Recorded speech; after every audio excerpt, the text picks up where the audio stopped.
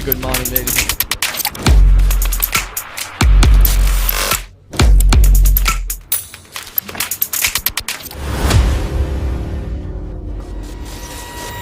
A very good morning, ladies and gentlemen, and welcome to the Royal Thomian Day 2 here at the Scenery Sports Ground. We had a beautiful day of game yesterday. Thomian's putting up a great show, but at the end, the Royalists backed themselves up, put themselves balanced to the game. And looking today, the weather looks really good here, and beautiful atmosphere. We've got the crowds gathering in. And what do you, Anish? Yeah, definitely, Hakam. I think yesterday was a spectacular game of cricket. I think the Thomians put on a good show for the spectators. Dinet Gunawardena played a 50. Definitely. And I think Sadev Soisa played really well, considering it was his debut Royal Thomian. Yes, indeed. Like, looking at the pressure that is put on, because there's the big match. It's the big match, definitely. Center stage of the game. Now, depending on the season, it differs here. The crowd, the excitement, the sounds. Definitely. Putting on a show like that, that's something on. Yeah, and I think what's a lot of people don't understand is that the big match, the pressure that these players feel when they step onto the pitch is something that a lot of people can't comprehend, right? You have all the students waiting for that shield to go back to your home. And yeah, stuff definitely. Like And it's not only the students, right? You see that the old boys are wanting their school to sort of take back the shield and retain it within their home. But like at the end of the day, it's part and parcel of the game to lose. But what all the spectators hope for is a spectacular game of cricket that they can spectate and support. Yes, indeed. Definitely. Not only that, looking at Soisa's innings, he was really quick on to move. Sena the Bulankolama, he was on the other end, he was defending. He faced many balls. But on the other side, Soisa, he was attacking. He was always on the aggression. Yeah, I think Soisa had a good form and he used the opportunity that was given to him to the maximum, right? He showed us why he was put into play the Royal Thomian at the beginning itself. And I think he put on a good show for the spectators as well. Yes, indeed. So looking at the summaries, okay, looking at the session breaks, St. Thomas's College at the first session, they were at 97 for 1, just losing 1 wicket in the 30 overs. And moving on to the second session, St. Thomas's College dominated that as well, just losing another wicket in the second session, 170s for 2 wickets. Definitely. I think Sadev Soisa, Dinet Gunawardena, they pulled for St. Thomas's College and they really put on a good partnership for the bring up the scoreboard to the level it is at right now. Yes, indeed. Looking at how it was going, honestly, I was thinking that St. Thomas's College could reach a 350 run mark. Definitely. I feel like if Sadev or Dinet was still in the batting lineup and they didn't lose their wickets, there would have been a chance that the Thomians could have reached that 350 mark. Okay, so as a Thomian, what do you think that the Thomian batting lineup had a really in-depth, but 8 wickets within a session? Yeah, definitely. I think what would have happened is our batsmen sort of lost their wickets within the first 2 sessions, our primary batsmen, our key batsmen. But afterwards, in the 8th session, in the third session, I think we still see a lot of people, a lot of bowlers who managed to pick up a lot of runs, right? I think Nathan Caldera played a 40 and Akash Kalhara too played 23 runs. I think they are mainly bowlers, but they still put on a show and managed to pick up a few runs that accumulated on the scoreboard. Definitely. Not only that, I think it was also the game plan which shifted there. Because St. Thomas's College, they needed to declare by the end of day 1. So they had to aggress. They needed to put on a huge score on the board, and they needed to aggress. Yeah. And during the process of aggressing, they lost their wickets. And if you look at the wickets that mostly fell, it was aerial. Like there were top edges. Yeah, there definitely. Were cover drives which went on the air. Yeah, so I think what the Thomians would have tried to do is try to pick up as much runs as they could, and then declare and give it to the Royalists. But I think they put on a score for the Royalists to chase. Yeah, so I think it was a wonderful game of cricket yesterday. At the end of the day, St. Thomas College has 297 runs. That's almost the 300 run mark. Exactly, yeah. Yes. So I think they are very comfortable at the position. But that depends on how the bowling attack can do. Yeah, so the bowling attack from the Thomians are quite strong. I think we have Nathan Caldera. He picked up 4 wickets, if I'm not Akash Kalhara picked up 4 wickets last big match. And Nathan Caldera also picked up 2. And there were a few other bowlers, like we have Abid Parnavitana, who has picked up 55 wickets within this season. That's impressive. Yeah, and the fact that he's really young. He's only 15 years old, and I think that's just spectacular. That's impressive. Yeah, and it's 55 wickets within the season and playing against the top schools is not an easy task. Yes, indeed. And looking at the pace attack, as you said, Nathan Caldera, Kavindra Dias, Akash Fernando. Nathan Caldera and Kavindra Dias has been playing the big match for the last 3 to 4 years for St. Thomas Yes, College. definitely. And I think what's important is Kavindra Dias, he played the big match within a lot of pressure, right? So the first time he played big match was when he had his O-levels in a few days times, right? Definitely. And he had a lot of pressure on his shoulders, but he still performed and managed to put on a good show for the Thomians. And I think after all, right now the Thomian bowling and batting lineup is a well experienced Yes, attack. So it's all up to the players and up to the game to see how it progresses today. So looking at the Royal batting, we've got Sinet Jayawardene, the captain of Sri Lankan under-19 team. He has been great at his captaincy. He has guided Sri Lanka into the Super 6 stage of the World Cup. And looking at his batting, the last match he played against St. Thomas College, Mathura, he scored 100. So he is in great form. Looking at that, he came in from the South African conditions to the Sri Lankan conditions, getting back home. He prepared himself very well mentally and physically too. Also, like he strategized how he could play the game, how he could orchestrate the innings. So we could see that here as well. Yeah, I definitely think that Sineth has the upper hand here since he has a lot of experience. Playing international cricket definitely gives you an edge. But I still believe that the Thomian bowling lineup also has a lot of experience in their hands, right? There are a few, so Mahit Pereira, he's a batsman, but he has experience as a captain. I'm sure that he's putting a lineup for the bowlers that are going to make a big impact on the Royal batting lineup. Alright, so what my question is, looking at yesterday's game, okay, 9 wickets fell for the spinners. Yes. Only 1 wicket fell for Ankamara Raji, and that was a tail end. So, looking at Thomian bowling lineup, you got 3 frontline bowlers, 3 frontline pacers, with your main spinner as Abid. Will that be enough? Looking at the pitch, are you all prepared enough? So I'm pretty right now the pitch condition is that the ball is going to swing for a few overs for the next couple overs, and I think Abid might be put in early on to sort of try and get a few wickets as early as possible. But in addition to that, I think the Thomian bowling lineup, if they use Nathan Caldera and Akash Kalhar effectively, I think we might be able to pick up a few wickets amidst the conditions that exist. So definitely Mahit Pereira has a tough choice in his hands. He has Akash Fernando, he has Kavindra Dias, Nathan Caldera, all of them which would be put into great use if they use the new ball. They could get that early swing on, massive swing. I can say Kavindra Dias has something on his fingers. Yeah, definitely. And I think Kavindra Dias is he's 1 year older than me. He's is 18.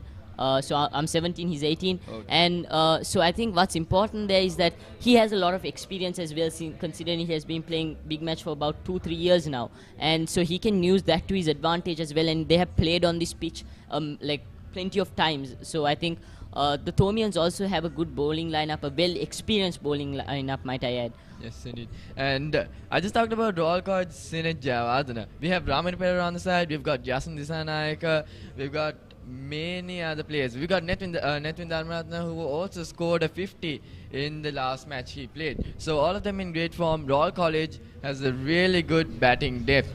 Yeah, I think both the Royalist and the Thomians are in good form. But it's up to the decisions that they make on the pitch that's going to dictate the end of the game, right? Because you and I can speculate a lot of things right now, but it's definitely what the players think and what they are going to do amidst all the pressure that they're facing. Yes, indeed. So now, looking at how the game could go on, Royal College is going to come to bat of the very first session. The very first ball is going to be played by a Royal batsman. So now, for St. Thomas College, they can't draw the game, they can't lose the game. They need to win to get that shield. Exactly. I think right now the main play that the Royalists might try to do is they have the shield at home, they have it at Reed Avenue, and they want to keep it there.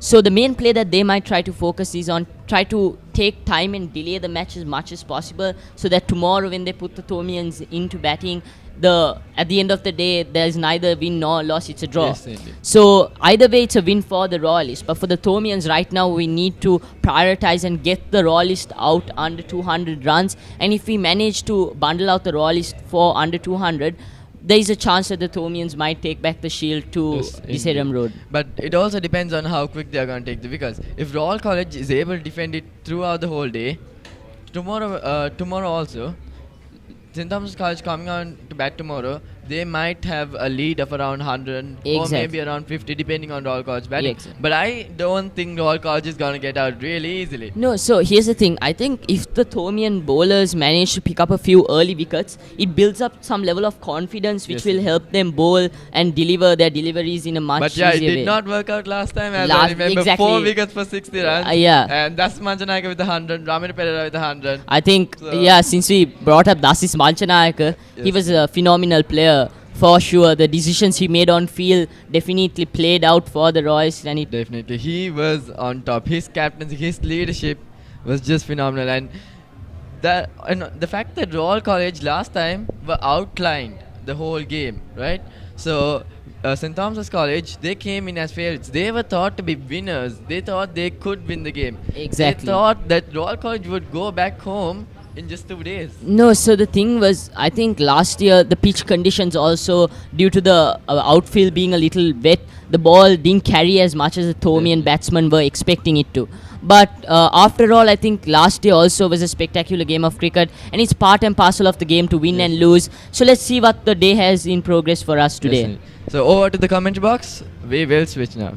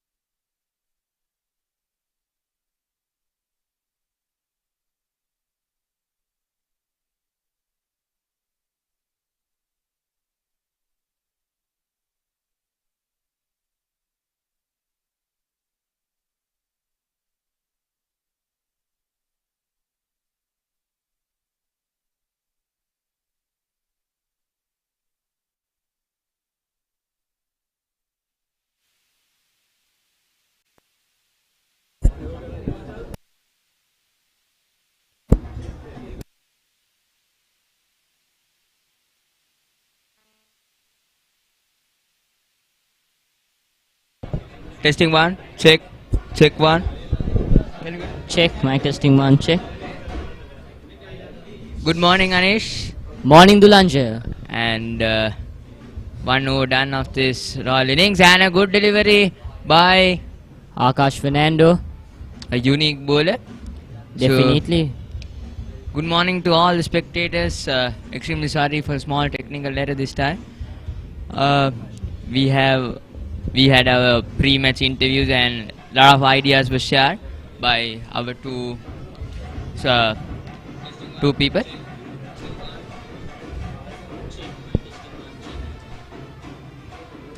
Here comes Akash Fernando again.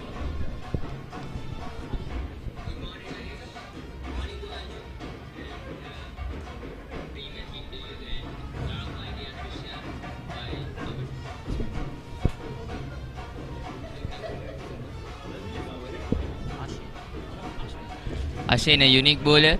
I saw him getting out of Kitma in the season, in that game. Here comes him again. Beautifully bowled by Bowled Ashin. and well managed by Rehan Pires. Rehan Pires is a very youngster. So these two batsmen are very young. Rehan Pires playing his second big match, and Isula, on the other hand, is a debutant playing his first game. So plenty of nerves in both of these batsmen. Definitely. Here comes Ashin from the tennis court and a good delivery this time. Beautiful, but A good piece of fielding by the mid-on fielder Nathan Caldera, I guess. Yes. I think if you looked at the ball that Ashin just delivered, his Came inside. and his unconventional style of bowling just keeps the Man, or guessing. batsman on edge. Like you don't know where the ball is going to go. Like it's very hard to sort of read Ashin.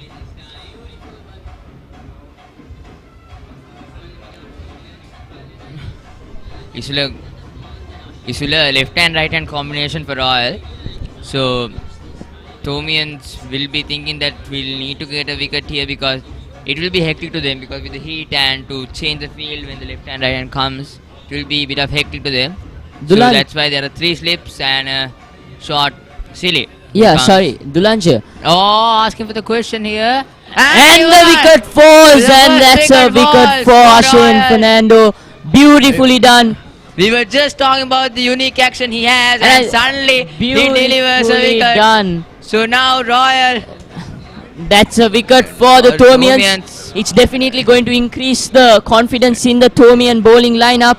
And not a great debut for Isula, who walks just for a single. He will not be happy with that. So a long walk to this young man.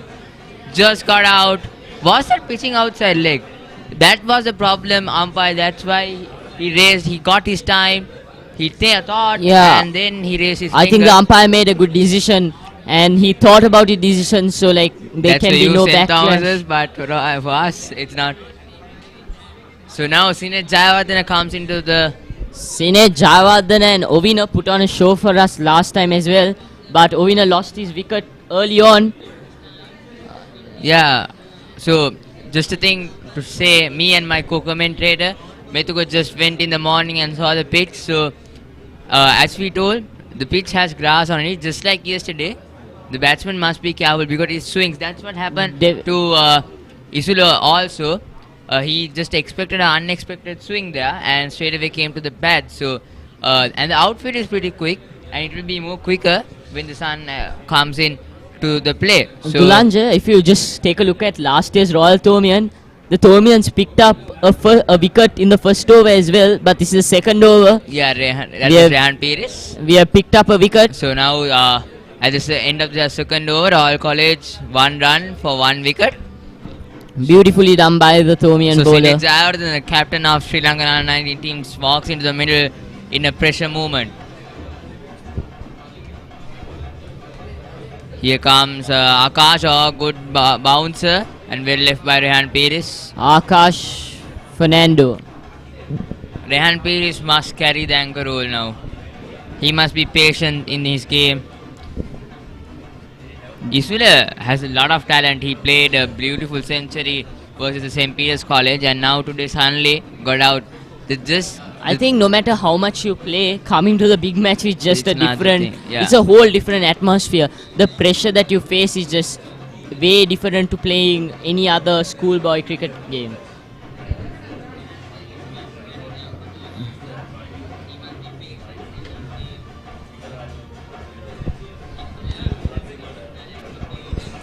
Akash Fernando, we saw a cameo played by him yesterday at the evening. Blast a 6 out of the ground. Yeah, I think Akash Fernando, for a bowler, played quite well in the batting lineup as well. I think even Nathan Caldera yesterday played spectacular. He scored 40 runs. And what's... Here comes Akash Fernando again. Oh, bowl him! Ball! Oh, what And is going taken. in here in the middle? What's St. happening to Thomas the is on Royalists right now? St. Thomas is on top here, and suddenly 2 down for Royal. The Royalists losing wickets Tumbling. back to back. Could you believe this? Huh? Rehan Pires, a long walk to this young man. a Rehan youngster. Pires. And this is the second time he's getting out for Akash Fernando in his second big match. Definitely, I think Akash And Fernando. has something Beautifully to Rehan bowled by Akash Fernando. That was plumb, that was straight into the wickets, and Rehan Pires has a long walk. So 2 quick wickets to St. Thomas's. Now the confidence is back on St. Thomas's. What a performance by the Thomians. It's So not Rehan even... Pires has to walk for a 1 run. It's so not even- Royal College at the It 1 has- run and 2 wickets. Yeah, down. definitely. It has not even been 10 minutes since we started the game properly. Yeah, that's why I And told my co-commentator and I went there. So it's so hard. It's not like yesterday. We see some extra swing here. Exactly. So the batsman must be careful, and these two has to do something right now. I feel if the Thomians pick up Sineth's wicket early on as well, the Then that would be Thomians in have top a chance, smooth clear sail. chance. And the Thomians can bring back the shield to Desaram Road.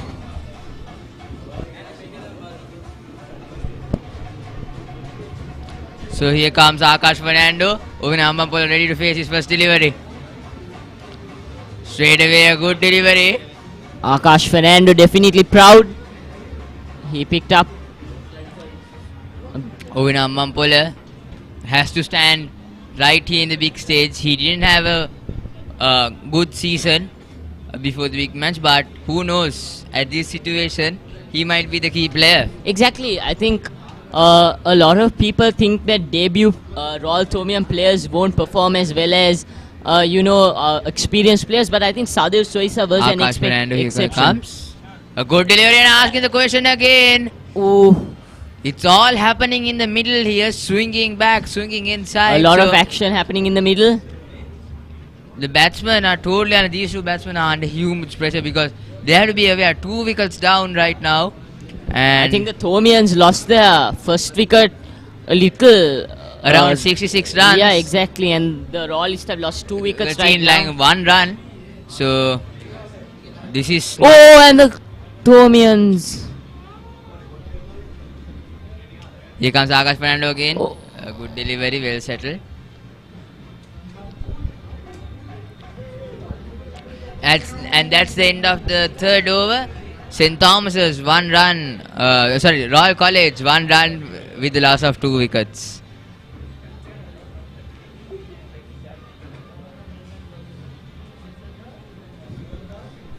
Dulanja, if we just look at the captains of both schools, I think the Thomian captain has done a phenomenal job in bringing back the team to the standard that it should have been from the beginning. Yes, of course. Full credit goes to the coaching staff and the advisory of St. Thomas as Definitely. well as Captain Mahit Pereira. I think the Thomian coaching staff have done a phenomenal job in getting the players back up to optimal standard. I met Sinit Jayawardhan in the morning and talked about the match. So he told that it was a smooth sail for Royal. They were expecting that St. Thomas will put some runs. And here comes Sinit Jayawardhan with a beautiful cover drive. And it will run away for a boundary. So the first boundary I think of the Royal innings. I think that will ease up a bit the bit pressure that has been building up. Sinit Jayawardhan is a confident player. He's going to Right now, I think back if it's in his zone. It yeah, doesn't matter definitely. situation.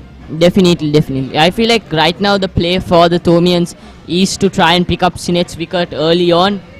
And if that the happens, Thomians manage to do that, if that happens, that would be a definite bonus to the Thomians. I feel like the Thomians are trying to get Royal bundled out under 200. Here comes again the bowler from the score. Oh! Delivery! That's, you saw that swing, right? Exactly, there's that a pitch huge in the middle swing. and it went to the offside. So with the unique action, with the swing, it's definitely benefit to this batsman. There's a huge swing, and I think the bowlers. And I think Sinet Javadan didn't expect to come so early. Then I in the think game. again, like Ashane Fernando, the way he bowls, even if you're very experienced, it's hard to predict the ball that's going to come. True. Oh. Good delivery this time. A lucky inside edge down to the fine leg region. A single. Huge appeal by the Thomians as well. So Thomians from the first ball, we saw that they kept 3 slips and a short gully. Yeah.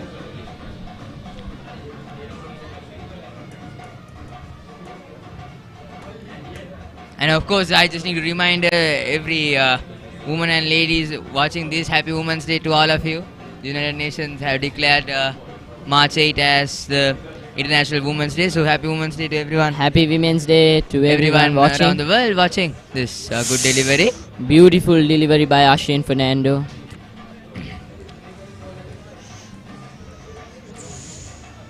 But this outfield is very quick. More than yesterday, it will be more quicker because I saw some, it was wet in the morning and the outfield was quick when the players were practicing. The ball travelled a lot. Yeah, I think yesterday the outfield didn't carry the ball as much.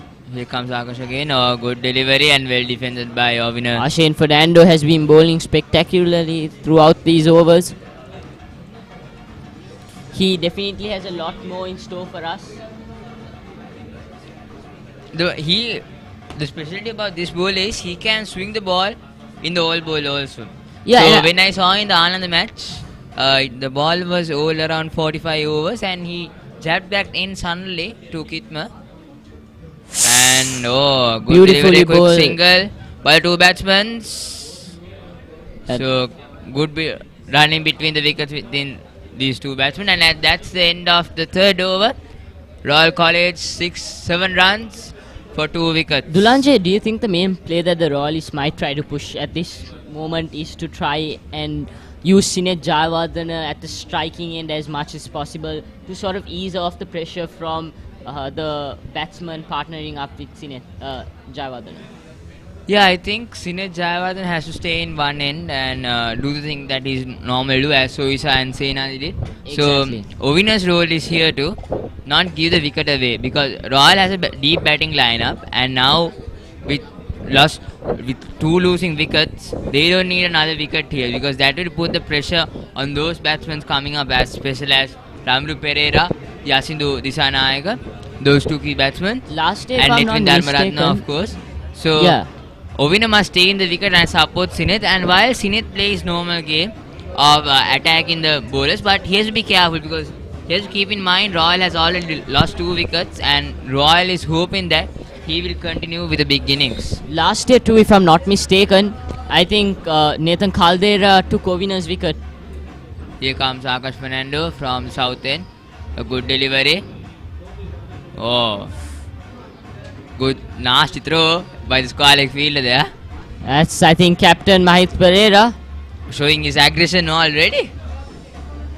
Yeah, number 11, Mahith Pereira. Mahith Pereira is definitely going to want to bring that shield back to Diseram Road and keep it in Warden's cabinet. And I Even think in the press conference, I remember the principal of St. Thomas College told that Mahith Pereira, you have the task to bring this DSL Nagar shield. Good coverage and good piece of fielding by the mid-fielder. beautiful stuff happening at the center, and it's just keeping me also on the edge of my seat. Of course, all the people in boys' tent, all the people in tents are edge of their seats, especially Royalists right now. They won't be hoping to go, won't be hoping that Sinet or Ovina will dismiss so early. So, especially all the boys in that boys' tent will be hoping that these 2 carry out a partnership until lunch today. If either Sinet or winner's wicket falls anytime soon, the pressure that builds up on the Royalists will just increase from every wicket there onwards. And you have to remember next is Yasinu Disanayake, so he's also a new player, but the second highest run getter for Royal this season. Yeah, but right now I think we can't compare what they've done within the season to Yes, how of they've course. So performed. as you can see, Rehan Pires was third highest and suddenly got knocked out here. So it's Yeah. another kind of atmosphere here. It's not the normal game It's you a play. very different atmosphere. Here comes Akash Fernando, left arm over the wicket, a good delivery and well negotiated by Sinet Jayawardene. Right now the Thomian fielders and the bowling lineup have been performing phenomenally, and not only the bowlers, the fielders have as well have been like working And- in tip-top condition.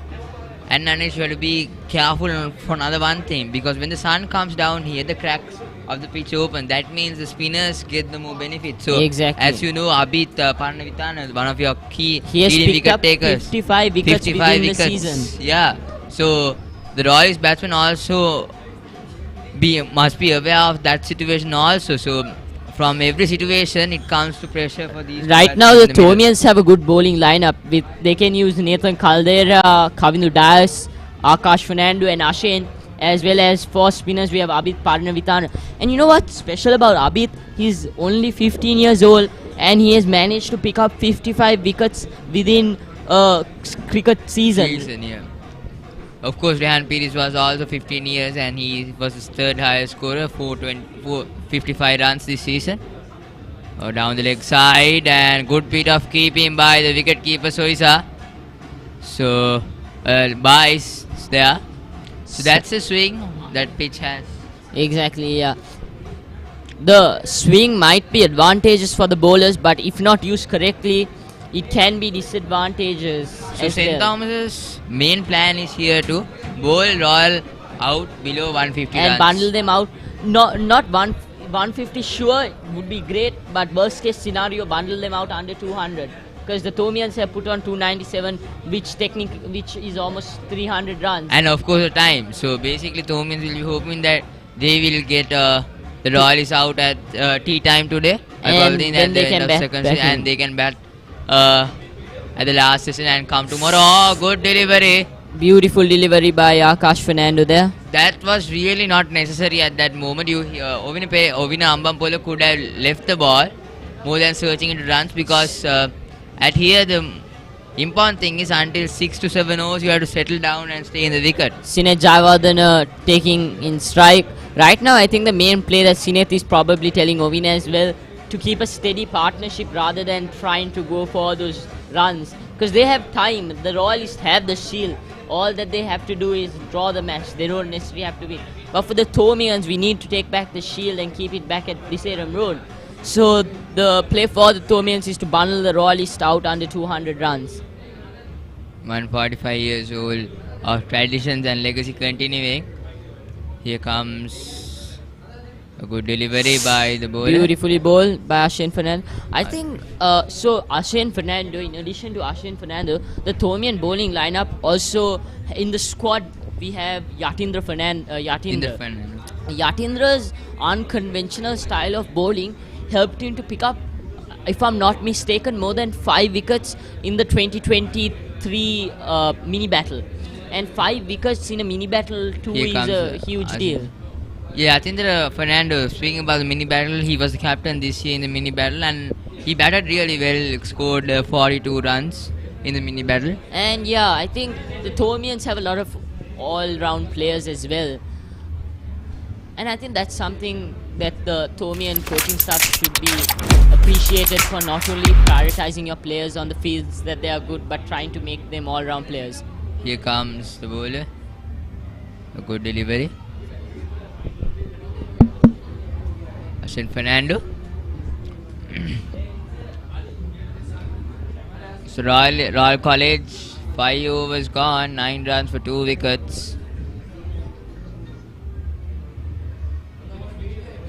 Now Sinet Jayawardene and Novina Ambampolo trying to settle down things off for Royal. Here comes Ashen Fernando. A good delivery and well defended by Sinet Jayawardene.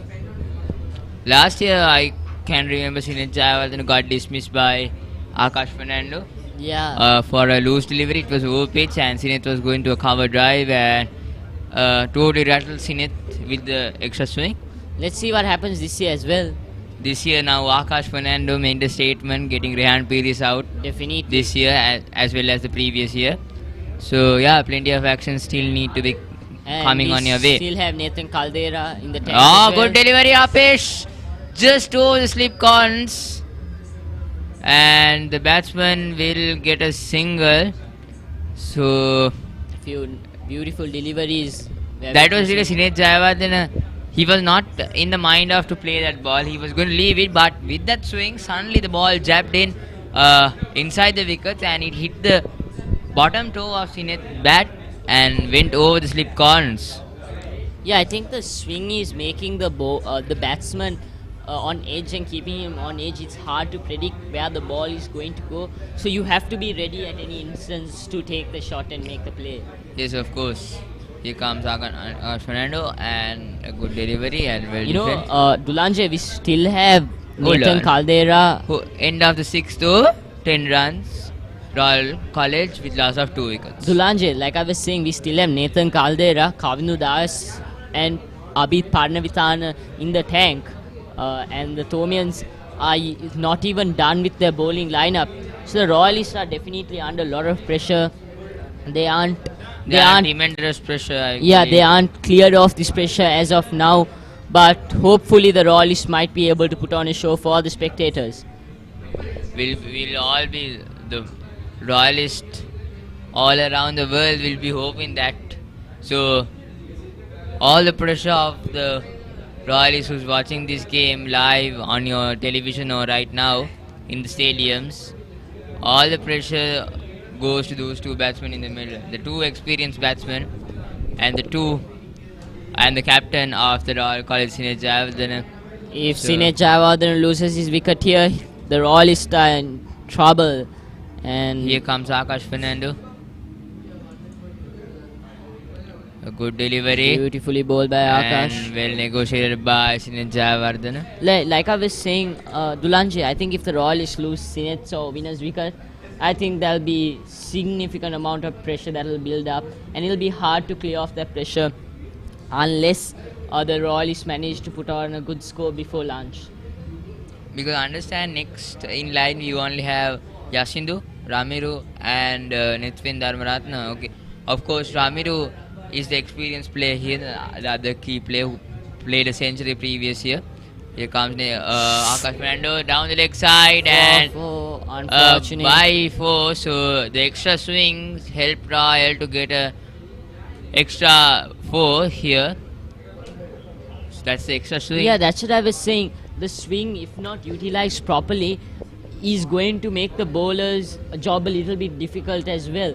Because if it swings outfield, it's definitely going to go towards those boundaries.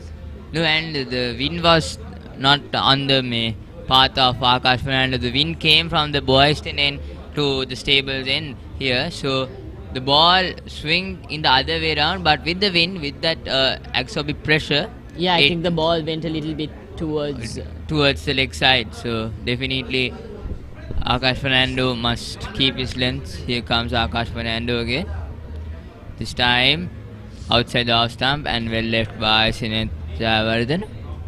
The Thomians can definitely afford to make a few mistakes right now, but they cannot make any huge mistakes because note the shield is not with the Thomians, it's with the Royalists, and they need to play at their topmost to get back the shield. But when it comes to fielding, Thomians must be at their best. Because if you drop one catch, that's going to pinch you a lot for St. Thomas's College. Right now, every catch, every wicket that the Thomians take is going to make a huge impact Here on comes the way Akash the Royalists Fernando. perform. Good delivery and well defense by Sinead Jayawardene. I think Sinead Jayawardene has got the play into mind. Right now, he's not trying to go for any huge runs. He's trying to just get a few runs, but maintain the steady partnership. That will be his main point of view. So 2 wickets down. That pressure of the 2 wickets for Royalist will affect a lot in this course of the game right now. I think the Thomians lost 2 wickets, and that was within the first 2 sessions only. Here comes Akash Fernando again. Short and jab delivery. Well left, well ducked by Sinead Jayawardene.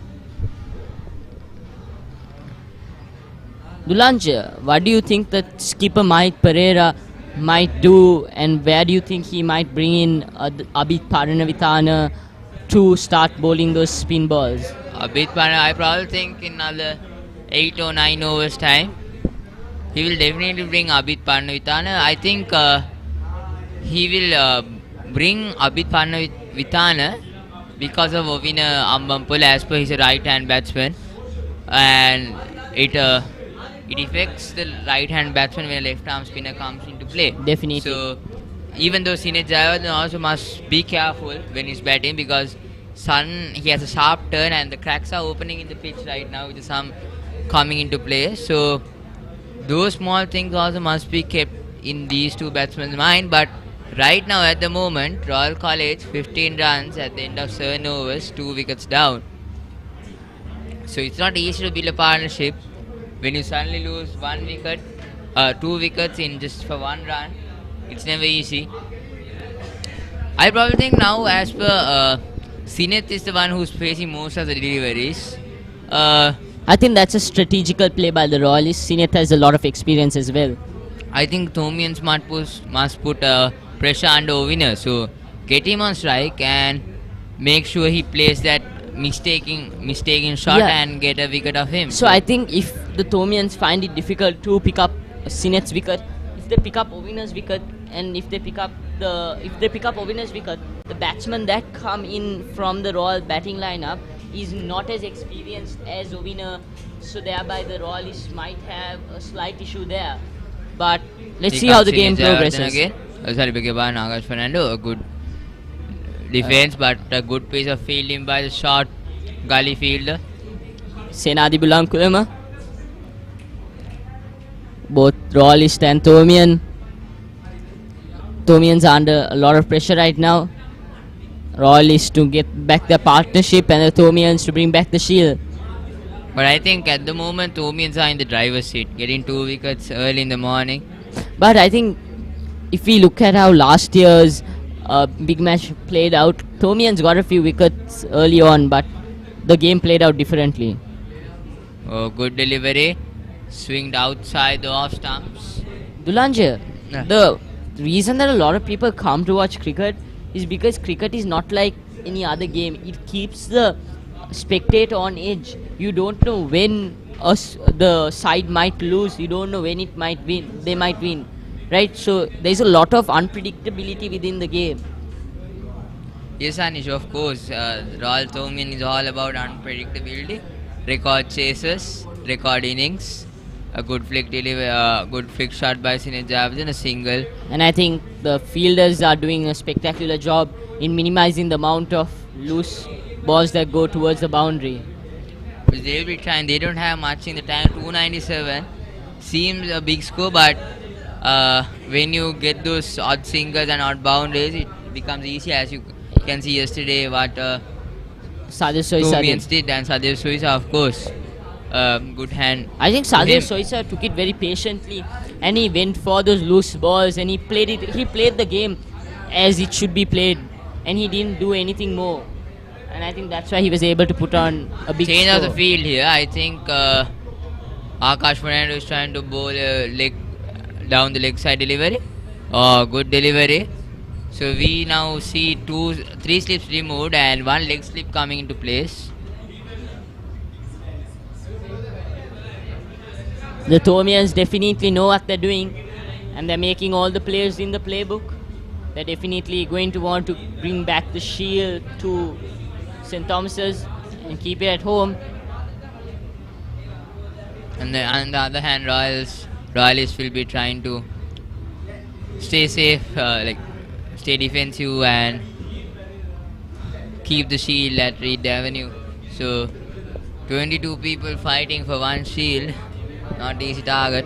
So end of that over, Royal College at the end of 8 overs, 16 runs with loss of 2 wickets.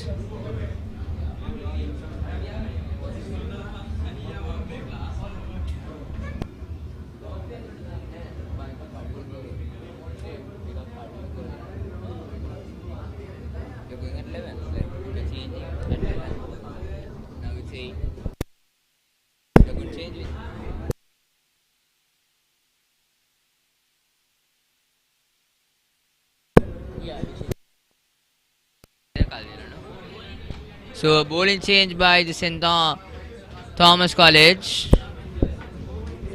and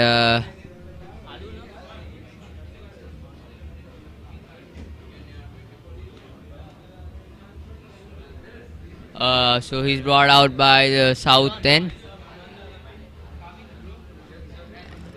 and covering the dais from the south end. Beg your pardon, Nathan Caldera from the south end. When we were just talking about Nathan Caldera, he comes into the attack.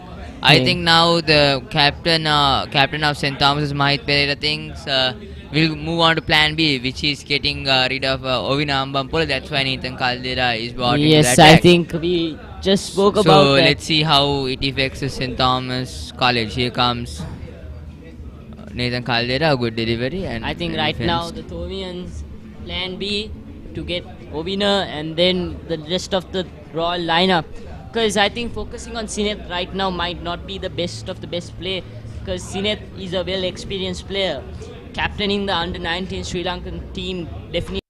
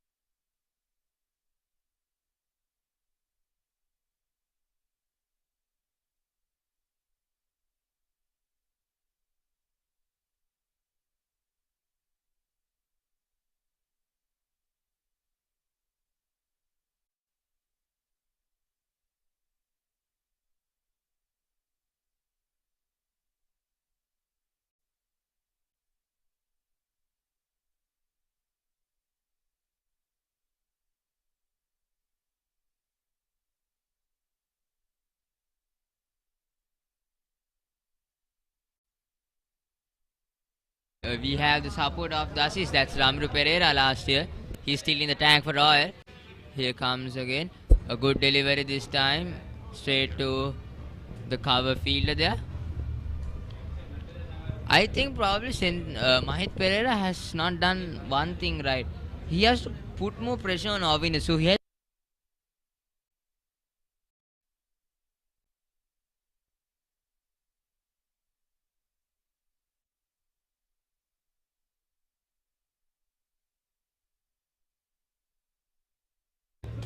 his level. It can go as a top edge or a soft catch to the fielders nearby. So Yeah, Mahit Pereira must consider that. Here comes Nathan Caldera again. A good delivery. I think Nathan Caldera has been giving us some good End deliveries. of the ninth over. It's a maiden over. 17 runs for loss of 2 wickets.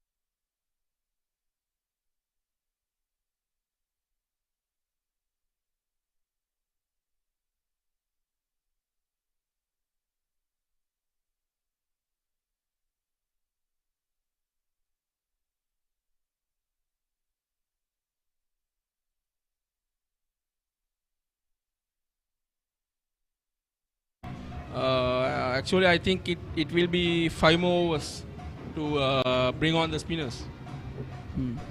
Thomians coming into this game with two spinners, two main spinners. And of course, they have a few part-timers as well with Dinet Gunawardana, Tise Nehaliyogoda and Senand Bulankulma being more part-time spinners. And their main spinners being Paranavidana and Diego. I think Abid Paranavidana will be a huge impact for St. Thomas. Yes, he's got no 60 wickets in the season. And mind you, he's still... And mind you... Another huge...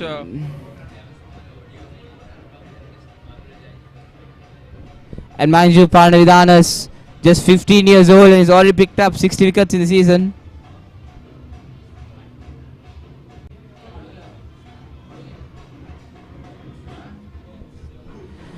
And we realize that there's been a small technical issue with the audio.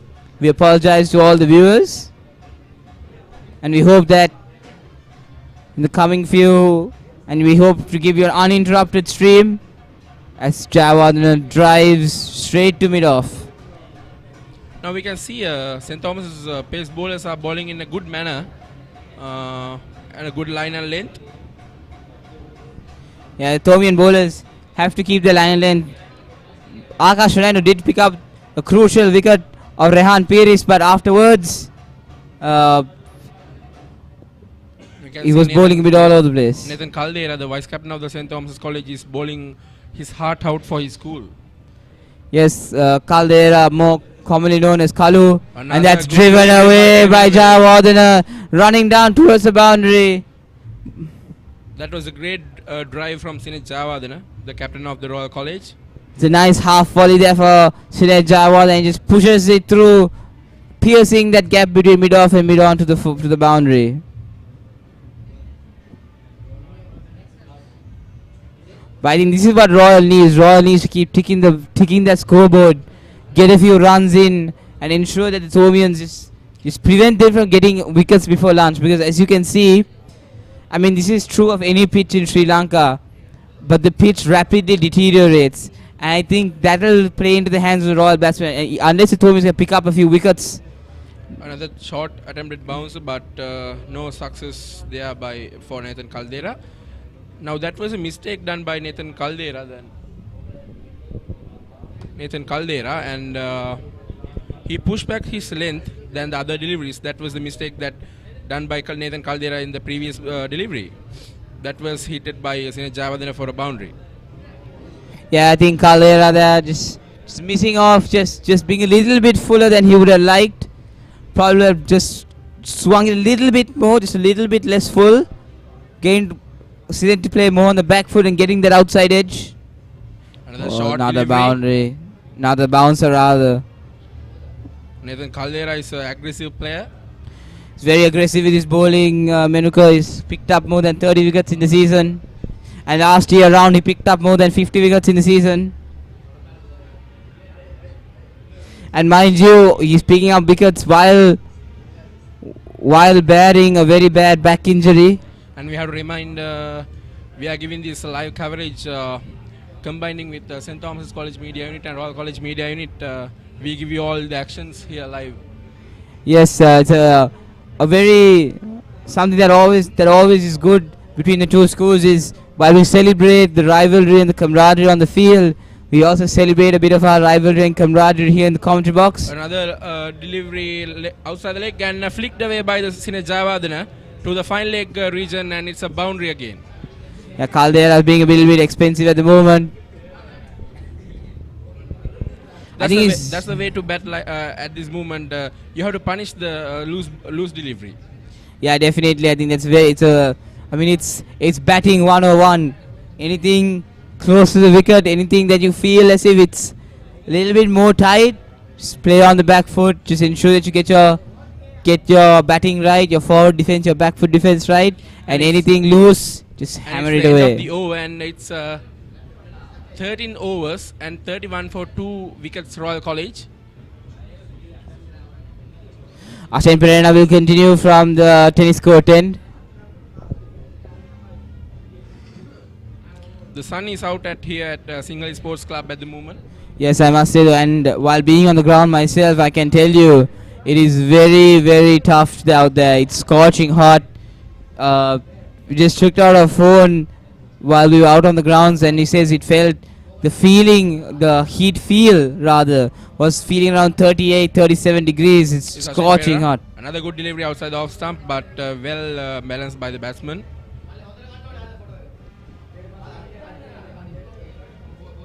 So I think the Thomians really need to pick up this wicket of Sinead Jayawardene. The Thomians cannot let him just roam free and just hit boundaries whenever he feels like it. These wickets are very, very crucial if St. Thomas's are to consider a victory at this Royal Thomian, and this is what they really want to do to ensure that the Shield comes back to Mount Lavinia after a year of staying at Reed Avenue. Another good delivery by Ashwin Pereira, but no chance of run there. I think from my point of view now Sinead Jayawardene is the key player for Royal to go for a big inning in this first innings of there. Yeah, Sinead Jayawardene is absolutely key. I mean, he knows what pressure is. He's played many Royal Thomians before this. He knows what it's like to play out there. He knows what it's like to bat in scorching heat, to face so much pressure. He is going to be the one then to really guide Royal to this. Another good delivery driven by Yawin Avampola to the mid-off region, but there's no chance of a run there. Yeah, Yawin Avampola needs time to settle in the middle, I think. Yes, I think it's key that Thomians don't let him settle in the middle. Just keeping that line and length extremely tight. Just don't let him free his arms is I think what Mahit Pereira is telling his bowlers at the moment. Again, Ashwin Pereira. He's moving the short final leg to the backward point. There can be an initial plan for that for Ashwin Pereira. I think the plan is to bowl wide outside the off stump. Of course, he's Ashwin Pereira. That was right. That was our plan. I think Ashwin Pereira is just trying to bowl to his field to catch him fishing outside the off stump. Because remember, the Thomians still have a very aggressive field setting here with 2 slips still in play. Just that is trying to tempt him to fish outside the off stump, just nick it past to. Yawin Avampola has to be very calm and patient because here's Ashwin Pereira. Another good delivery, flicked away by Yawin Avampola, races away to the boundary, and another boundary for Yawin Avampola. And the score goes up to 35 for Royal. That was a good shot by Yawin Avampola. Yes, I must say though, and I think Ashwin Pereira was very unfortunate there. Just with a bad ball, just bowl him just wide outside the leg stump. Any batsman from under 11 level to all the way up to under 19 level is going to punish that kind of ball. Yes, of course. Now Ashwin Pereira is bowling over the wicket. We can see here is Ashwin Pereira. Another good delivery outside the off stump. Yawin Avampola tries to play a shot, but not going to succeed. But there's no run from that, and it's the end of the over, and it's 14 overs, 35 for 2 wickets Royal College.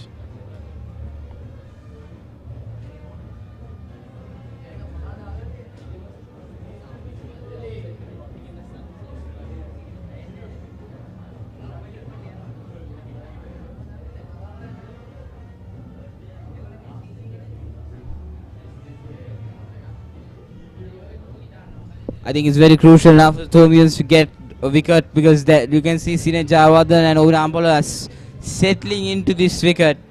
I think it's extremely crucial for the Thomians to not let that happen. And as you see, they are introducing Kamil Udayas on the People's Bank end, replacing Nathan Caldera. And Kamil Udayas is another great asset for St. Thomas's College. Yes, he's actually very useful fourth pace option for the Thomians. Thomians are first coming into this Royal Thomian, 4 paces and 2 spinners. Now I'll guess this will be a great battle between Kamil Udayas and Sinead Jayawardene. Let's see who will win. Game on.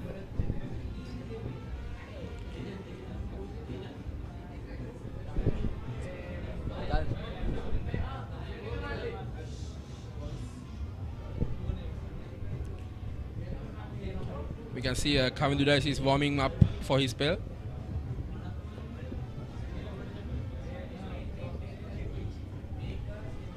Here is Kavin Dias from the south end, ready to bowl his first spell of this big match.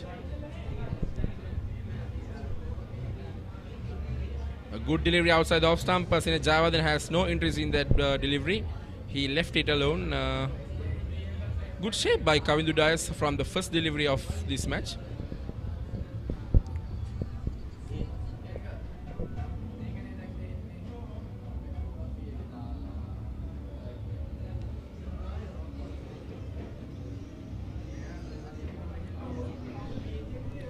Kavila is of course absolutely crucial for the Thomians. He's also picked up more than 30 wickets in the season. Here's Kavin Dias again. Another good delivery straight up, but straight back to the bowler. Sine Jayawardene tries to drive it through the straight back the bowler, but there's no chance of a run there. I think Kaviduras, I think Thomian pacers bowling at home at Mount Lavinia and bowling here is very different. Because I think in Mount Lavinia they are aided by both wind and sea spray because it's right near the ocean. Yes, of course. So they have a massive advantage and they get used to that kind of thing. So it's very difficult when the wind is not blowing and you don't have that sea spray to kind of add a third delivery dimension. By, It's difficult for them to adapt. Outside the off stump, but no interest for Sine Jayawardene. Now we know that when it comes to an international game or a school game in SSC, this is a paradise for the batsman. It's not. There's no more effects for the any type of a bowler. Now it's you know about that. Yeah, definitely. I think SSC is known for players piling up huge amounts of runs. We see that not only in school level cricket but in international level cricket, many double hundreds, the triple hundred, and etc. The field at extra cover tries to stop it, but the outfield is quick, very quick. That Sine Jayawardene has cover drive was very quick there, and another boundary for Royal College and Sine Jayawardene. The score of Royal College goes up to 39 with that boundary. That was a great cover drive from Sine Jayawardene. Yeah, just piercing that offside gap set for him there. And like you said, Menuko, the lightning. The outfield here is lightning fast. It's going at a rocket at this rate. Something that the Thomians really couldn't exploit yesterday morning. But we see what the Thomians can do. He's coming to dives. Good delivery, great shot. Oh, great fielding by the fielder in the backward point region. But Royal Batters crossed for a 1 run. But great fielding effort from the fielder. Yeah, Sine Jayawardene retain the strike.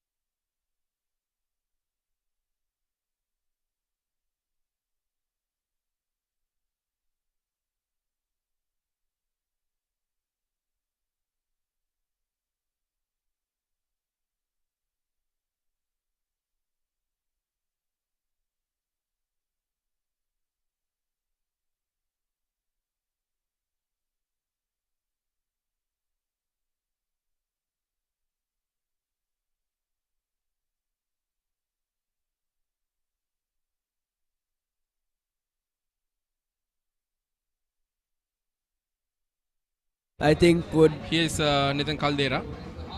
Good delivery, flicked away by Sine Jayawardena to the final leg region, but there's only single for Sine Jayawardena and Royal College.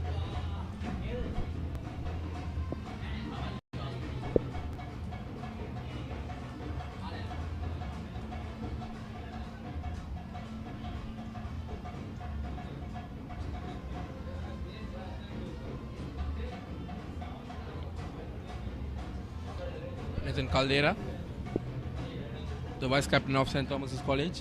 yes. I think if these two Royal batsmen keep going at this stage with this pace, I think they'll be able to build a good partnership. But cricket being a very unpredictable game, we can't say where the game would go at this stage. Here's Nathan Caldera running up. A good delivery outside the off stump. There's a bit of shape in that delivery by Nathan Caldera. The batter left alone. That's a good decision by Ovina Bampola, the Royal batsman. Yeah, we can see that the two Royal batsmen are playing it safe, going for more of the singles, hitting a boundary here and there. I think that's a good strategy by the Royalists.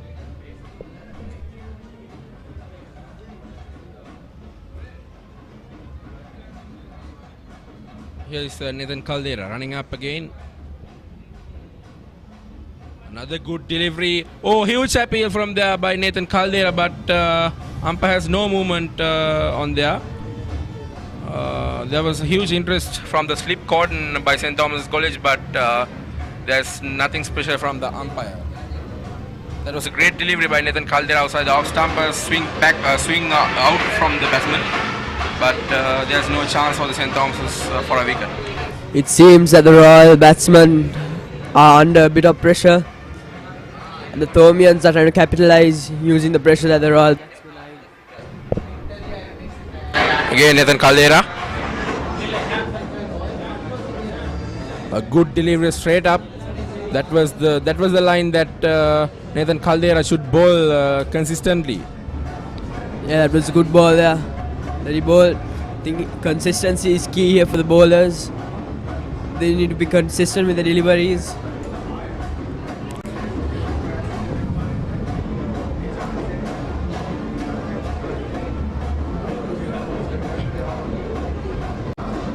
Again,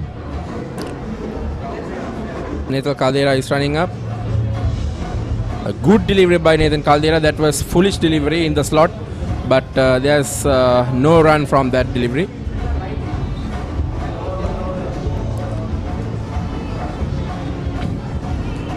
Now I think this pair of batsmen of Royal College should bat at least till the lunch to build up these innings. Yeah, I think so too. They seem to be a bit comfortable, but let's see whether the Thomians can break this partnership up. Here's Nathan Caldera. Another good shot at Edmonds bouncer, but not succeeded. But now we can see now it's a short drinks break for the players at the middle. We will join you shortly.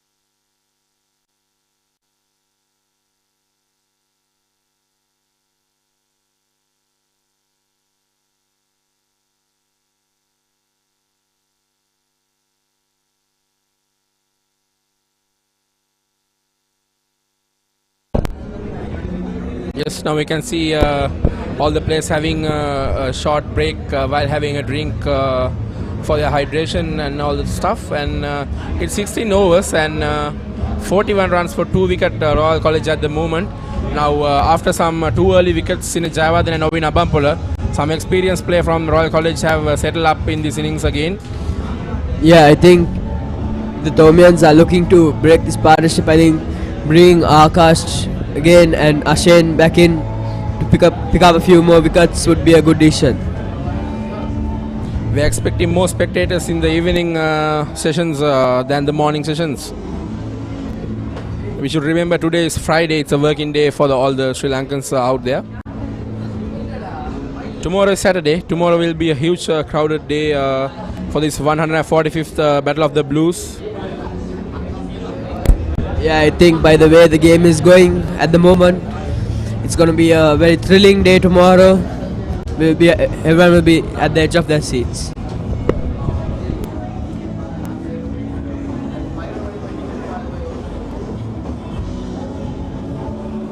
But when we compare yesterday and today, the morning sessions, yesterday was there was not a huge crowd in the morning, but now today, the boys' tent of the both schools are filled and fully crowded. Yeah, I think so too. I think day by day the energy increases here at the SSC. You can see that the sun is bright and shining, no clouds. You can see the drinks break is coming to an end and play will resume soon.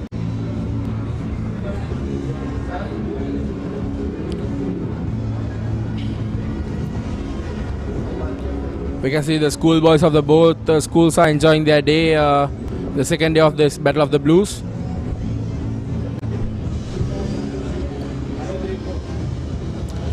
Now it's going to start the proceedings again. I think they have brought Abid Panvidana, the 15-year-old, into the play. See whether he can spin up a few wickets. I was mentioning about him, he's a great asset for St. Thomas's College in the future also. Yeah, especially in the future with only 15 years, the age of 15 years, he has done so much for the team. I think we see a bright future ahead.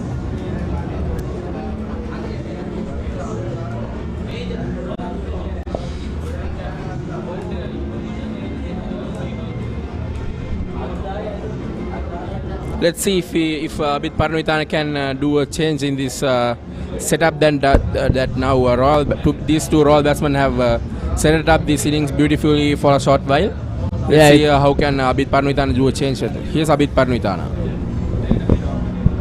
A good delivery straight away, but there's nothing special from that. Sine Jayawardene, the experienced player, the skipper of Royal College, just well managed it. Yeah, I think with Abid's style of bowling, he should first settle in, get a hold, get some momentum. Abid Parnavitana tossed up, but no interest in Sine Jayawardene's perspective. Like I was saying, I think they should play on the defense side of things and settle in and then get going with the spinners. Another delivery, there's no chance of a run. Sine Jayawardene tries to flick it through the deep mid wicket, but there's a field in short mid wicket, so there's no chance of a run there. Abid Parnavitana running up. Another good delivery. Sine Jayawardene punches it through the point region. Fielder is chasing that. There's a chance. Fielder does it really well. That was good attempt there by the fielder to save that boundary. So the Royal batsman crossed for 2 runs there. We can see that even at this stage of the game, crossing a boundary is a great risk for Thomians. Abid Parnavitana, the young boy from St. Thomas's College, Mount Lavinia. Here is Abid Parnavitana again. Another good delivery by Abid Parnavitana. There's a call from the non-strikers in Ovin Abampola for a run, but Sine Jayawardene is not interested in it, and there's no chance of a run there. I like Sine Jayawardene's approach at the game. Seems to be very slow at it. Another tossed up delivery straight back to the bowler, but bowler misses, but it goes to the mid-off region, but there's no run there. And we can see that that's the end of the over. It's 17 overs and 43 runs for 2 wickets at the moment, Royal College. Royal College are moving very calm and patient. These two batsmen, we can see that at the moment.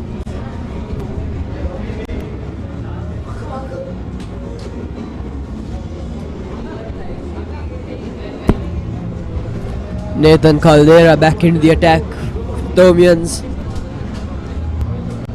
So you can see Nathan Caldera, the vice captain of St. Thomas's College, is back with the ball from the tennis court end to continue his spell there. Nathan I think Caldera. Mahit Pereira's he's changing the style by going from spin to fast. Let's see how that plays out for him. Here is Nathan Caldera running up from the tennis court end. Another good delivery outside the off stump, but no interest from Avin Abampala to drive it through the covers, but good delivery from Nathan Caldera. You can see Nathan Caldera. We can see that Nathan Caldera is setting up Avin Abampala for a trick to drive it through the extra covers and bowling it a little bit quicker. Yeah, we can definitely see that. I think good strategy there by Nathan. Here's Nathan Caldera turning up. Another good delivery straight up. Avin Abampala is trying to get a run, but Sine Jayawardena turns away him. There's no run there. Yeah, I think we can see that the pressure is starting to build up on the two batsmen as they are looking to squeeze in a single or two, as there have been dot balls throughout the last 2 overs. Of course, we can see that very clearly. Nathan Caldera is bowling with a good manner from the morning onwards. He's a great bowler for St. Thomas College. Yeah, of course. Here's Nathan Caldera running up. Another good delivery driven by Avin Abampala, but misses it, and Nathan Caldera has interest on it, but umpire has no movement there. Yeah, we can see that the batsmen are looking to score a few runs, and I think Nathan Caldera has realized that and he's looking to capitalize on that by getting another wicket.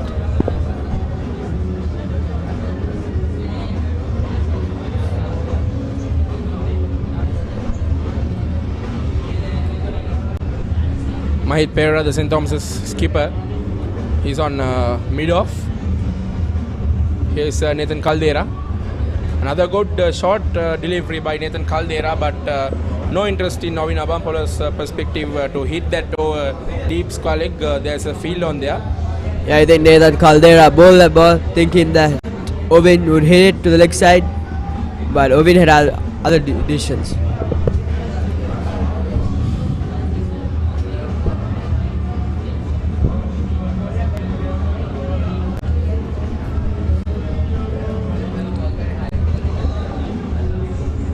Here's Nathan Caldera again. Running up. Oh, another good delivery, but umpire calls it a no ball. That's another extra for St. Thomas's College, and Nathan Caldera was overstepped that.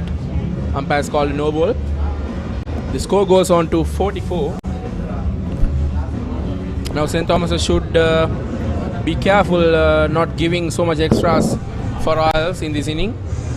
Yeah, because the Royalists are looking to get a few singles and try score a boundary here and there. I don't think the Thomian should give in to that. Yes, of course. Another good delivery from Nathan Caldera, but nothing special from there. Avin Abampala has no interest to do a stroke play for that delivery. Yeah, I think we can see that the Thomian's trying to put pressure on the Royal batsman is working in some sort of way.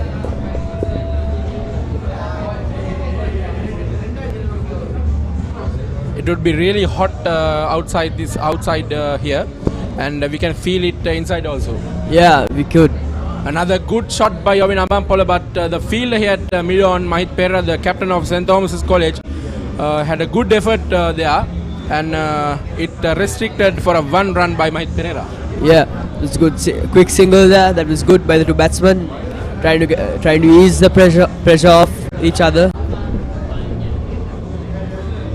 It should be the end of the over, and it's 18 overs, 45 runs for 2 wickets at the moment, Royal College.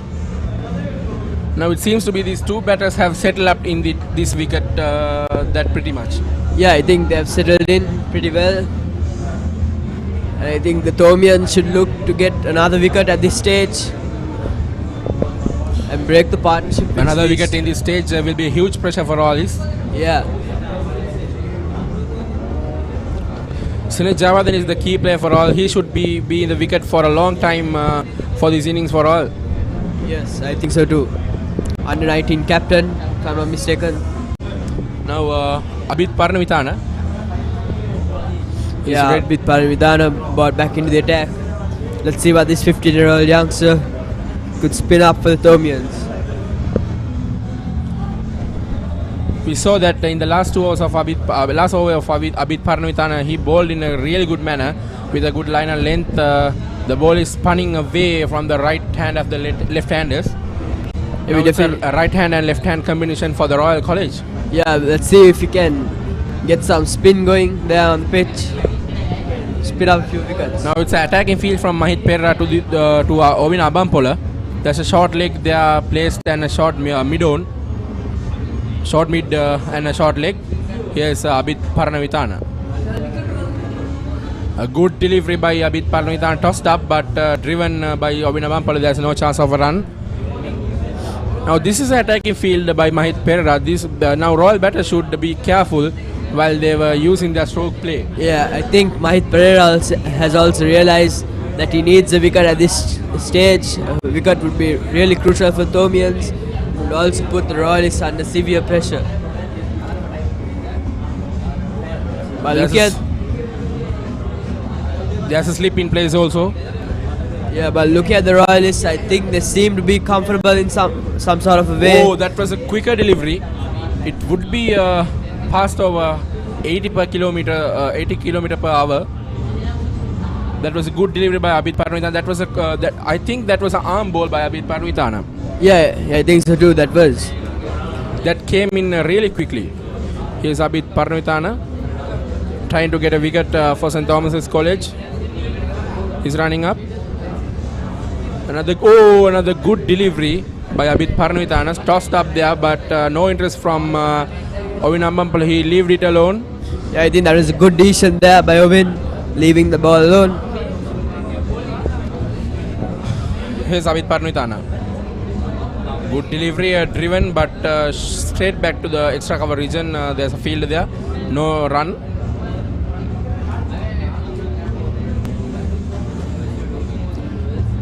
Abid Parnavithana running up from the south end. A good delivery again, but no chance for a run for Ovin Abampola.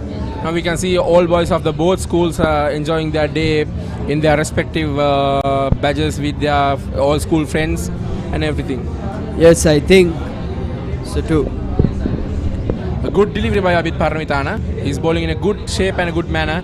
Now it's the end of the over, and it's 19 overs, 45 for 2 wickets. The Royal College at the moment. They are going slowly to build their innings to a greater position. Yeah, I think that's a good decision by the Royalists. Looking at as they have lost 2 early wickets also in the beginning of the match. But I think they shouldn't go too slow. I think they should keep rotating strike, hitting a few singles and trying to build up the partnership.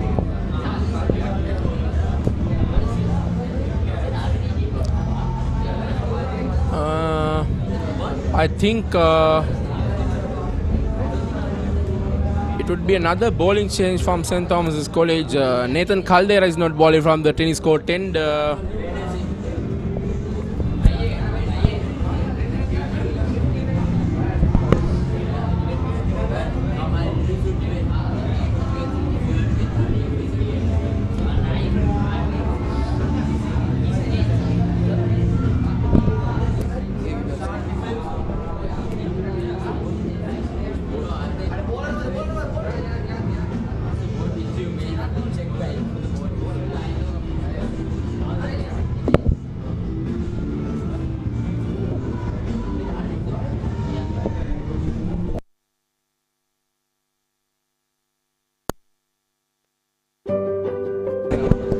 Yes, it's Kavindu Dias from the tennis court end, and good delivery straight away, but good stroke followed up by that, and driven by Sinat Jayawardene, but no chance for a run. Well fielded by the fielder in extra cover. Now Kavindu Dias is swinging the ball away from the body of the left-handed batsman Sinat Jayawardene. I think bringing Kavindu Dias is also a good decision at this end. That's the way to bowl, because there's a slip and a gully in place of that. That Kavindu Dias is bowling away from the left-handed. That's the tactic that he should use. Here's Kavindu Dias. Another good delivery. Sinat Jayawardene tries to cut it over the point region, but no chance for a run. The ball misses by an inch there for Sinat Jayawardene. I think the dot balls are starting to get at the Royal batsmen. I think they should start scoring a few singles and trying to ease off the pressure of them.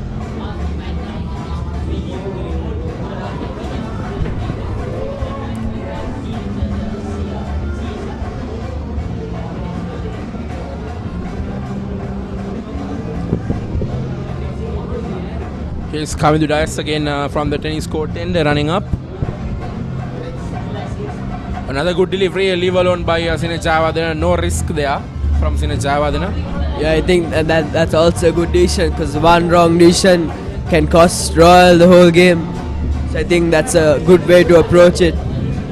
Now I think these two pair of batsmen should play till 150, 160. Then there are Ramiru Pereira, Yasindu Disanayaka. He's in great form, Yasindu Disanayaka. And yes, we have a great batsman next up in the order. So these pair should bat till the deep innings. Here's Kavindu Dias.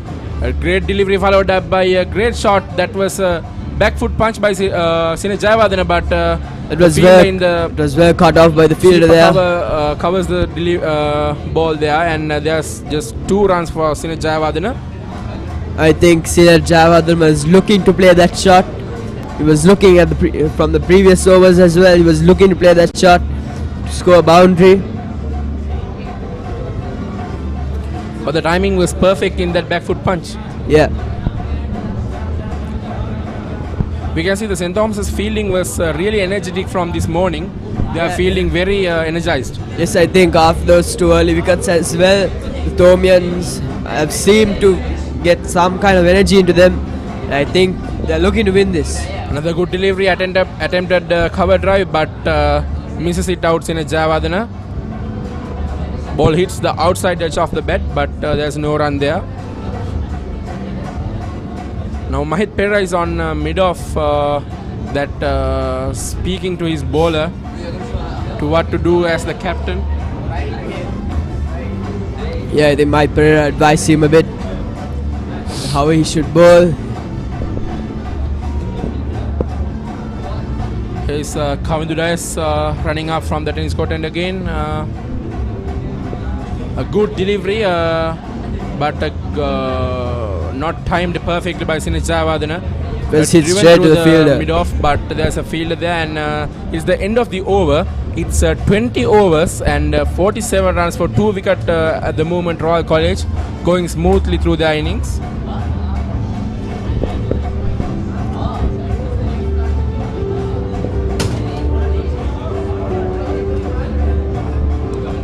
Now I think, in my point of view, St. Thomas should bring 2 spinners from the 2 ends at the moment, because I think Abid Paramidana has been brought back in.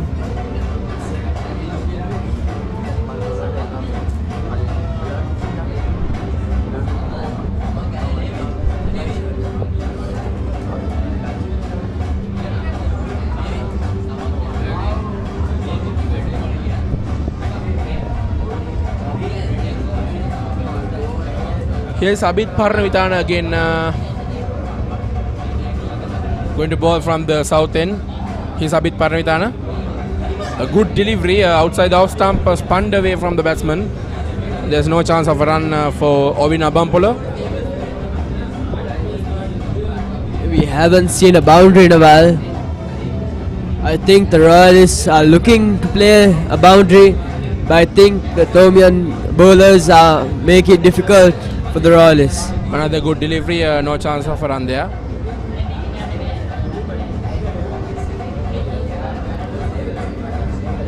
Here's Abid Paranavithana. A loop delivery by him, but Avinabampala was driven through the mid-off, but there's no chance of a run there for Avinabampala. This is a good attacking field by field set up by Mahit Pera, the St. Thomas's keeper. Here's Abid Paranavithana. Another good delivery, driven through the extra covers. There's no chance for the field, and it graces away for the boundary. Another good shot by Avinabampala.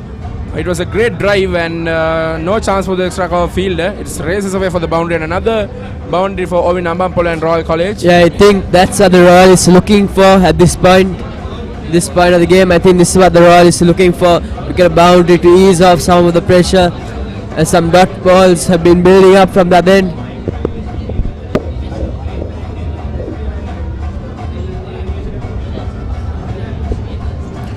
Yes, we can see. I think that was a well-needed boundary there for the Royalists, as there was a lot of pressure building up. Now is Abid Paranavithana. Oh, a good delivery outside the off stump, spinned away from the batsman, but Avinabampala is batting carefully at the moment. He's not going for any risky stroke play, and he's playing on the line of the ball. Yeah, I think we can't blame them. Oh, another good delivery by Abid Paranavithana, tossed up, but no interest from Avinabampala. And that's the end of the over, and it's 21 overs and 51 runs for 2 wickets. Royal College at the moment. Let's see who will ball the next over from the tennis court end. Yeah, I think with the 50 up for the Royalists, I think some of the pressure would be eased off to batsmen at the crease. I think now they should start get going, try score a few more runs at this point.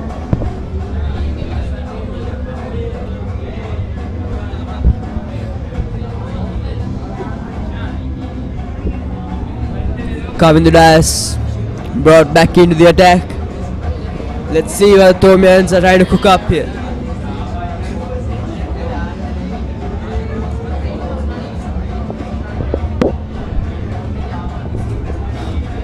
Kavindu Das brought back into the attack. Kavindu Das running up. Running up from the tennis court end. A good bounce by Kavindu Das. A short delivery attempted for Sinesh Javadhan to pull to the deep backward square leg. There's a field there. That was their plan at that moment, but Sinesh Javadhan was very careful at that moment. I think these two batsmen at the crease are very cautious on the shots they play, and I think they're looking to make no mistake, because one small mistake can cost them the whole game. Now I think St. Thomas has put some pressure on these two Royal batsmen if you want to carry that momentum that they created in the morning. Here is Kavindu Das. A good delivery followed by a good drive, but there's no chance of a run for Sinesh Javadhan. Ball races away to the mid-off fielder.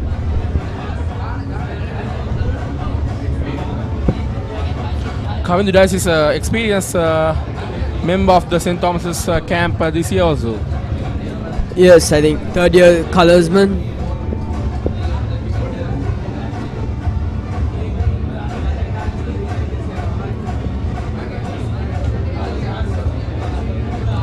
Here's Kavindu Das running up from the tennis court end again.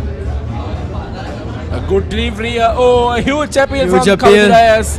But there's no movement from the umpire at that moment. Now there's a little discussion with the keeper from Kavindu Das, but Kavindu Das has no interest after that. But there was a huge appeal from every person from that St. Thomas's camp, but there's no movement from the umpire as usual.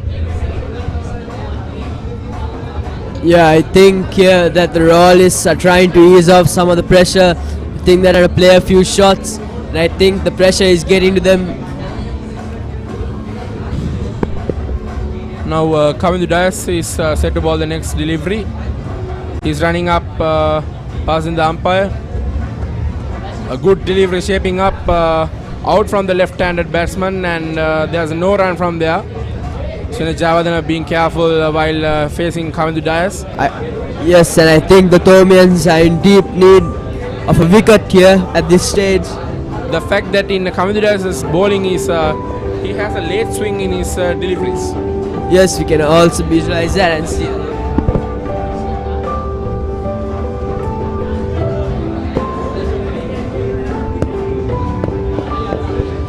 He is coming to the dais.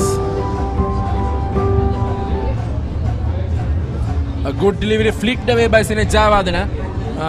But there's only one run. There's a single for Sinet Javadana Royal College. Nothing more special from that. I think the Thomians should look to break this partnership. As you can see that these two Royalists are starting to build up a strong partnership there at the crease.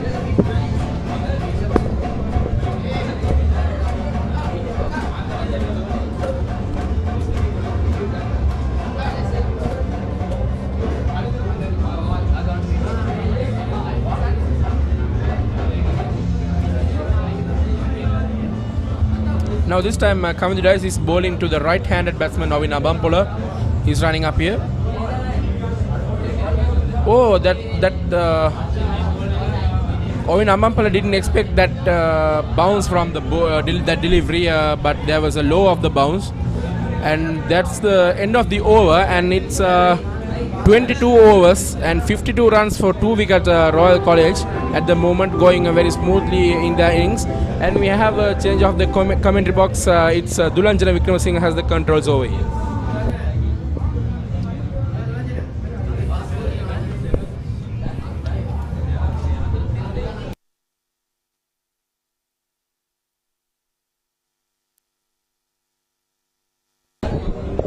Thank you, Menuka. Yes, the Royalists are building a partnership here at the moment, a 51-run partnership with Sinet Jayawardene and Ovin Abampola after the pressure situation. So what do you think right now, what will happen in the game? Yeah, I think the Thomians need to break this partnership, as these two the Royal batsmen are looking to have been settled in. Here comes Abid from the tennis court and a log sweep into the gap of mid-on and square leg. That's a boundary. So now breaking the shackles of Sinet Jayawardene. There's another change to the commentary box. Anish Disanaka coming in. Good morning, Anish. Good morning, Dulanja. How are you doing?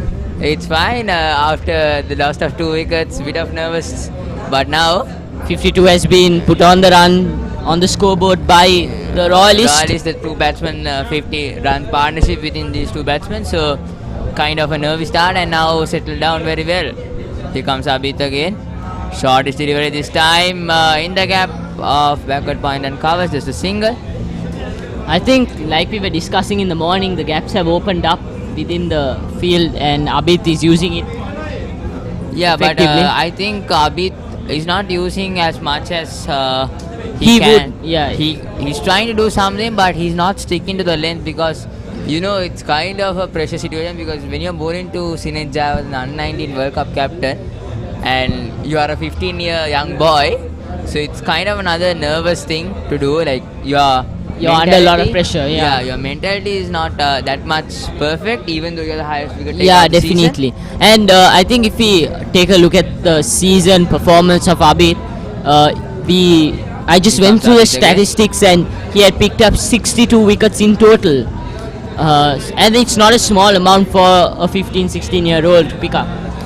So he has been doing a phenomenal job. And I think Abid got injured in his last match. He injured his right arm, finger with some fielding effort. Yeah, I think he's definitely a very fierce bowler. Let's see what he has in store for us. St. Thomas need a wicket before lunch here. Right now they need a wicket. And lost up delivery. Oh, close. Between the gap of the first slip, goes down to the third man region. The batsman shuffles for a 2. A very close goal by Ovin Abampola. Thomians need to pick up a wicket before lunch in order to ease the pressure. It's either Sinet's or Ovin's wicket that needs to fall. And preferably for the Thomians right now, it would be Sinet Jayawardene's wicket. Sinet Jayawardene 34 runs. Lulanji, I just went down and I was in the grounds with the photographers and whatnot. And the atmosphere down there is just unreal. And it's not even lunch yet, but the amount of people filling up the tents have just started to trickle in bit by bit, and now like most of the tents are packed. There are a few more tents to become all full seated, but the crowd is just mind blowing. Yeah, of course. Reminding because today is a holiday in Sri Lanka, Mahashivaratri. So every Tamil will be celebrating that, understanding the status quo of that, and the crowd love this game of cricket. I think one more speciality about this Royal Thomian is it's the 145th Battle of the Blues. It's a milestone for sure. 5 more Down the leg years. side.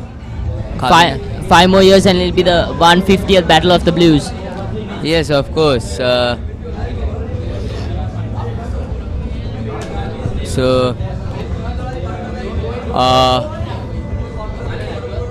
Kavina Pereira bowling down the leg side.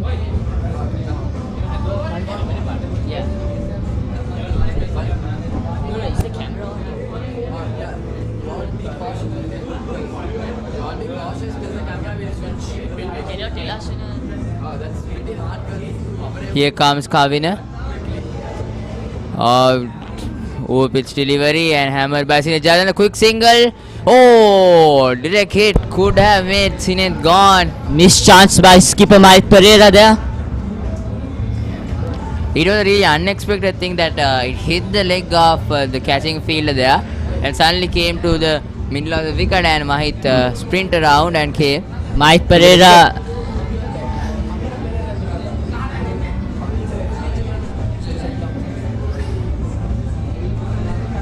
Mike Pereira definitely blown a bit back after missing out a chance on getting Sinet Jayawardene's wicket there.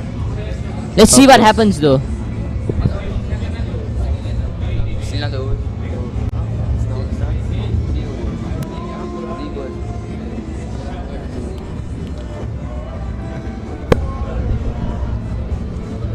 Here comes Kavina.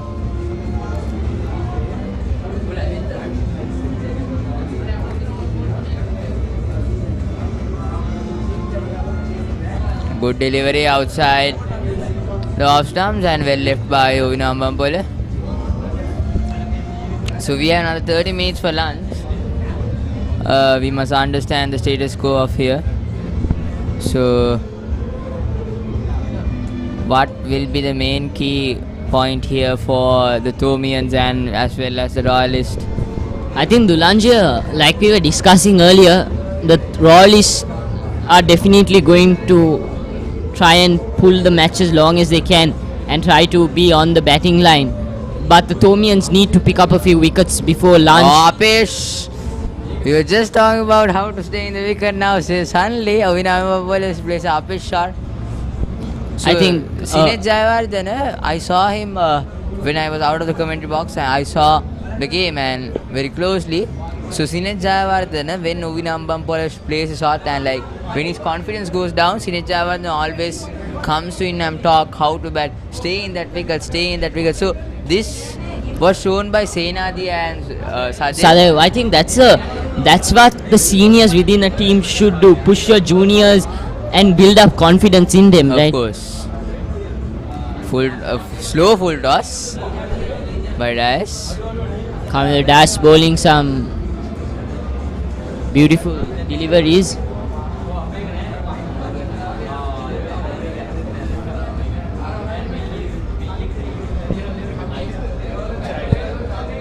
All the Thomian and Royal supporters. All the Thomian and Royal supporters are definitely on edge right now. Here comes Kavin Nice and stops on his run up.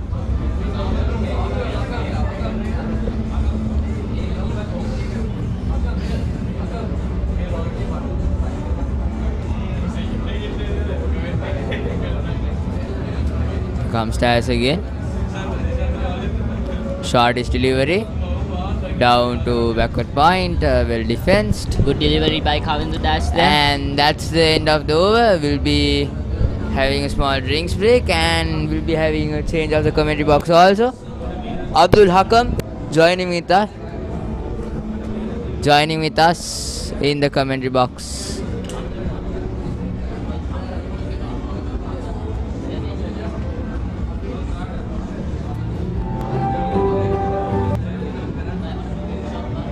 Huh?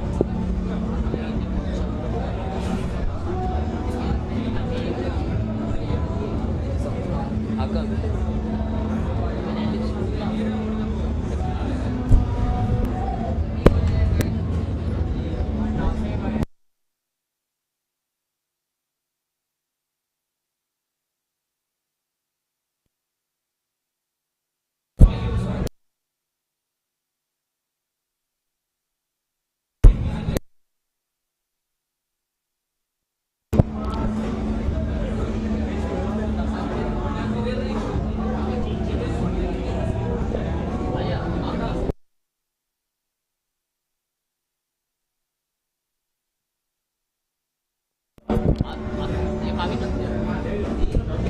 So Hakam, the backbone of media unit, comes to the commentary box.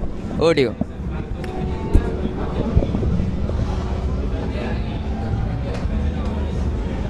Morning, Hakam. Good morning, and it's great to be back with you again. Yeah, I think we spoke a lot in the morning, Yes, and indeed. I think the way we discussed the game, it sort of played out to majority of the part. And I told you, if the Thomians get a few wickets early on, it's going to build up confidence. And I'm Yes, pretty sure it has built up certain level of confidence within the Thomian bowlers. Yes, indeed. But the problem now here is that they are letting the batsmen settle. Yes. Javadan and Ovin Hamanpola are nicely settled. They are just tickling it down the leg side, getting some singles here and there, and they're doing the game really well. St. Thomas College needs to bring in some change to get this wicket somehow. Exactly. I think right now the key play for the Thomians are to get Sinet Javadan and Ovina out as soon as possible and drop indeed. their wickets before lunch. Getting one of them out could mean a lot. Even if the other is still there, one of them out could make a huge impact on the game. Yeah, and the Royal batting lineup has a deep batting lineup, right? Indeed. You all have Ramiru as well to come. But I feel like if Ovina or Sinet loses their wicket, the advantage that Royal has sort of declines to a certain degree. Yes, indeed. Now, looking at the score, it's going pretty good. The two early wickets. Look at that. When I was in the live, I was looking at the live and I was like, what is happening here? 1 run, 2 wickets. Yeah. So that's how great the bowling started off with the new ball. And that's how we can see it was really faced more than 50 balls but scored 15 runs. But the runs weren't important. How long he was at the crease supporting the freshman. Yeah, was important. I don't think it's about the runs for these batsmen, but rather trying to support your fellow batsmen and try to get them the batsman who has more experience and who is able to play those shots that are going to accumulate runs on the board, to give them the strike and support them throughout your inning. Definitely. Another over to go by.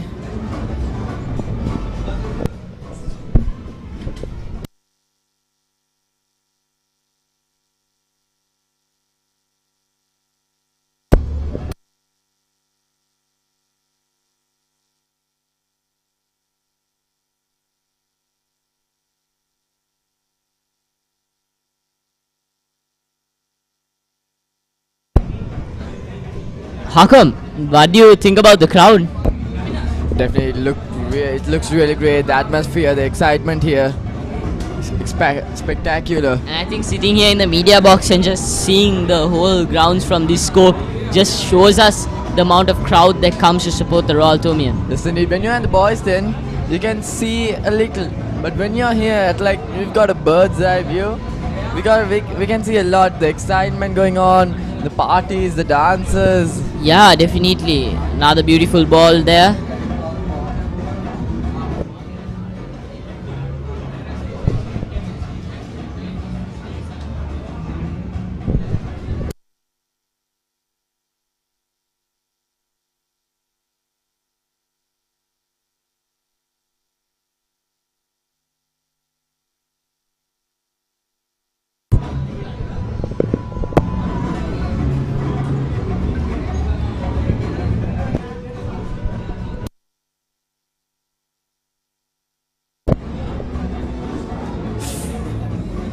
Beautiful swing outside the off stump, just get away from the batsman, and the batsman has to be really cautious from putting his blade outside. 62 for 2.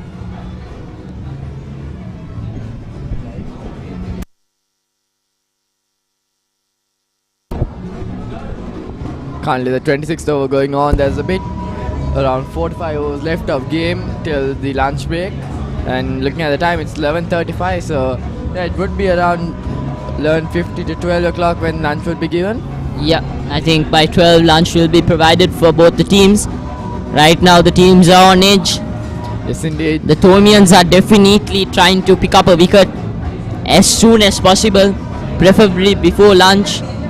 Let's see what happens. After all, it's something that you and I can't predict, but what the players make and the decisions that they make on field. Beautiful aerial views of St. Thomas's College. Yes, indeed. The school by the sea.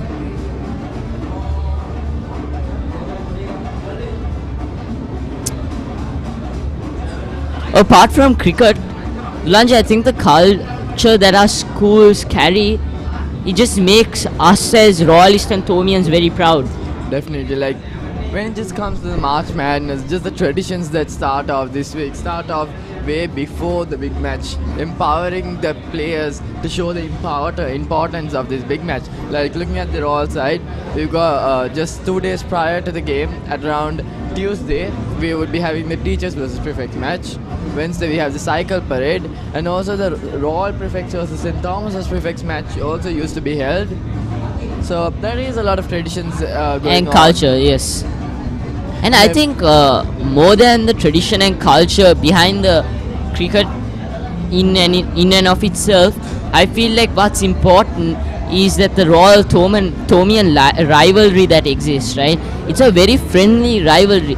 Sure, on the grounds, on the field, there is aggression from both sides to get back the shield to your relevant school, but off the field, everyone's so close and so tightly knit together. Definitely, the brotherhood between us. I think I talked about this with Chandler yesterday also. It's the brotherhood. There's so much heat in the game. There's so much rivalry among the prefects. Who chants the highest?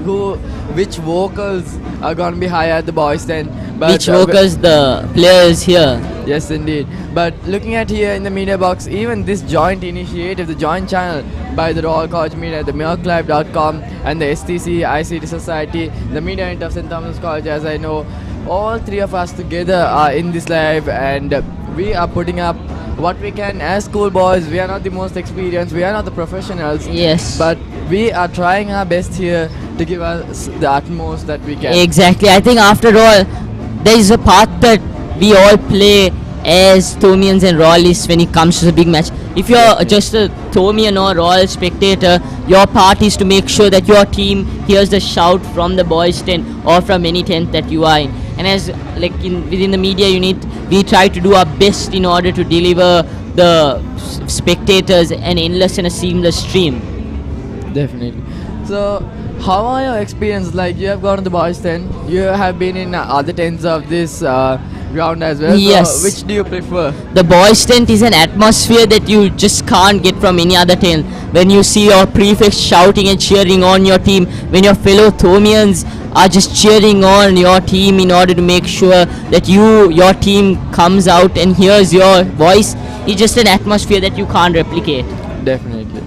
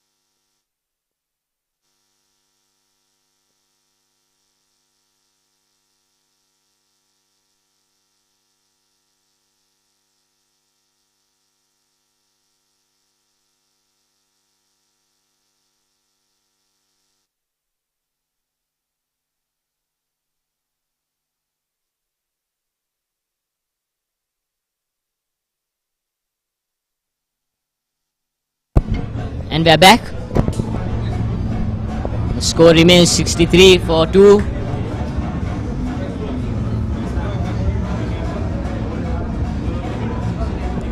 So Ashin, he has a pretty different action compared Yeah, to I many think pacers. his unconventional style of bowling definitely keeps the batsman on edge. Like the way he bowls, you can't read it. It's very hard to read a ball that Definitely, Ashin and bowls. he has the ability to swing it in really easily. Exactly. And also, if he swings it out, it's going to be really hard for the batsman because it's angling in and it swings out. That's really hard. Even if you're going to Definitely. defend it, you have to be really precise Yeah, on that. I think Ashin has given us a few good deliveries. And I he think also he- managed to pick up a wicket. Definitely. I think his spell has been really crucial on keeping the batsman on tight, not letting the runs away. Definitely. Because you can't just flick it down the leg side. You can't just tickle it down and get a single because that could lead to an edge also. Exactly. Because of how the ball is angled Angled. at the batsman. And I think another important thing is even our second 11 captain Yatindra Sirivardhana, his bowling style too is somewhat similar to Ashin's, and it also keeps the batsman on edge. Yeah, and hopefully we will be able to see him in the next few years. Yeah, So- definitely hoping to. So now another over goes by, 63 runs for the loss of 2 wickets after 27 overs. St. Thomas's College doing their utmost to get the wickets of these two. And The whilst- Thomians will definitely shuffle around the field a bit to try and pick up a wicket within the next few overs. Isn't it a little attacking field from Mahit Perera, the Thomian captain?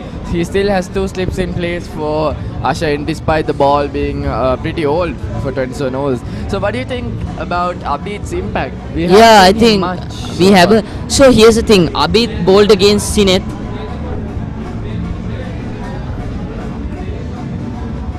So I think Abid bowled against Sineth, and he's a 15-year-old bowling against the under-19 Sri Lankan captain. Yes, That definitely builds up a lot of pressure. So little in to the game, I think he'll ease the pressure and he'll be able to show us what he truly has in store for us. Isn't it? 2 promising youngsters from each team. Rehan Pay is a 15-year-old. He did not really perform well in this game, but hopefully we can Unfortunately. see some, because he has been a really important batsman for Royal College. He has been a backbone of the Royal batting despite being one of the youngest. So we can see Definitely. how exceptional that talent is. And on the other side, Abid Palyawadan, he's also 15 years old. So 15 years old and playing a big match. yes, And this is not his first big match. He played it last year as well. yeah. By the time he comes to his crucial stage in cricket and playing the big match, he definitely has accumulated a lot of experience. A future captain, do you reckon? That's up to a lot of factors to decide. So let's see what happens. Yes, indeed. It's not about the performance. It's not how you're going to be performing for the team. But as a captain, you need to know how to lead the team. It's You need- how you lead your team and the decisions Definitely. you make on field. And I think Dasis Manchanayaka did a great job as captain. Yes, indeed. The meticulous planning and decisions that he made on field led the Royal team to victory. So if I'm not mistaken, I think Dasis Manchanayaka made a play to get Bulang Kulama out in his crucial moments, right? So I think Bulang Kulama was at 40 runs and Dasis Manchanayaka made Ramiru to bowl against Bulang Kulama. And the reason that was crucial was when you compare the two in stature, Bulang Kulama is comparatively small in stature. Yes, So indeed. the bounces bowled by Ramiru is a little harder to attack against by Bulang Kulama. It's Ranika, not Ramil. Ramil is the leg spinner there. Sorry. Yeah. So that's alright. So in it, Ranika Maharaj, a really scary bowler. He bowls short and his swing. Yeah. That's something that is really crucial in the game. Bat thrown out. But indeed, runs are going at a comparatively slower rate than how St. Thomas's were. They got 97. I think last Sadev session. Soisa did a beautiful job in getting the Thomians to where they are right now. Considering it was his debut Royal Thomian, he definitely made a huge impact on the Thomian scoreboard.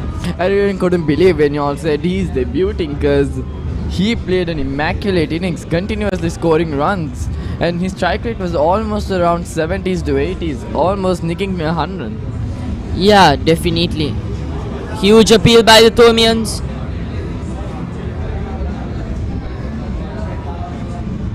The Pressure there. The Thomians are trying to get a wicket as soon as possible.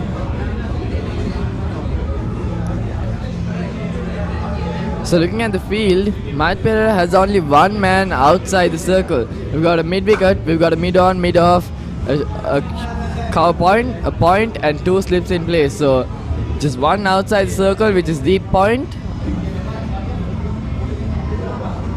Akash Fernando coming around the wicket. Can he get the nick there? He could. I think it was a bit short on, but let's see. It was a bit short of the fielder, if I'm not mistaken.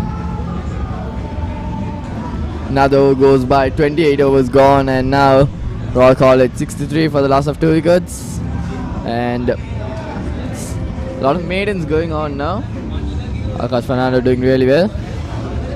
Sitting here in the media box, the crowd and the music is now getting to us as well. So we can just imagine how it gets to the players.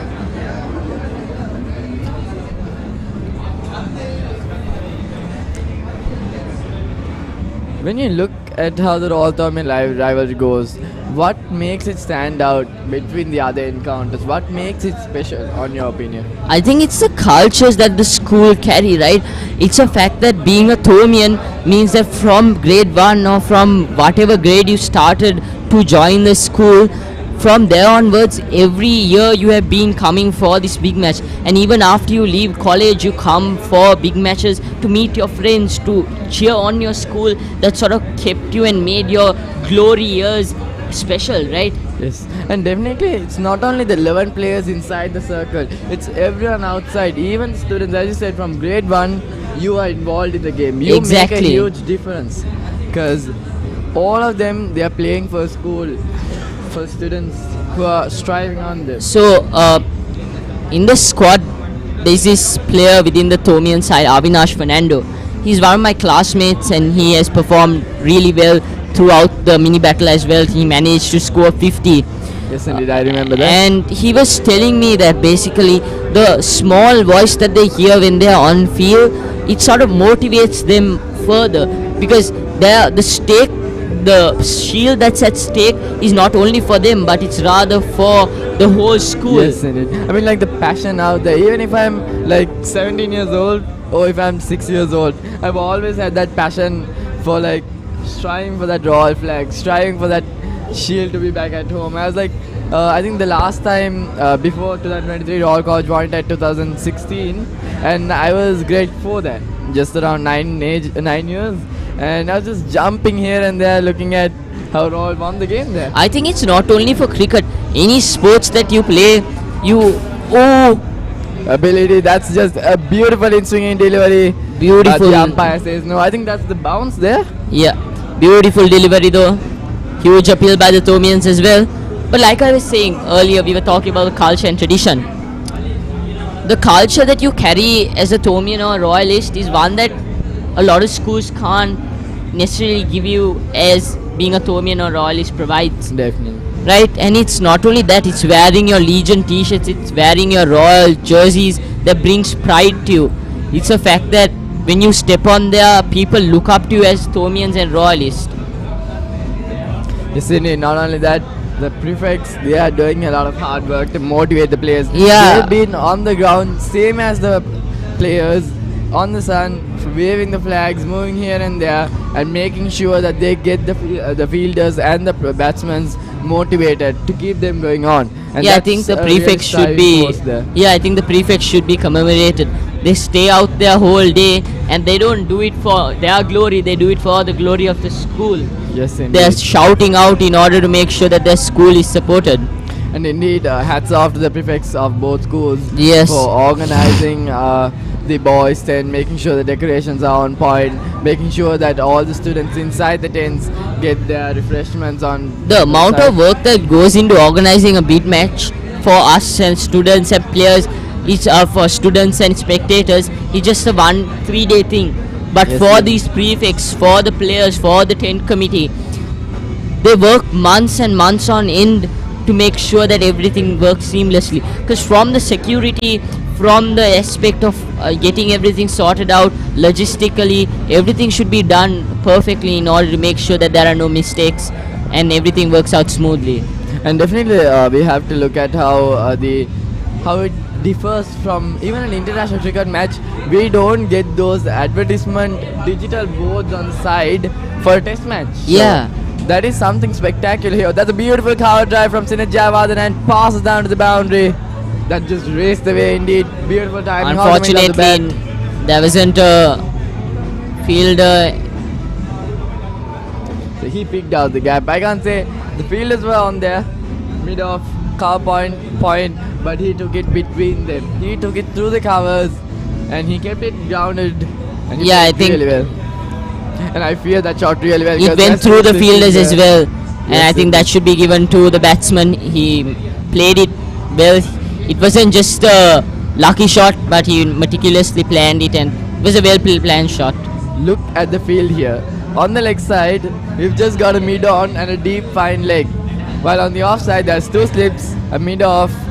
Oh, that's a beautiful cut shot there, but it does not pass on as last time. So just going back to the field, mid off, we've got a cover point, we've got a point, and a backward point as well. So that's one packed field there. Two on the leg side, 7 on the off side. Why do you think that is? He's pushing for the batsman to make that shot, to make that mistake. I there. think Mike Pereira right now is hoping that the batsman would make that mistake so they can pick up the wicket, right? Right now, any play that's done is in order to make sure that the Thomians can pick up a wicket. Again, that's gonna go down to the boundary. Swept away to the boundary for Beautiful from four. the rollist. I think right now the batsmen are settling in. I think the field is backfiring, but we can't say yet because there was this over by Raman Pereira where it went for 6 fours and a wicket the next ball. So 2 boundaries of this over. Sinat Jayawardene just smashing it over the park now. Let's hope that the Thomian captain has some play under his sleeves that he plays and tries to pick up Sinat's wicket before lunch. But it'll be a bit hard considering that lunch will be in 10 minutes. Yes, indeed. So a fielding adjustment just after that boundary. Mahit Pereira is enforced to put a fielder on the leg side. So now he has a mid on and a mid wicket as well to cover that runs from going.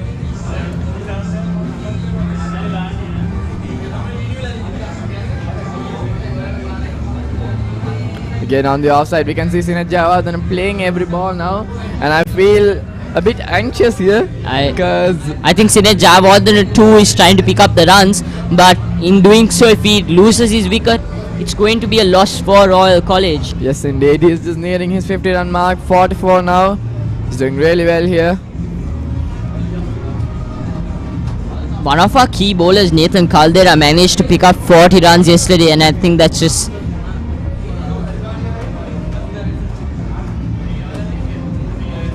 Again, sorry. ball short, and that's gonna be another single there. Quick throw there. Did it hit the wicket there? Did it hit the wicket? I saw the wicket keeper peeling there. So I think that's all right. I think the Royalists shouldn't take any big risks right now. Yes, indeed. It's only a few more minutes till lunch. I So think it they went to does- third umpire. So it's the third umpire. This is gonna be really crucial now. The wicket keeper appealed. Sadev Soisa. It was a direct throw at the moment.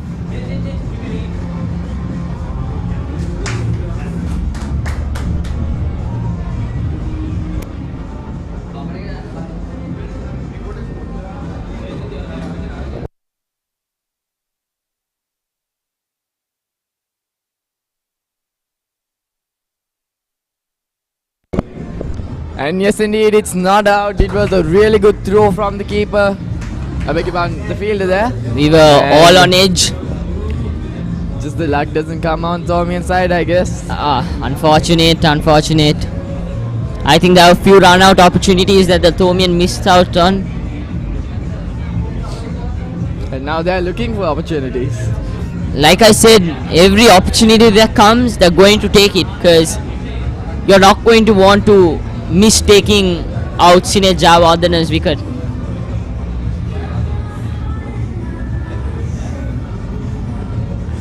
The atmosphere here is really great here, and the weather also looks pretty fine here.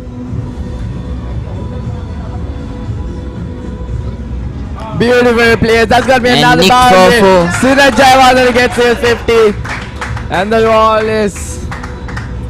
He Sinet- raises his Sinet bat. Javardhan should be appreciated. A 50 in a big match is not an easy task, but he managed to pull it off.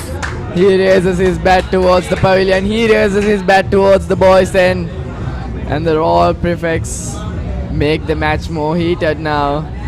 50 runs for Sinet Jayawardene as the skipper. I think even yesterday, after Sadhya's wicket fell, the wickets just kept falling on without any hesitation. So right now, I think the key play, like I was mentioning, is to get Sinet out as soon as possible. And I feel like after Sinet's and Ramiro's wicket fall, if I'm not wrong, the Royal batting lineup isn't as strong as it would have been with Sinet and Ramiro on board. Yes, indeed. We do have Netwin Dharmaratne. We've got Ramiro Pereira. Ramiro Pereira is a player to look out for. He has 100 of the last Battle of the Blues, and also a really good score at the second innings where he smashed it all over the park and made sure that Royal gets to a good lead and let that Thomas. Beautifully bowled there. Yes, indeed. Beautiful Yorker there. Almost, but not yet. Few more minutes till lunch. I think lunch is at 12. Yes, indeed, depending on the overs as well. Now it's 30. Now we've got around 5 more minutes left for lunch. It all depends on the umpire. If the Thomians manage to pick up a wicket, lunch will be a nice place for them. Yes, indeed. And now looking at how the things are going, I think Royal are on top.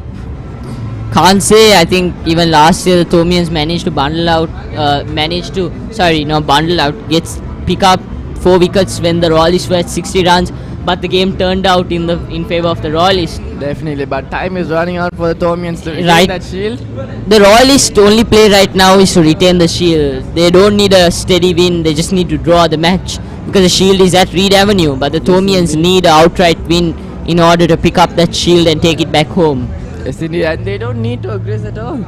They need to. Roy step just in needs and to run hard. maintain a steady run partnership. Yes, And it's indeed. not an impossible task, but the task that Thomians have is definitely a little harder than the one the Royalists have. But after all, it's very unpredictable. We can't say what will happen. They'll take another single down there. The singles trickle in bit by bit and accumulate runs on the board. Indeed, Sinet Jayawardene scoring a 50, but on the other side, we have to appreciate Avina Banpola. He came in at a really crucial moment, under pressure, 2 wickets down just for 1 run. 1 run for 2 wickets. That's how bad the situation was for Royal. Yeah, but I think even last year the Thomians managed to pick up a few runs in the first few overs, right? So I think, if I'm not mistaken, Akash picked up the first wicket and then Nathan Caldera picked up a wicket in the 4th over. Ramesh Mendis was definitely proud, but the game turned out not in his favour. It's all unfortunate and it's part and parcel of playing the Royal Thomian. Okay, looking at Ashen's statistics so far at the game, he has bowled 10 overs. Now his 10th over going on, and 18 runs is what he has considered. So that's an economy of around 1.8. So that's exceptional. I think Ashen Fernando has been doing a great job on the field. Even Akash too. Let's hope that they can carry this on. Definitely. I think after lunch, the players definitely get a little bit eased, considering they have been on the field since 9 in the morning. Yes, indeed. And also, in fact, the joint channel of the Royal Thomian joint channel will be hosting the lunchtime session break as well. We would be On I don't field. think I will be able to do that, but hopefully you from your side. Yeah, let's see. Yes, indeed. So the viewers, it's we advise you all to stay there because we will be having some exciting. Interviews Yes. with a few people on. And also, we would appreciate if you all could share the link around, get it to your boys, and I think one more reason a lot of people join to watch this joint channel is because of the fact that it's done by Thomian and Rawlist together, and the Listen. perspective isn't biased towards one school. It's divided and it's shared. And not only that, I think it's the relationship that we build, right? Yes. Me and you, we've been doing this since morning. I've gotten to Yeah. know you a lot better, and if I didn't do this, I wouldn't have gotten to know you. yeah, And I think it's a definitely. wonderful thing. And also the fact that I've been here coming to the media box for the last 5 years since 2019. So since 2019, I've been working with the Thomians. There has been new faces because when I joined, I was really small, and even the ideas from your side Are still there. Yeah, and they have treated me with respect. They treated me as A brother of their school. Yes, indeed. As a junior, they treated me really well. That's They made sure important. I ate and stuff. I think that's what the Thomian and Royal family is about, right? Sure, we might have a rivalry, but at the end of the day, we're very close to it. It doesn't matter whether you're Thomian or Royalist, and if you see your fellow friend from either school on the road, you're definitely going to stop and talk to them, ask them how they are, do they need anything from you, right? That's what important. Yes, indeed. I think at the end of the day, after we leave school, despite our alma maters being the same, we would be In touch and the people connection. in the society that we need each other to go further as of contacts. Definitely, I think it's not only that, and when we meet in one of these tents after we leave school, Yes, the it memories that we share and the moments that we talk about is what's going to last at the end of the day. Yeah, definitely. Because we can see that now, looking at now, I was talking about my flashbacks of how it was in 2019, how the life was going at that time, and now in another 5 years or so, I would be in a tent talking how the time was in the media boxes. Exactly, and the small mistakes that we made, Yeah, we'll be talking definitely. about them, laughing about them. I think that's what the Royal Thomian spirit is all about. Yes, indeed. It's also fun to see from the media box that the stewards of the boys tent, the prefects. And I think the atmosphere here at the media box is also one that a lot of people need to sort of see, because Definitely. what I can understand is when you have a joint channel like this, it's both Royalists and Thomians in the media box cheering on for their school.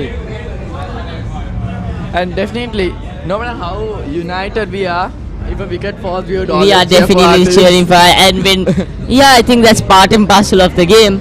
But after all, when we leave this media box, we are all together as one, whether we're from Royal or St. Thomas's. And definitely that's the we are end of going the to go game. to lunch now. Royal College with 80 runs on 2 wickets. And Please be with us as we go for the lunch session as well. Yes, indeed. So, looking at a small replay on how the game turned out, St. Thomas College balled out for 297 last day, on the first day of the game, and Royal College was put to bat on today morning. They picked up, if I'm not mistaken, 78 runs, lost 2 wickets in the first few overs. Yes, 1 run for 2 wickets. That One is run for 2 something, wickets. that we have to notice on. That built And, up a lot of pressure for yes, the yes, Royalists. And how Sinet Javadan and Novin Ambanpola continued back on. They built up a partnership. They were under pressure with 2 new batsmen at the crease very early.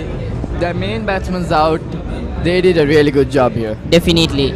Wonderful job by both sides. Let's see what they have in store for us after lunch. Yes, indeed. So please stay tuned for our lunch session take.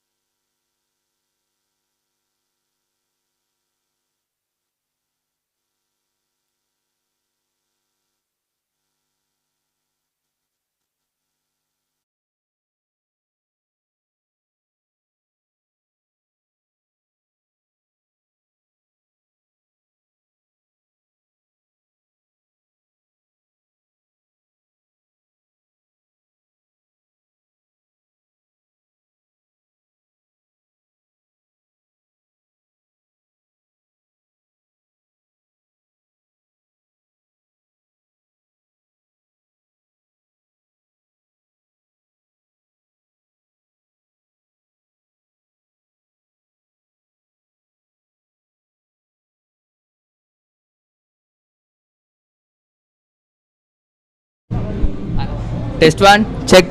Test. Testing one.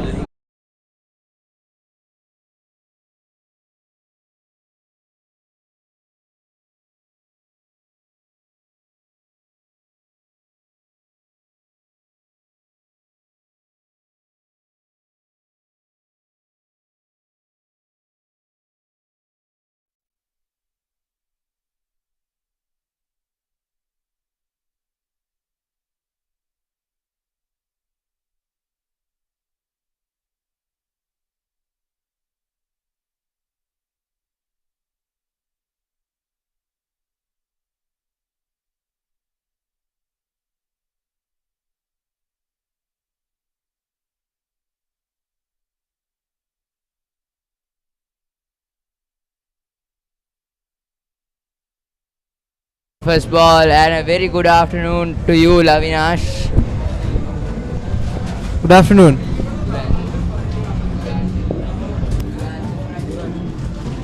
Good afternoon. So, you had a great lunch, a big lunch? Yeah. The lunch here was pretty good. Anticipating a better session for both sides today. I think Yes. the tone of the match has shifted, given that the first day was leaning in the favour of Thomians, but now it seems that it's anyone's game at this point. Of course.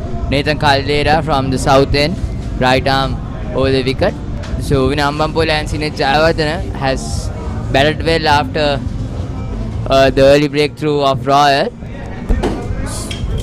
Yeah, I think the Thomians are hoping to pick up a few wickets here, because if not, it seems as though the match would otherwise lead to a draw. Of course, because Sinet Jayawardene is already set in a half century, so he can turn this into a big innings, and Ovin Ambampole in the other side needs to support him. A good delivery Yeah. and well defense by the batsman. I think the Thomian bowling lineup though seems pretty strong by the looks of the performances throughout the season. Current bowler Nathan Caldera having taken around 36 wickets this season. Yeah, of course, Nathan Caldera. Also, we must remember he's not just a bowler. He's all well as a batsman. He played a wonderful knock of 44 runs yesterday. So we have to remember that also. Here comes Nathan Caldera again outside the off stump, well left by Ovin Ambampole.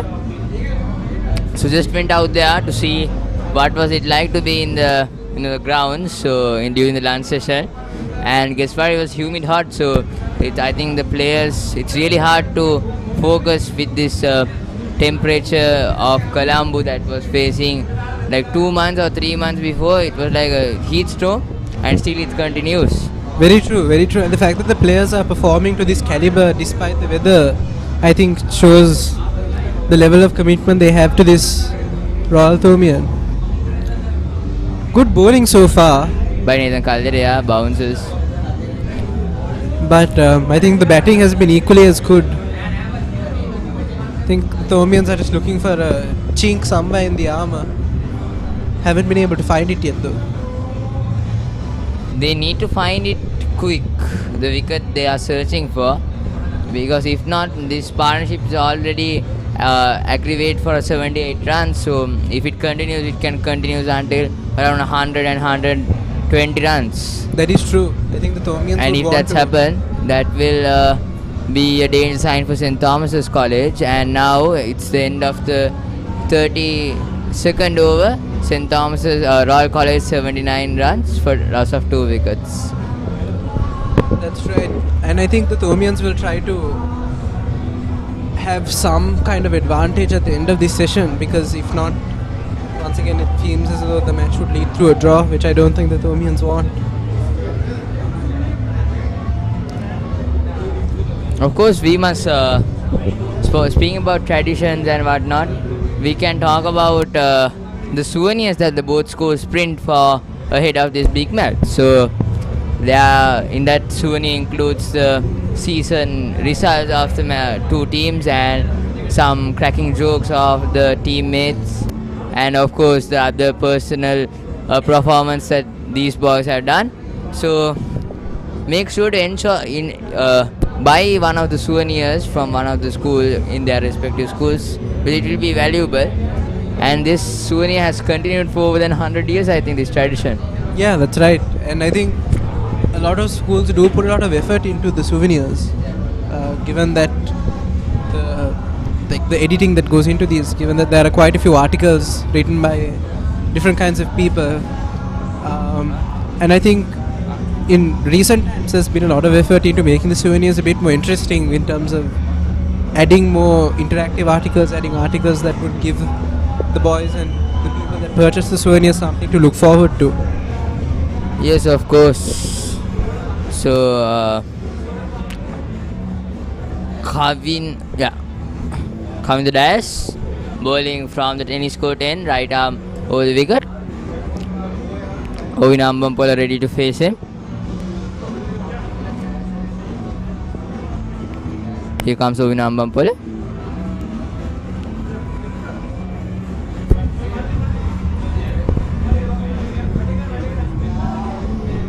Kavin Dayas, right arm fast bowler, managed to pick up almost 40 wickets this season. Yes, and his nickname in the team is called as Angura Dais. So, what is the reason behind this? I think I wouldn't know particularly, but from what I've seen and what I've heard, it seems as though Kavindo is a bit of has quite a few friends from the royal side as well, so it's interesting to see him playing here. And of course, he's bowling to one of the funniest teammates in the Royal College side, Ovin Ambampala. So, here comes Kavin Dayas again. A good delivery and asking for the question here by the wicket keeper, but nothing from the umpire. Seems as though quite a few appeals actually over the past session as well that were denied by the umpire. I think the Thomians are really eager to pick up a wicket here. No, Soisa behind the wickets has been really great. After the half century yesterday, he's continuing his standards of playing cricket here in the big match. So that's why he's making a statement here. That's why I was picked to play a big match here. Yeah, I think Sadev Soisa came onto the big match with a lot to prove, and I think he's proven all of that with his performances so far. I think he was heavily underestimated, but managed to dispel those views that were there of him. Ovin Ambampala, one of the funniest teammates, as well as the player who gets scolded most by the coaches.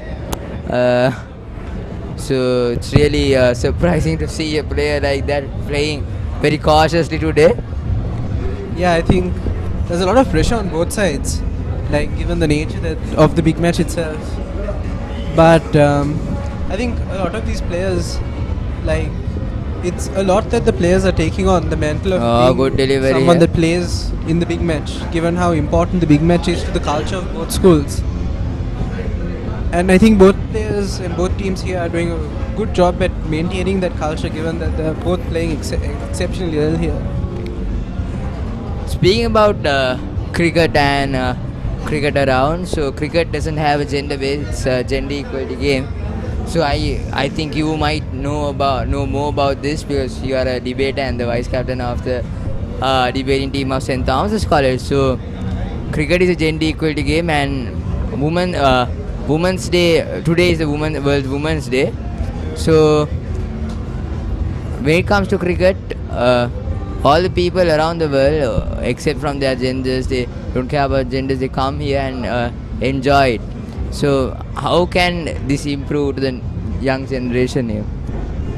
Well, I think for a lot of people, regardless of what gender you are, the idea of the big match and the idea of playing a game so important, even if you're from like a school that isn't s.thomas or Royal, still is something that does inspire a lot of people.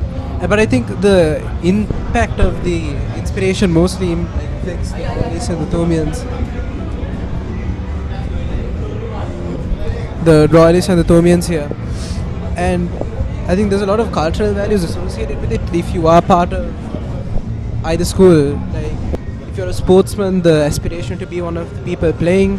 If you're a student, to the aspiration to be one of those carrying the flag around the grounds.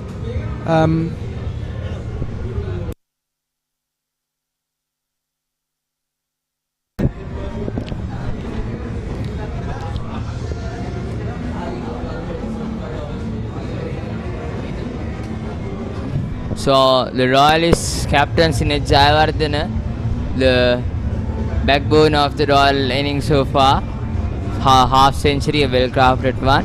He comes again, a good solid defense. I think there have been a lot of expectations placed on the Royals keeper here, given that he captained the national team as well, the under-19 national team. And I think so far he's been able to live up to those expectations, both now and even his performances in the previous day, where he managed to pick up 4 wickets. And quite important wickets as well, if I recall.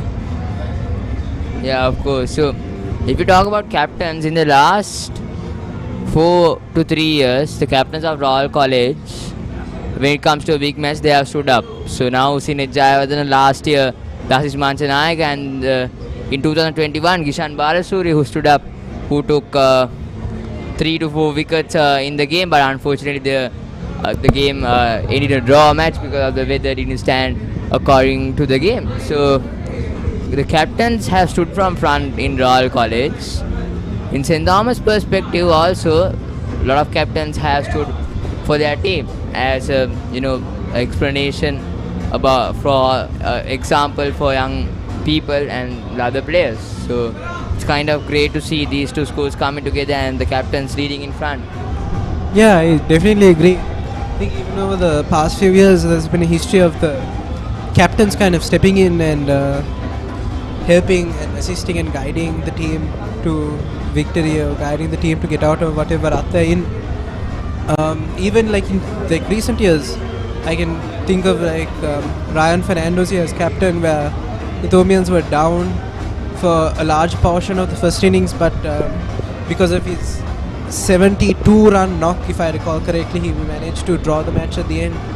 So I think there's been a lot of instances in which the captains have shown exemplary performances. Yeah, of course, you're right. Here comes good delivery by Nathan Caldera. Seems as though both batsmen are playing quite cautious. Nathan Caldera always a bit of aggressive, kind of a aggressive bowler. And when I went through the souvenirs, there was this funny thing told by Nathan Caldera, who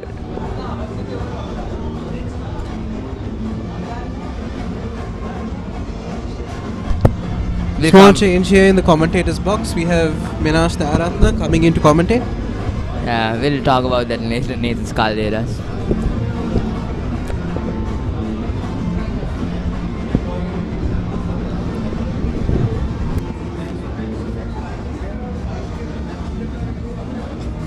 A very warm good afternoon to you, Minash. I saw you running with the flag when 2 wickets went suddenly. So now what has happened for St. Thomas's boys in the middle there? Certainly the fortunes have changed a bit since the last time I was at the ground. The Thomians were right on top with 2 early wickets, but then this pair has solidified this innings. Sinet Jayawardena and Wina Ambampola batting really well, especially Jayawardena. He's a set man now and we know he's a quality player, so dangerous signs for St. Thomas's. Yes, of course. St. Thomas's got 2 early wickets of Rehan Peris and Isula Giganage. So it's kind of been a shaky start for Royal, but now they have started their momentum going on. So Royal will continue with their momentum. And speaking of your bowlers, Akash Fernando and the other bowler who bowled from the other end.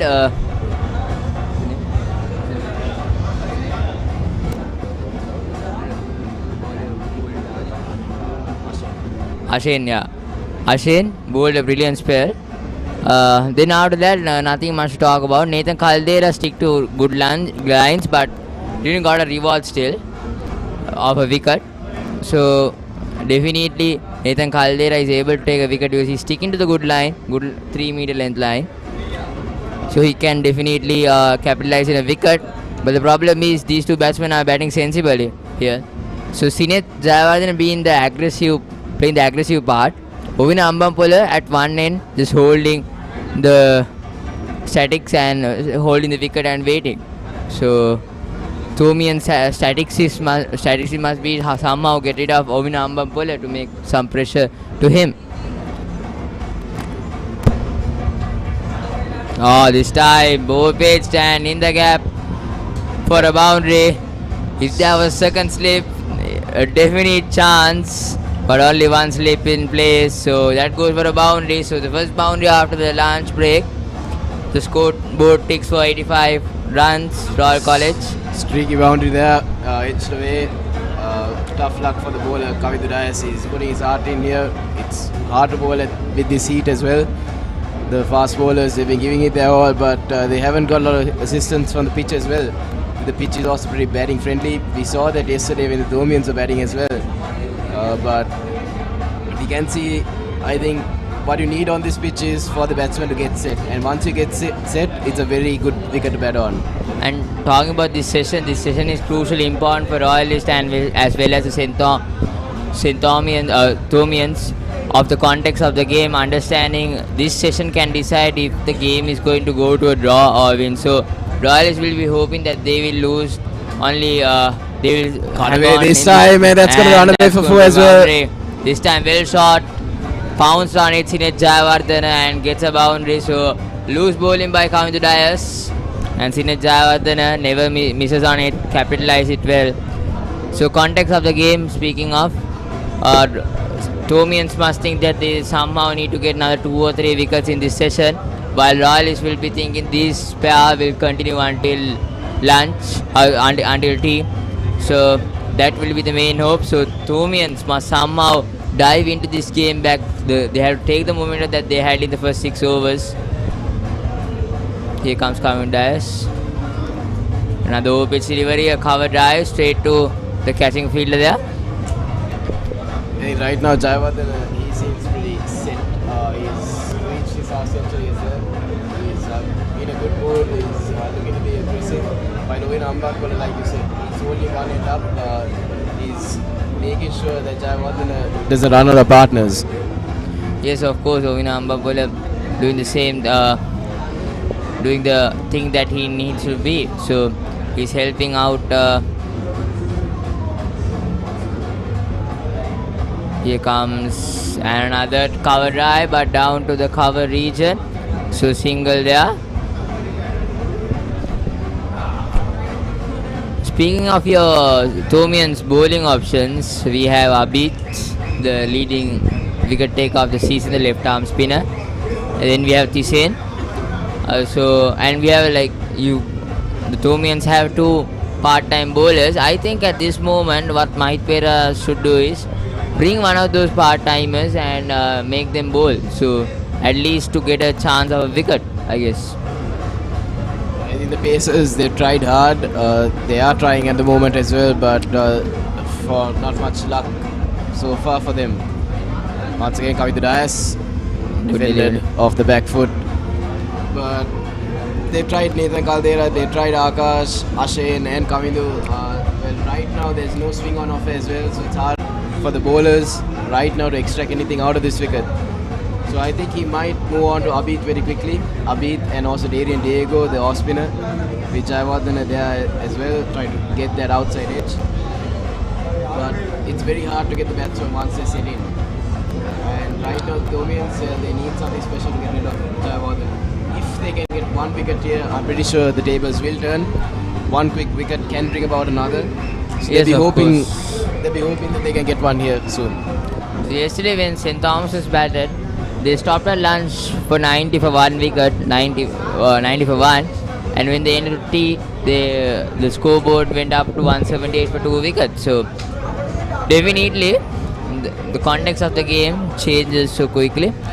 So we have to wait and see what will happen. As you can see, St. Thomas has the last 6 wickets of St. Thomas just fall down for 40 runs out. Here comes Nathan Caldera, good short delivery, well executed.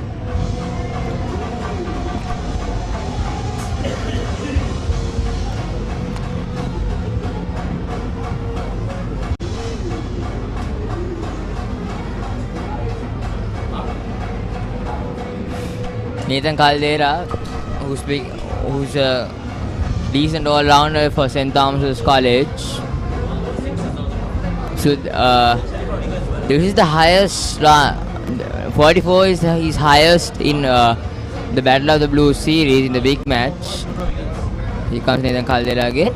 Yeah, I think Caldera has evolved as an all-rounder over the last few years. Came primarily as a fast bowler, but over the last few years he's improved his batting and has shown his capabilities with the bat. I think last season he got a century as well, and certainly very handy with the bat. And like I said, most of the Thomian bowlers are pretty equipped with the bat as well now.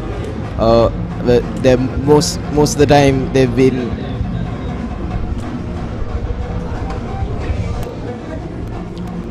Here comes Nathan Caldera. A full toss and a very good cover drive, but a good fielding by the fielder there. So by the cover fielder there, good piece of fielding. So this is the momentum that St. Thomas's must keep. Even though wickets doesn't come, you must still have the good fielding ability. Still must do the good fielding. Avoid the mistakes that you do. So then definitely with the pressure build, a wicket will come. I think Thomian's approach here should be to make sure that Ovina doesn't give a single away. So you have to bowl tight lengths to Ovina, just keep on him strike for 2 or 3 overs. Don't give the strike to Sinet, and then suddenly I probably think Ovina's wicket will come as a dodgy. Here comes Nathan Caldera. Oh, flick down the leg side, down to the fine leg region.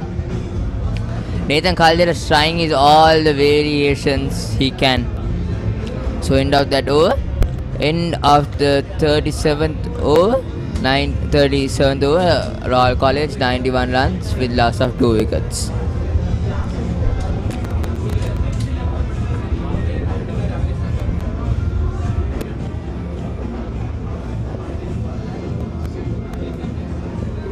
Beg your pardon, not another over. So another one more, another actually 2 deliveries to be bowled. Here comes Caldera once again. Short delivery. Short delivery this time. That was very fiery. And you see some words being exchanged in the middle there.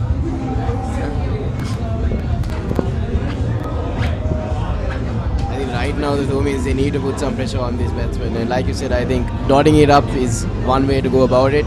Try and dot the batsman up, don't give him any runs, and then the pressure builds, and that's when you see a loose stroke from the batsman as well. Right now I think it's a bit too easy for these two. They've been accumulating runs pretty easily, just milking the runs. Here comes Nathan Caldera again.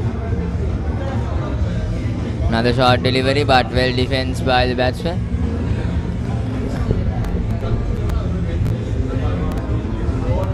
You see some fiery words exchange between Sinet and Nathan Caldera, even between the over change. So I think Nathan Caldera is frustrated that the wickets aren't coming, and yes, of course, as you can see, the umpire is warning Nathan Caldera regarding his behavior. So this kind of behavior can't be tolerated in cricket as per the gentleman's game. And even though it's Battle of the Blues, we always, Royal College and St. Thomas people, we always used to stay as brothers. This is the sort of intensity you see when it gets intense. I think it just shows the value of this encounter, how intense the battle is. And Sinet Jayawardene and Caldera certainly do have some history, because I think in last year's encounter, Caldera claimed his wicket when Jayawardene got off for a duck, I presume. So they faced each other before, they met each other in previous encounters. So certainly just bringing a bit into this encounter as well, and it's always good to see a bit of intensity amidst the brotherhood. Yeah, of course. Here comes Tisen Haligoda, I guess. A good delivery. Tisen will be more comfortable bowling to Sinet Jayawardene as per his left hander, and the ball deviates outside the off stumps, and Sinet has to be careful with his variations. Yeah, Dine Gunawardene is... Oh, come down. That's a good just shot. over the bowler, and Ovina Ambampola gets a boundary. Straight as arrow he goes. He just beg your pardon. Dinesh Gunawardene just toss it up, and Ovina Ambampole charges it down the ground, and straight as arrow it goes for a boundary. Here comes Dinathan again. Short delivery. I think Ambampole wouldn't mind Dine bowling to him, the ball coming back into him, and he can easily come down the track. There's two slips in play. I would prefer to see a short leg field lane with the ball coming into the batsman, but Mahit Pereira wants to see whether he'll be able to get the outside edge. Here comes him again, Dineth again. As you can see, there's not a lot of turn in this wicket so far, so it shows that it's still a very good batting track. I think Dineth, like you said, would prefer bowling to Sineth because he's a left-hander trying to turn that ball away from Sineth, get that outside edge. But Ovina is on strike at the moment. Again. This time also well negotiated by Ovina Ambampole. Ovina Ambampole normally in cricket league seasons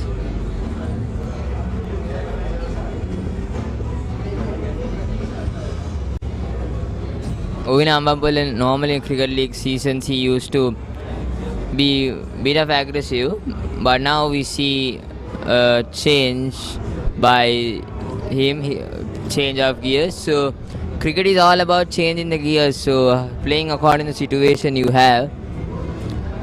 We saw Soisa yesterday was aggressive in the start until the first hour. Then after that he smoothly went through for 83 runs and got out for a loose shot really. If he didn't play that shot, he could have capitalized on a century really. I mean, cricket is a lot of ifs and buts, but it's the way of the game, like you said. It's very unpredictable. You might feel, if he didn't play that shot, he wouldn't have got out. But sometimes, if he didn't play that shot, he wouldn't have got a boundary. So there are a lot of ways in which you can look at the game. So I think it's just the nature of the game at the end of the day. It looks like there's a change in the bowling as well. Abid. I don't mind this from Mahit Pereira because the faster bowlers weren't really getting much off the wicket as well. And it looks like it's Abid Paranavidana into the attack. Tossed up delivery straight away. A few fielders in the deep as well. We see a long on, a deep mid wicket and a deep backward square leg as well on the leg side. So there are no fielders. I think the leg side is packing the boundary, so Abid is a bit of scared if Sineth sweeps. He likes to sweep. We saw before the lunch break he used to sweep Abid. So now he's a bit of scared if the runs will be leaking, but in a perspective Sineth must be careful. If he's going to hit the ball, hit out of the ground. That's the only advice, or hit in the gap. This time a short delivery. He tried to cut it away the ball before, this time finds the fielder. Yeah, I think with the ball especially turning back into Sineth, predominantly he will be looking to hit on the leg side. So maybe that's why there are so many fielders on the leg side boundary. Sineth Jayawardene allowing 64 runs. Once again, Sineth is trying to get that gap between point and short third man. And I think he's trying to get that edge with the slip fielder in play as well, Abid. But it's not easy to the slip fielder to catch the ball and cut. A smooth single, so this time down to the long on region. And now Ovina Ambampole, so I think Abid will be comfortable bowling to Ovina because as per he's a right hand and the ball spins into him and it's more comfortable to him to change in. So Ovina Ambampole must be careful. We saw in the league season he got dismissed 3 times to left arm off spinner. So he must be careful when batting to Abid. Interesting field here coming from round the wicket, the left armour. Another good delivery and left alone. So that's the end of the 38th over. And I think the players will have a small drinks break here. It's pretty hard with this heat here. The players, they're giving it their all here. Yeah, of course. And especially talking about the Battle of the Blues, a lot of people come around to see this, as well as from this specific cricket match, players are gone to the national team. As you can see from Royal College, Banuk Rajapaksha, then Chame Kandaratna, Kusal Janit Pereira, and other players who played this cricket encounter went to the national team. And of course, people such as J.R. Jayawardena, the first executive president of Sri Lanka, also played in this game. So what about St. Thomas's perspective? Yeah, I think the Thomians haven't produced a player for the national team in quite some time. I think last player to represent Sri Lanka was, I think, Jeevan Mendes and Kausha Silva, which was some time ago. And I think there are few players in the domestic circuit. Oh, that's a close good call. delivery. We were just talking about how Dineth is comfortable bowling to Sineth. Now firstly comes up and bowls a good ripper delivery. This is the thing that Dineth must do, keep the batsman guessing. Here comes Dineth.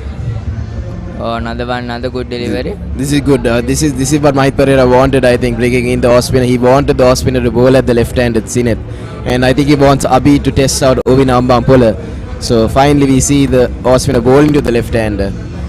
Cut away this time. Shot into the gap of point and a good piece of fielding. Oh! It's Abhi that deep covers. Almost trickled back onto the boundary, but a good save by Abhit Parnavidana nevertheless, and they come back for 2. Really, he's a very committed player. He has injured his right hand, right finger, and despite that he used to jump and stop the delivery. Here comes Dineth again. Right arm over the wicket. Tossed up and in the gap here. A boundary. That's bread and butter for Sineth Jayawardena. It was too full and there to be hit, and Jayawardena does not miss out there. It's a good shot. And the Royalists continue to pile on the runs. And Jayawardena, now he moves on to 67 run, and now 100 is up for the Royal College in the last of 2 wickets, and the 100 runs partnership also come up within these wickets. So now, especially Royal is in a kind of a driver's seat now. Here comes Dineth Gunawardena. I don't think they're in the driving seat right as of yet, but I think they're getting there right now with this partnership. I feel the Thomians, they just need 1 wicket here to bring about something. 1 wicket can certainly change things around. Once again, shot, cut away. Shot, this time and another boundary. No chance to Abhi this time to stop. So loose bit of bowling by Dineth. 10 runs from that over. Royal College 107 at the end of 40 overs. Yeah, expensive over there from Dineth. A bit too short in that last delivery, a bit too full previously. So he's not getting his length right, and Jayawardena is too good a player to miss out on that. That was a really over-pitch delivery. So Dineth, what he should do is he should stick with the 3 meter, 6 meter length. That's a normal classical length every off-spinner bowl to a left-hander. So you bowl in that area, keep bowling in that area, and suddenly the batsman make a mistake and you get a wicket.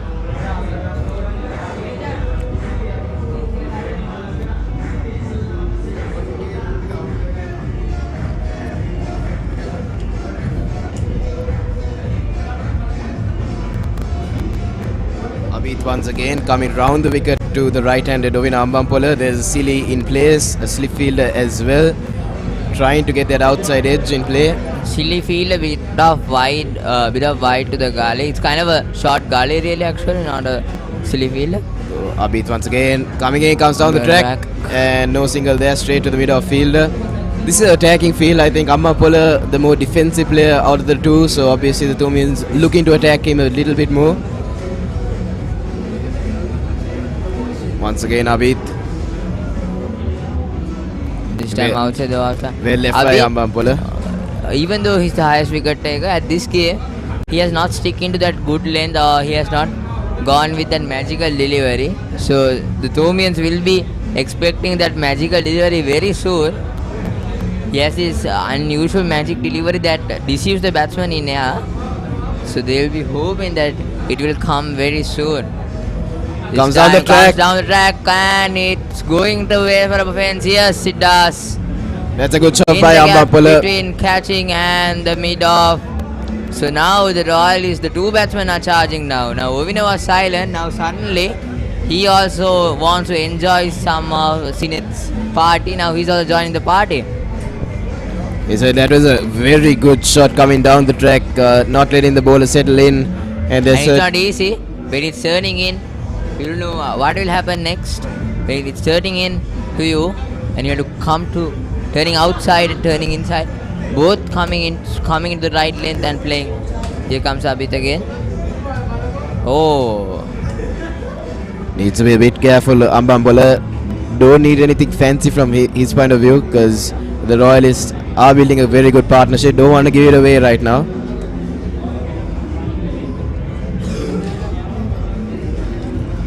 another one this time. That is fired in a bit quicker this time.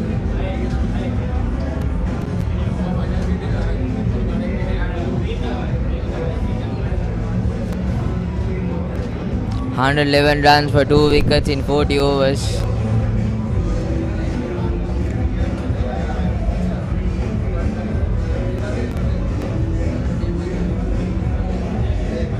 Here comes Abid.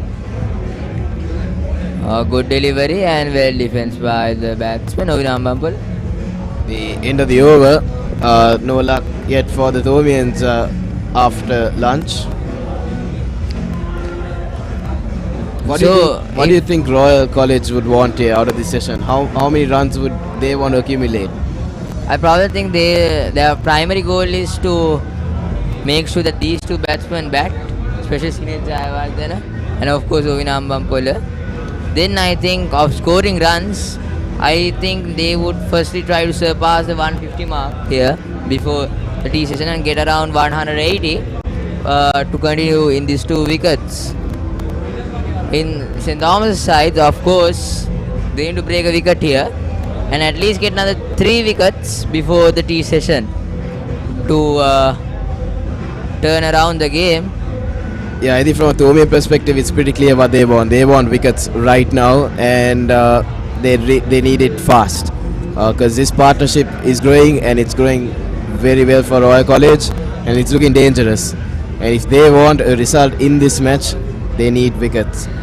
And looks like Ashen Pereira is back into the attack. Ashen Pereira, the medium pacer, picked In the up last year's big match, I remember Royal is batting first and scoring a 300 odd runs, and at the second day at lunch, St. Thomas's were down 2 wickets, but at the end of the tea session, St. Thomas College were allowed. So that's the unexpectedness of this game. You can't say what will happen. Anything can happen. Still there's plenty of time to play. I think another 1.5 hours or left before tea. So St. Thomas's would be need to capitalize in wickets somehow. Ashen Pereira. He's a very interesting action. I think a wrong-footed bowler. If you could see, I think very similar to Sohail Tanveer, who used to play for Pakistan back in the day. He's a medium pacer, but can get that early swing with the new ball. That's why he bowled with the new ball. Short and of run course, up as well. he can swing the ball with the old bowler also, which is specialty that every fast bowler doesn't have. Yeah, Speaking about unique action, even in Royal, there is this unique action bowler such as Nithwin Dharmaratne, who used to bowl as Sean Pollock.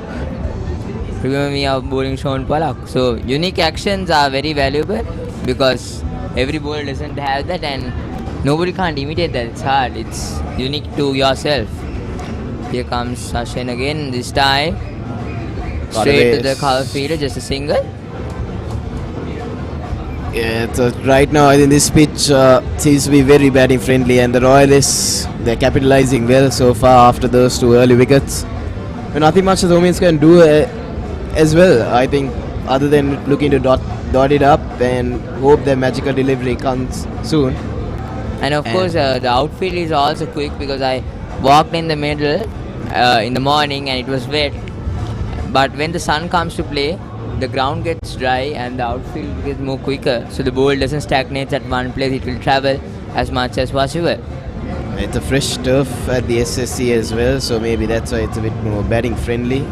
The pitch hasn't really deteriorated that much. The outfield is quick as well, so certainly a batting friendly track. Oh, this time. Where was the ball expected to go and where did the ball go? Yeah, a bit of a loose stroke there for Mambampola, looking to drive it on the offside, getting an inside edge. I think Mahit bought Ashwin Fernando because Ashwin Pereira because I see that in his first 2 overs he was not very much comfortable playing against Ashwin Fernando, so Ovina must be careful.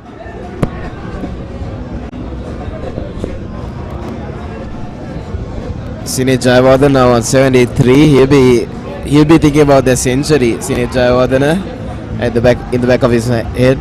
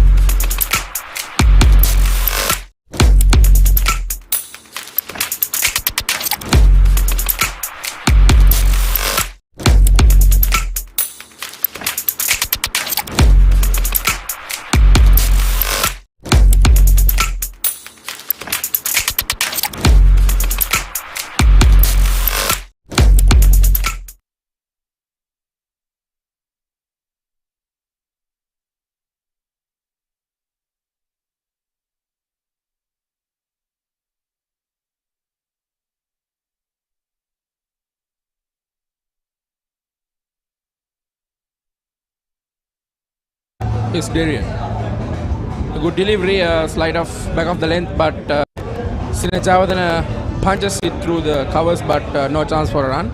Sinead Jayawardene has shown his class throughout the day, batting out the first few overs of swing off the fast bowlers. Another delivery, no excitement there.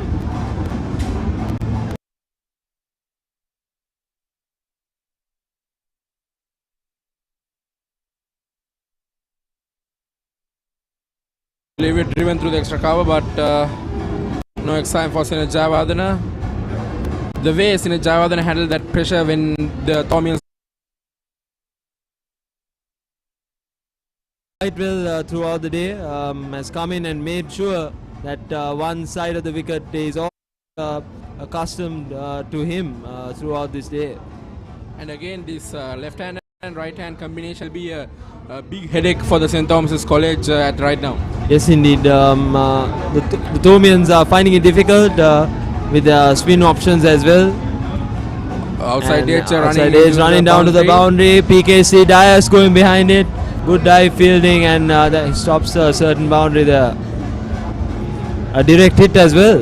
Wonderful piece of fielding from Kavidu Dias, the fast bowler. It's the end of the over and it's 44 overs, 115 for 2 wickets Royal College at the moment.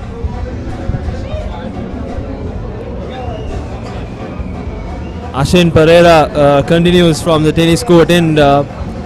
Mind you, Ashwin Pereira is a very unorthodox bowler. He has a very unorthodox action, especially in terms of being wrong-footed at the release of the ball, and he's been a wonderful bowler throughout the season for the Thomians. There's unorthodox high arm action. Yes, indeed. Has a very elongated action, and similar to Jasprit Bumrah from India, I think he gets the ball to release at a very high level, seeming the batsman very hard, finding it difficult to read Ashin Pereira off the seam as well. And I beg your pardon, it's 43 overs, 115 for 2 Royal College. Now let's see what will Ashin Pereira produces for St. Thomas's College. Is Ashin Pereira. Good delivery back. Oh, great shot, but there's a field there. Batsman crosses for a single. Now Sine Javadin is on 75. It's just 25 runs away from a big match century. Of course, that is the pinnacle of Royal Thomian cricket for any cricketer from both ends. Scoring a century or even taking a 5-wicket haul at a big match is a wonderful achievement for your entire lifetime. It's an achievement of a lifetime for anyone. So he's looking at that score as well. We saw Sadev Soisa getting out at 83 yesterday.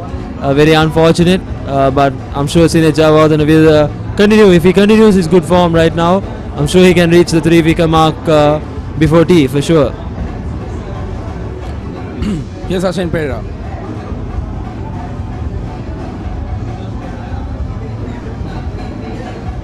A good delivery in swinging delivery. Ovin Avampala was very careful facing Ashin Pereira. Yes, indeed. It's very difficult to read him off the seam. In the morning, we saw Rehan Pires being dismissed of Ashin Pereira, considering the swing that he got early in the morning as well. Ashin Pereira from the tennis court and running up. A good delivery and good solid defense by Ovin Avampala.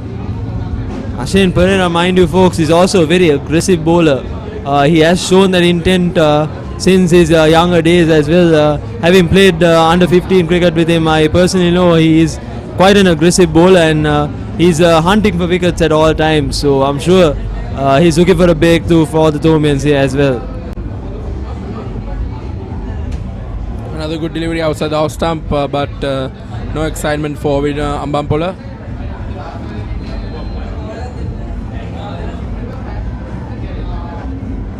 Now Sun is out at the Singhali Sports Club right now. It has been a great day since the lunch. Yes, yes indeed. The Thomians are still looking for a few wickets here. A good delivery, a solid defense by Ovin Ambampola. There's no chance of a run there. I think Mahit Pereira is looking at Senadi Bulankulam as an option as well, considering him being a leg spinner this season. I saw him bowling a few balls in the nets as well just before the start of the second session, and I'm sure he'll be going out there with a level of confidence for this session as well. A good delivery outside the off stump, but there's no run.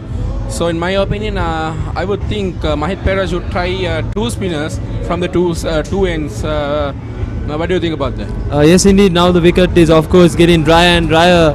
We haven't seen any form of rainfall throughout the day or even during the night. So that shows that the wicket is very dry, and I'm sure it will help the spinners towards the evening.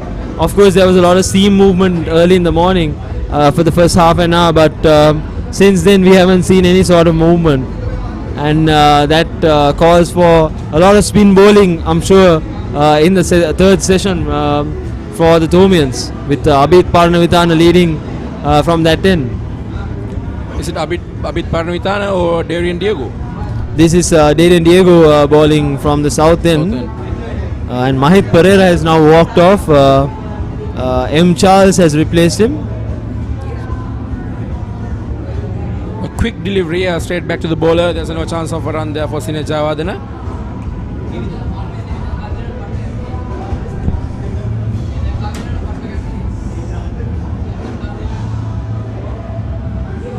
Good delivery. There's straight back to the bowler again. Yes, The indeed. difference between Abid Paramitan and Darian Diego is releasing the ball a little bit quicker, and Abid Paramitan is looping the ball a little bit. Yes, he's known for his fast bowling. Darian Diego was actually a fast bowler when he was playing under 13 and under 15 cricket. He turned into a spinner later on in his cricketing career, and he has gotten a lot of purchase by bowling pretty fast as a spinner as well.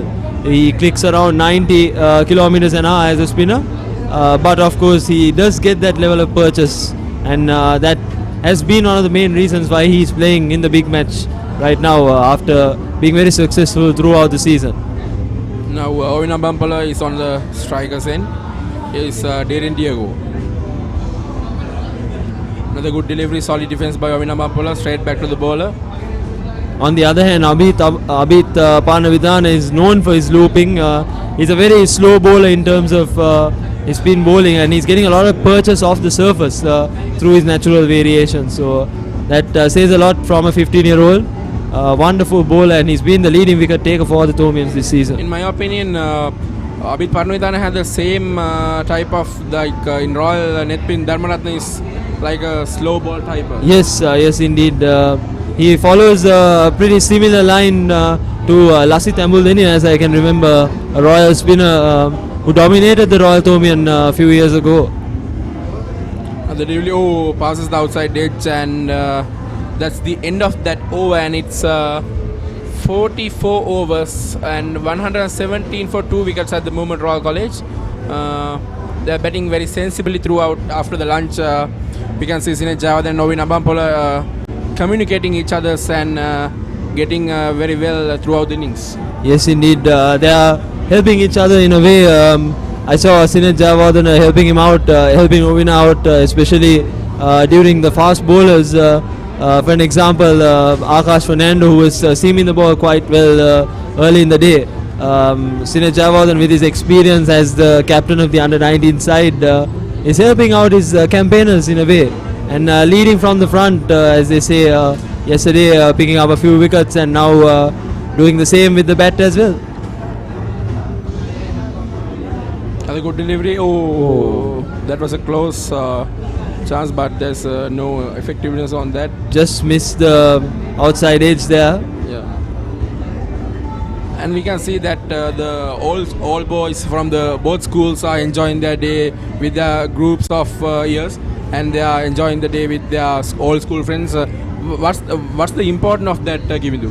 Yes, indeed. The Royal Thomian comes once a year, and we've seen a lot of old Thomians and Royalists flying in from different countries in the world to Sri Lanka just for the big match. And today, being a public holiday, we've seen a lot of crowds coming in and filling up the tents. As we can see, a lot of tents around the ground being filled up with crowds from different age groups, ranging to the 70s as well, as we see a lot of old boys coming together and sharing their old memories, as they say, of their schooling times, and that's one of the best times of their life, I guess. Of course. Now we can see Ashane Pereira has trapped for Sinet Jayawardena. He's bowling outside the off stump, way outside the off stump, and wanted Sinet Jayawardena to cut through the point. You see that there is a backward point and the point closer. Yeah, That was the initial plan, I think. And Sinet Jayawardena, it's Apish, but goes to the long on, and the batsman crossed for a single. yes, I think his main plan was to trap him outside off, especially with the offside field being packed with a sweeper cover on the deep fence as well. But didn't go his way. Sinet Jayawardena went the other way around, going towards mid-on as well. With this heat, for the St. Thomas College fielders, it's very hard to replace the fielding when the right hand left hand combinations comes in. Yes, indeed. That's pretty much tiring for them. The heat is with the humidity level. It's feeling very hot out there, especially with obviously the fielders going around the ground, and with the left hand right hand combination, it's very difficult to change positions during the over as well. And I'm sure the Royalists are adding a bit more pressure on the Thomians with this left hand right hand combination. Here's Ashane Pereira. Another good delivery. That was a good delivery. It came in back very strongly, and Ovin Amampala was careful facing that, and that's the end of the Ashane Pereira's over, and it's 45 overs, 118 for 2 wickets at the moment, Royal College. And we now have a change in commentary.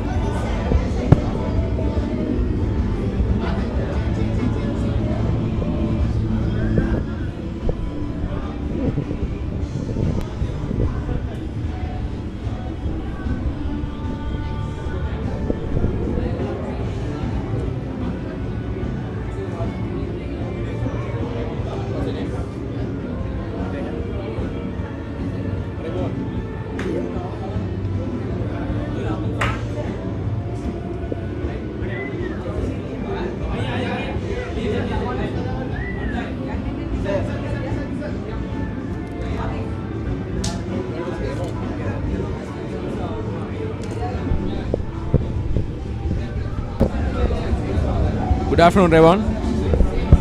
Good afternoon, Minuka. And we can see now Darian Diego continuing his spell from the south end. Yeah, he's trying to ball to Sinat Javardhan to his outside off to get an outside edge maybe. Another good delivery. Yeah, that's a good delivery for a single. Javardhan is a cross for a single again.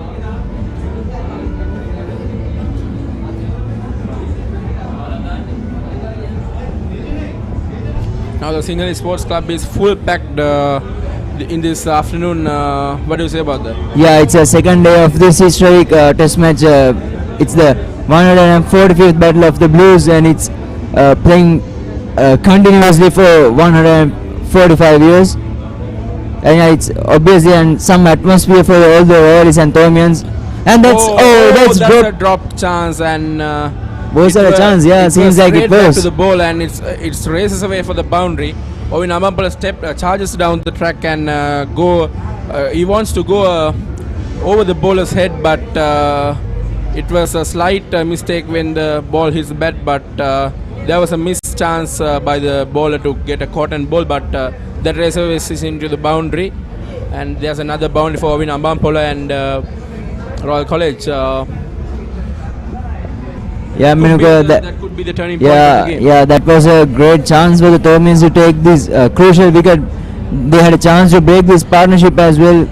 Ovin Amampala is racing away for a 50. He's I think on 30s right now. 30 It runs. would be Yeah. priceless. Yeah, obviously. Another delivery. It was a good delivery and a Ovin good Amampala comeback by Darian Diego again.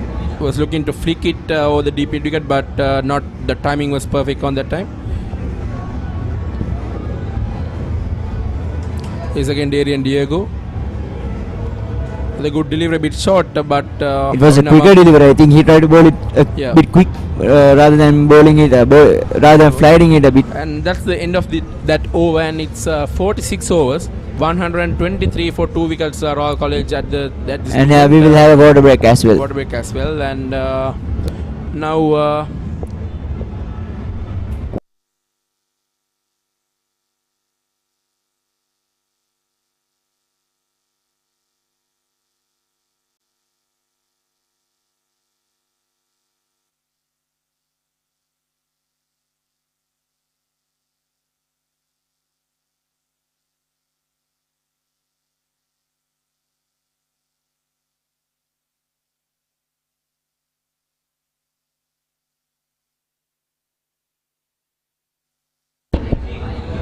Yes, we can see players are having a small drinks break at the moment, and it's very hot and humid in the middle of the ground, and it's very hard to feel that pressure and the heat. So now at the moment, Royal College are 123 for 2 wickets and at 47 overs. Now Yeah, Sinat Javardhan is batting beautifully. Like Savisa batted yesterday. This since Javardhan came at one down, right? Yeah. He played a good knock. He's playing a good knock actually. And yeah, we have to mention Sadhu Zoisa's name as well. He played a brilliant knock yesterday. He took Thomians to 297 runs on the board on the first innings, alongside with Dinesh Guruvardhan as well. I think it's very important to secure one end with Sine Javadana for Royal, and it's the the major point for Royal to go through these innings for a big, massive total on the board. And I think Sine Javadana is on a target and on a mission. So I think Sine Javadana will bat deep in the innings. Yeah, and obviously Sine Javadana is a Sri Lankan under-ending captain of this year as well. He's coming with a lot of experience, and we have to mention Ovin Abambola as well. He's playing a good knock here. Obviously, he's playing the anchor role for Sine for Royal is actually.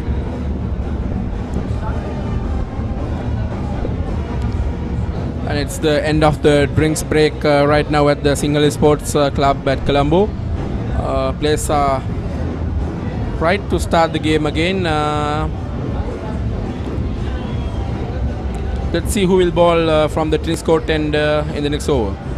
I think it's Ashen Pereira again. Is it? It should be Ashen Pereira. Or maybe will they go for a change? No, I think it's Ashen, right? Yeah.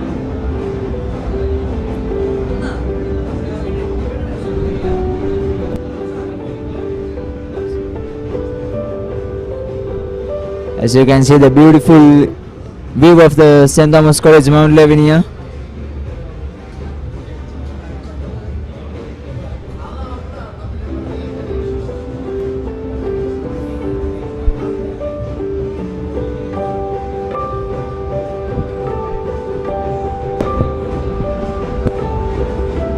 That's now Ashen Pereira, St. Thomas's College. From St. Thomas's College is right now to bowl the next over from the tennis court end. Here comes Ashen again. A good delivery outside off, but Sine Javadana doesn't want to do a stroke play on that delivery. Yeah, he tried to cut it. He was in two minds whether to leave it or cut it, and he just left it alone. If the timing was perfect, yeah, the gap has cleared from the backward point and the point reaching.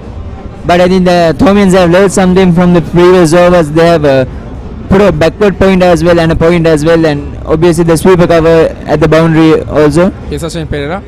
A good delivery again outside the off stump. Sine Javadana was very careful playing that stroke play, and now Mahit Pereira, the captain, is on the field again. He was out of the field for 2 or 3 overs in the previous overs. And Mahit Pereira is back in the field, the captain of St. Thomas's College. Again, Ashen Pereira, number 19 on his back. A good delivery. Oh, that was a close chance. That was outside edge and passing and a through misfield as well. Yes, Sine Javadana crosses for a single. It's a packed offside field for Sine Javadana. There were 6 fielders on the offside and just 3 fielders on the leg side. And will they go for the same field for Ovin Abambola as well?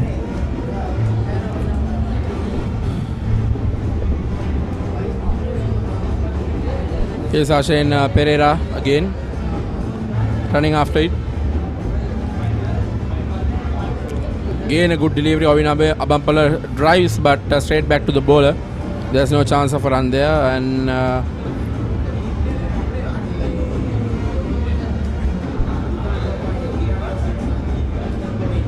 the mid-wicket region is fully open for Ovin Abambola. If there is in a slot, he can. Yeah, but it's a risk, obviously, playing over mid-wicket. But and it's a quick single. It's quick single, and Sine Javadana runs it quickly and crosses for a single. That's good cricket by these Royalists as well. Yeah. They're playing insensible. They're playing some sensible cricket here. They were 2 down for just 7 runs on the board, and it's now 124 for 2, and it's been over 110 runs partnership. Yes, of course. Yes, Ashen Pereira again. To bowl the last ball is of his over. Yes. It's way outside off. Umpire calls it a wide, and yeah, and it's a wide as well. Ashen Pereira needs to re-ball it again. For the both batsmen, the mid-wicket region has been opened for them to free their arms and play the stroke play, but they are not risking that at the moment. Here comes Ashen again. Another good delivery. That's also way outside off, but that's not the That's the end of that over. It's 48 overs, 126 for 2 wickets. Royal College at the moment. They are batting sensibly throughout this innings. We can see this pair is dominating the game again for the Royal side.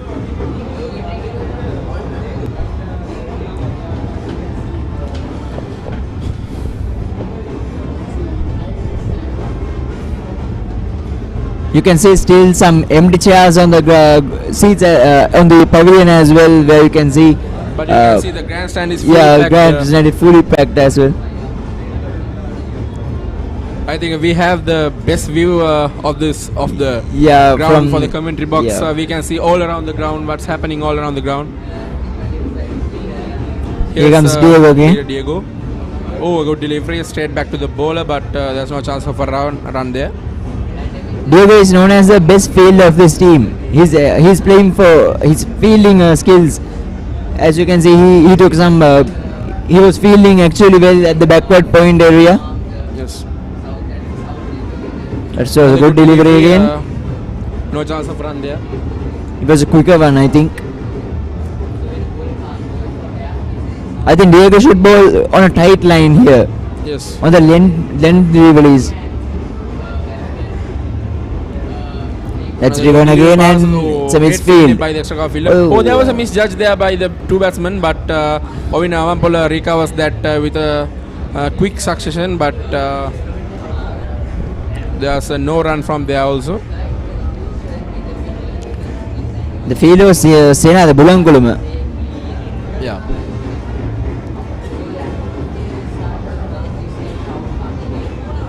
Now we can see the Royal and St. Thomas's prefects waving their respective flags from the edge of the boundary line.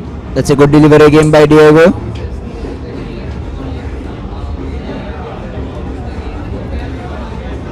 Darian Diego is bowling a little bit quicker than Abid Parnavitana. We can see that in the comparison. Here's again Darian Diego running up. Another good delivery, steps up, charges down the track and flicks it over the long on Ovina Bampola and crosses for a single, and Sina Javadan is on strike on back, and Darian Diego is bowling again.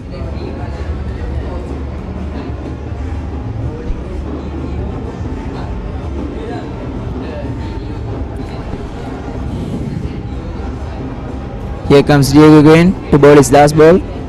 A good delivery, and Sina Javadan has a solid defense for that. That concludes the over, and it's well, it's 126 for 2 after 49 overs. 127 for 2 after 49 overs.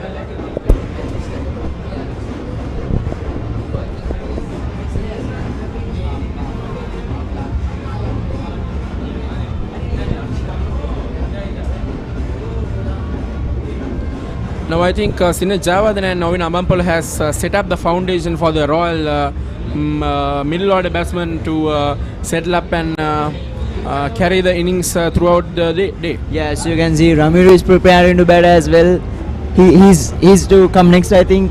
Yes, sir. He's at 3, and there's not so much batting for Royals, I think, after Ramiro Pereira. Maybe Yasindu can play well.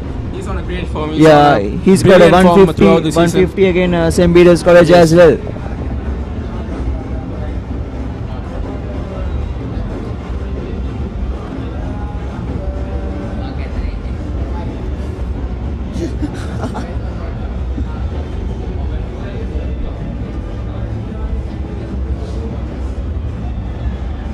Again, Ashen Perra is running up here. Oh, a good delivery. There's no foot movement from Ovin Amampala, just the stroke play from Ovin Amampala. No run there by that delivery.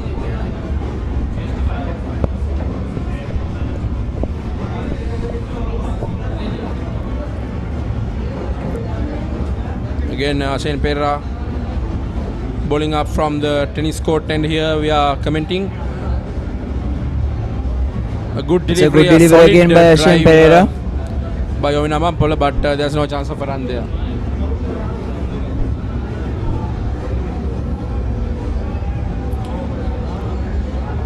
Now Ashen Pera is bowling from the end that we are commenting from where the commentary box is located.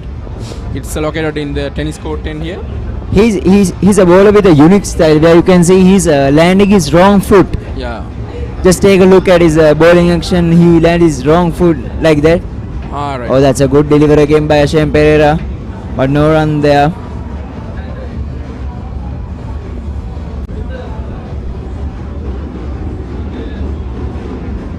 Now then Sinet Jayawardena, Ovina Amampala should be careful facing Ashen Pera because the ball is coming into Ovina Amampala. He's a right hand batsman. So it should be very careful for Ovina Amampala. Again Ashen Pera, a good delivery outside the off stump. Ovina Amampala drives through the extra cover, but there's a fielder in the catching position. Yeah, and we saw in the morning in the first session where Akash Fernando bowls a pitch of delivery for Rehan Pires in the morning session with a in-swinger to the right-handed batsman. I think Ashen Pereira will try to do the same thing for Ovina Amampala as well. And Akash Fernando reminds me the great left-arm fast bowler that produces from St. Thomas's College, Kalna Pereira. Kalna Pereira, obviously. I mean, any Thomian would say he was the best left-arm fast bowler that Thomians have ever produced. And we have memories on Yasiru Rodrigo. Yeah, Yasiru Rodrigo. He was a tall, lanky, fast bowler who produces a great gem for St. Thomas's College. He played, I think, two big matches for Thomians as well. And you have to mention Kalna Pereira. He played around four big matches, and he took another good that's delivery. A good delivery. But, drives straight back the bowler, and Mahit Pera, the captain, fields the ball, and there's the end of the 50th over. And it's 50 overs completed in the Royal inning, and it's 127 for 2 wickets at the moment. Royal College at the moment. Now it's half of 100. Now it's 50 overs completed in the Royal inning, and it's 127 for 2. Yeah, back to the point of Kalna Pereira. I mean, he took 6 wickets last time when the Thomians won the big match, and a match bag of I think 10 wickets or 11. So actually, it reminds of us Thomians some good memories. Yes, of course. Here's Darren Diego. Another good delivery, punches straight to the bowler, but there's no chance of a run there for Sinet Jayawardena. Now Sinet Jayawardena is on 80 runs. We can remember yesterday Sadev Soisa. He was on 80s as well. Yes, he was at 83 and unfortunately got out there, missing his century in his debut big match. I think Thomian should bowl, try to bowl some dot deliveries to Sinet Jayawardena. They should build some pressure on these batsmen to take the wicket. Again, a bit short, but Sinet Jayawardena punches to the covers, but there's a no run there. I think Diego should bowling on the keep bowling on the same length where he's bowling right now. And again a good delivery. A quick run was the call from Sinet Jayawardena, but Ovina Amampala was not ready to accept that. Yeah, and it was good fielding by Mahit Pereira as well. Yes, he reacted to it so quickly. That's why Ovina Amampala had to reject the call of Sinet Jayawardena. Here comes Diego again. A good delivery, and Sinet Jayawardena has a solid defense for that delivery, and there's no run there. Now it's a good atmosphere at Sinhalese Sports Club at the moment. It's 1:55 at the afternoon. That's no run again. Attempt from Sinet Jayawardena, but not successful. And it's a maiden over for Diego, and yes, that's 2 maidens in a row for Thomians. It's a great over by Darren Diego, and it's the end of the over. It's 51 overs and 127 for 2 wickets Royal College. Now it's going to be the next over from the tennis court, and let's see who will bowl this. And it's a new bowler. Tisen Haliagoda comes into the attack. Yes, he's a part-time bowler. Yeah, he's a part-time bowler, and no, it's Ashen. Right? It's Ashen now, yeah, it's Ashen again.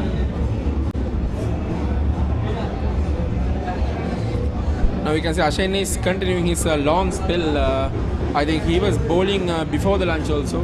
Now it's halfway gone with the lunch session. Yeah, he bowls with a short run up, and he doesn't need that much of an energy as a fast bowler. Like he's bowled some medium pace as well, and he generates some swing as well, so he can bowl long spells like a spinner. Like I mean, it would be great if Ashim Pereira and Darian Diego can continue bowling like this. Here's Ashim Pereira again. And the good delivery punches Vinambampala to the covers, but there's no chance of a run there. And now there's some pressure on Royal College because the last over was made by Darian Diego. And the Now previous one was made by Ashim Pereira as well. And, We could mention it. now Royal could search for a boundary here. Now it will be a great opportunity for St. Thomas's College to provide a wicket for themselves. A good delivery And a again. good delivery again by Ashim Pereira. That was attempted cover drive by Vinambampala, but it meets the outside. It swings in. I think it swings in for Ovin Ambampola.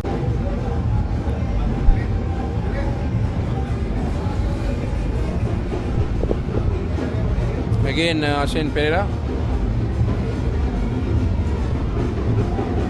You always see when the St. Thomas's fast bowlers are bowling, the captain, the skipper Mahit Pereira is on the mid-off to communicate with the bowler. Here's Ashim Pereira, another good delivery. And a good delivery again. Defense. That's a good sign of a good captain. That's good qualities of a captain. A good captain actually. Where you can see in Sri Lankan skipper, the previous skipper Dasun Shanak also do the same thing for Shamir when Shamir and Dilsha Marshanga was bowling as well. Yes, of course. We can see it from Sinaj Javadan also. He is also very communicative with his bowler throughout that bowling. That's gone. That's the wicket that they wanted. The wicket St. Thomas's was searching for. That's gone. Vinambampala was straight back, hitting straight back over the bowler's head, but Ashim Pereira produces the wicket for St. Thomas's College. Great delivery, foolish length, and it's a good catch by Ashim Pereira as well. Of course, that was the wicket that St. Thomas's are waiting for, and now it's produced by Ashim Pereira, and Novina Mampola goes for 36 runs, well made 36 runs, but he missed his half century by just 14 runs, but well played Novina. Now it should be Ramiru Pereira. Let's see who is coming in. No, it's Yasindu Disanayaka. They try to go with the right and left hand combination. Yeah, it should be. No, it's two left handers in the middle right now. It's two left handers at the middle now. Yasindu Disanayaka, the newcomer. He's a young man from Royal College. He's in a red hot form in this season. We mentioned it before. Like he scored 150 runs against St. Peter's College as well. Yes, of course. I think it's very unfortunate for Vinambampala. He's well made 36 knock. He might turn around for a half century, but it's unfortunate for Vinambampala. All credits to Ashim Pereira. He did a brilliant catch there. It's not easy to take a cord and bowl by bowling from your own.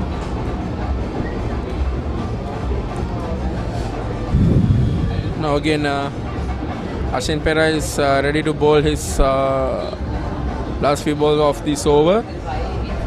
Now the new batsman Yasindu Disanayaka. Let's see how this young man handled the pressure of a big match, the biggest occasion that schoolboy cricketer can have. Yeah. We talk about giving pressure to the batsman, and these two bowlers put some dot deliveries to these batsmen, and here comes the wicket for them. Here comes Ashim again to the new batsman Yasindu. It's a good delivery again, outside off. It's an outside edge. Ball races away to the field, and it was but there's no run good there. fielding by Diego as well. I think there's one more delivery remaining in the over of Ashim Pereira. I think Thomians are back into the game, where you can see some. Yes, of course, till the Royal is in the final seat of the innings, but St. Thomas's can, if St. Thomas's can pull another wicket, definitely St. Thomas basically will be the driver's seat one brings two. Of course. That's what this cricket is all about.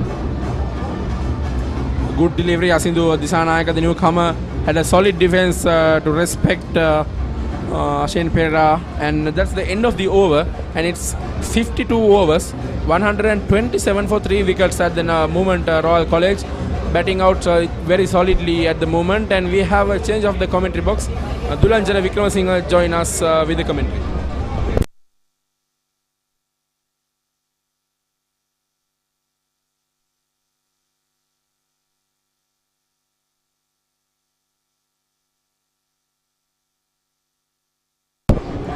Thank you, Menuga, and a very good afternoon, Revon. Good afternoon, Dulanje. A wicket went, Yeah, and a new batsman Yasindu comes into the crease. So Yasindu first year is playing the big match.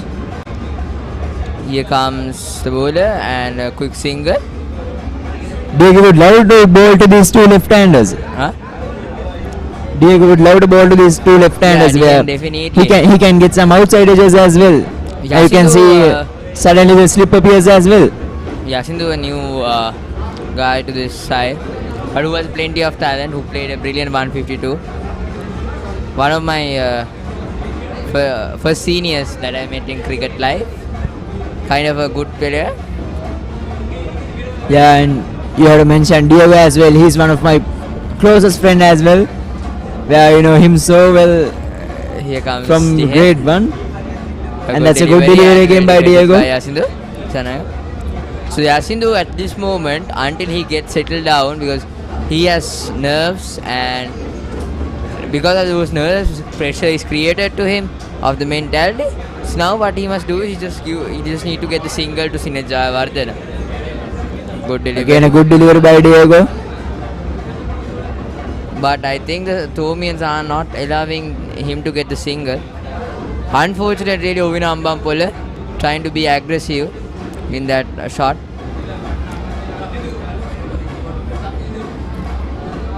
Good delivery again by Diego.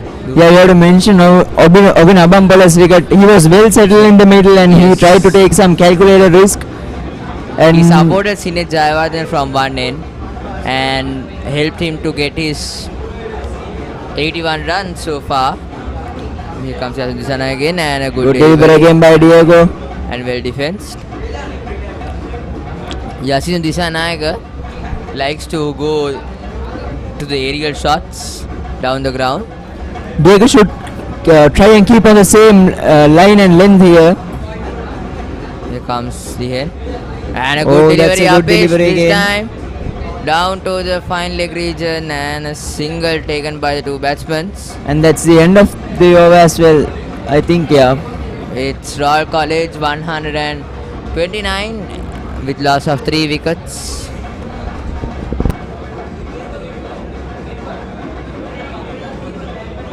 So Yasindu off the mark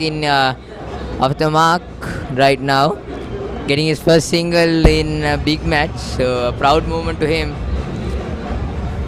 Yeah, obviously playing in front of 10,000, 15,000 people is actually a task. good moment for these young Youngsters players as well. Task.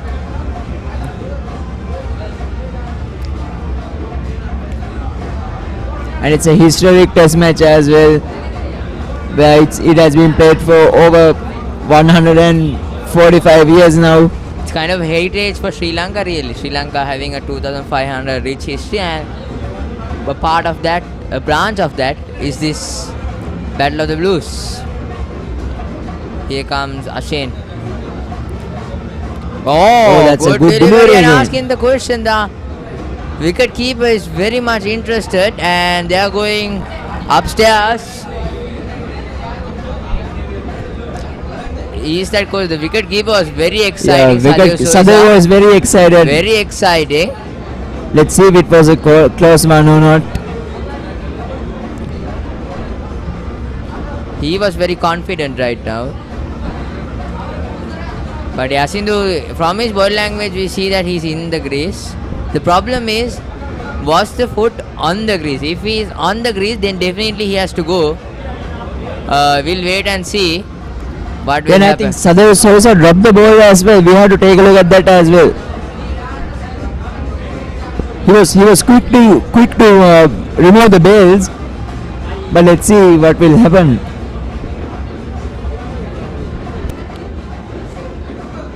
and it's a not out. It's the green light. It's not out. So finally, Yasindu Disanayaga gets pressure out of him, the youngster. It's a green light, yes.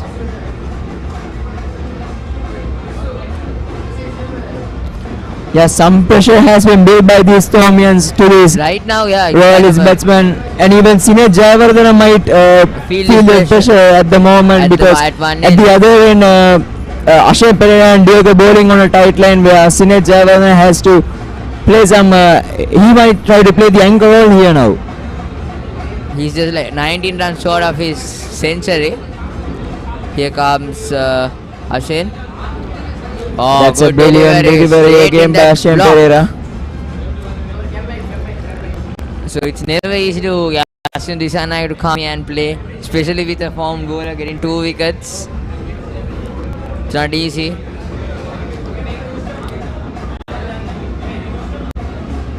I think Ashwin Pereira took the wicket of Isulu as well with a leg before wicket. Yeah, Ashwin Pereira broke the partnership of a 127 run partnership between Ovina and Sinead Jayawardena.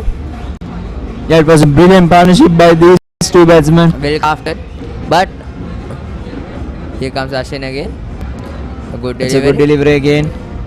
But according to the run rate, I believe that Royalists are trying to draw this game, trying to end with a tie. I guess understanding the circumstance, understand the run rate, which has been very low because Thomians yesterday, before tea, they were around 150 at this stage. Yeah. And when the tea break came, they were 170. So I think that Royalists are in the right gear right now. Oh, that's a good delivery again. This is the capability of Ashwin. He can swing the all ball also. So it pitches at one area and goes outside the off stump. Yeah, it comes with the unique It's action never he has. Never easy to Yasin to pick this ball up.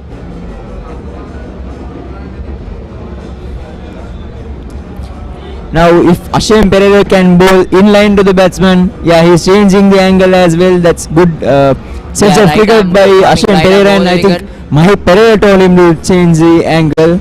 Let's see what will happen now. I think now he's trying to make sure the ball comes in. He's trying to swing the ball in. Let's see. Oh, yes, that's well, good just delivery when you're again by talking, Ashwin Pereira. It's kind of very. I think Yasindu is under tremendous pressure in the middle here, playing his first big match here, and suddenly get a unique bowler who can't pick the delivery. So it's great. He's in the wicket still. That's good sense of cricket by the by Thomians as well. He bowled well to Yasindu on the during this over, and it's the last ball of And this he has over as the well. last ball now. Now what will happen on this ball? Here comes Ashwin again. To Yasindu. Oh, that's good delivery again by Ashwin Pereira. And that's the end of the 54th over, and Royalists are 130 for 3 wickets. So from this, the mentality of Sinead Jayawardena also goes down as per he knows that Yasindu is playing his first game and he has a bit of nerves. So as a senior, you need to cool down the nerves of the junior. But understanding Yasindu is a bit of uncomfortable playing here right now. But if he gets set, he can go big here. So Sinead now, what he must do is he has to stay on the strike and stay in the wicket as much as possible. It's amazing how as Diego also playing his first big match, and Ashwin also playing his first big match, and some new faces to these Thomian and Royal spectators at the middle. Thisen coming into ball. It's Diego, I think. Yeah, Diego. Darian Diego, it's bowling. Then Diego coming into ball. So he would love to bowl to this pair because as for two left-handers now. Sushant Disanayaga, he likes to go aerial really. He really loves to go aerial when he has a zone. Diego coming with a leg slip now as well. Here comes. Good delivery again by Diego. because the first run he got, Jacinto got, was from the Yeah, pad from down to the it leg was side. from the pad, yeah. That's why he has brought in a leg slip, Senadi. Yeah. Oh, another Good delivery again by Diego. and well defensed.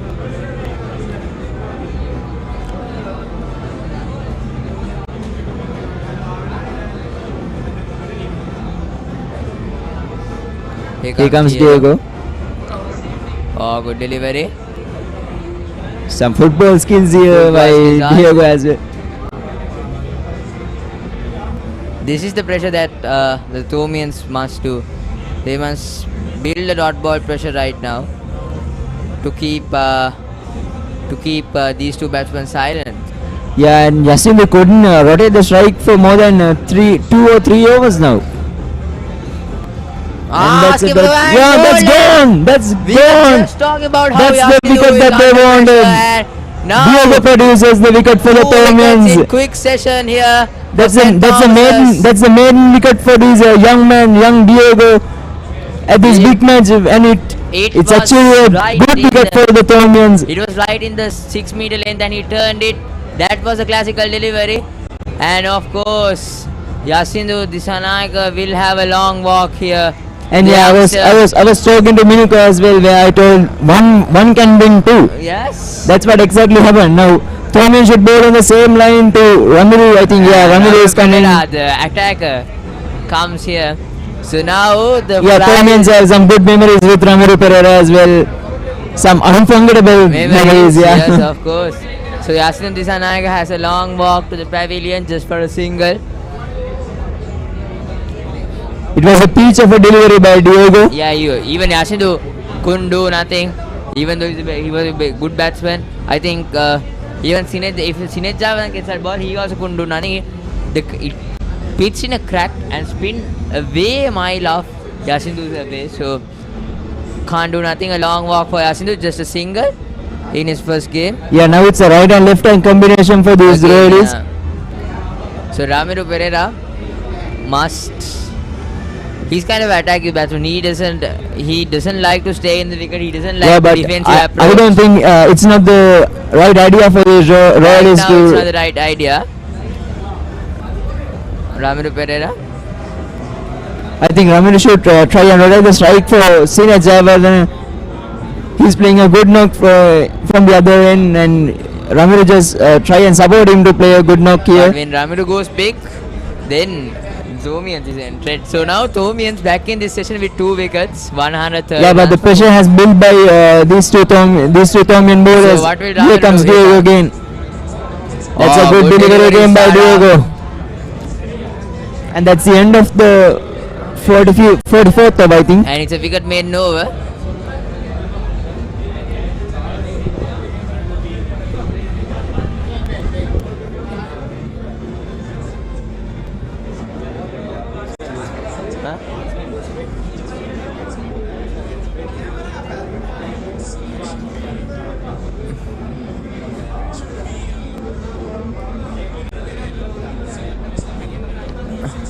Sinej Jayawardene facing. Now Sinej Jayawardene at one end also would be under pressure because he has not faced many balls. Now it's a game of tactics, so his mentality is going to change. So what can Ashin do here as a bowler? And Ramiro also has to be careful when facing Ashin. Now this is interesting to see. 6 fielders of the offside, and third man and a backward point as well. Here comes Ashin. Oh, That's Hapesh. driven again by Sinej Jayawardene. Was a good delivery again by Shane Pereira. Now we see the confidence of Thomians are right back here after 2 quick wickets. So as you told, 1 brings 2, and even 1 can bring 3. Yeah, obviously. Ashin Pereira coming. Short delivery this time, cuts away to backward cover region. Just a single. Now Ramiro Pereira on strike. Now this will be interesting. Ashim Pereira ball into Ramiro Pereira. But Amrullah, if he's in his zone, he's going to whack it. If it's that the over pitch delivery, it will go to the stands or it will go to the lines. But Ramiro Pereira has to be very careful because Ashim Pereira swings it in. It's not going to be easy for Ramiro Pereira to play against Ashim Pereira here. He's the key batsman for Royal here. As you can see, Diego, number 14 on his back. Here comes Ramiro Pereira, Ashin. Good shot, and in the gap of covers, Ramiro Pereira gets a boundary. It You was can in see his zone. The Ashim Pereira wasn't that much of satisfied with the fielding. with the fielding of Sina the Bulankarume.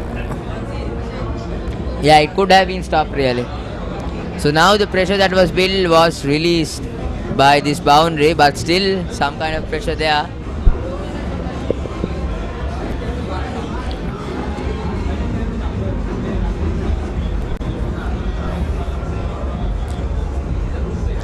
Ashin Here comes Ashim again. Hello, here comes him again. Oh, good delivery. Good delivery again by Ashim Pereira. Two Pereiras in the middle. Two Pereiras in the middle facing each other.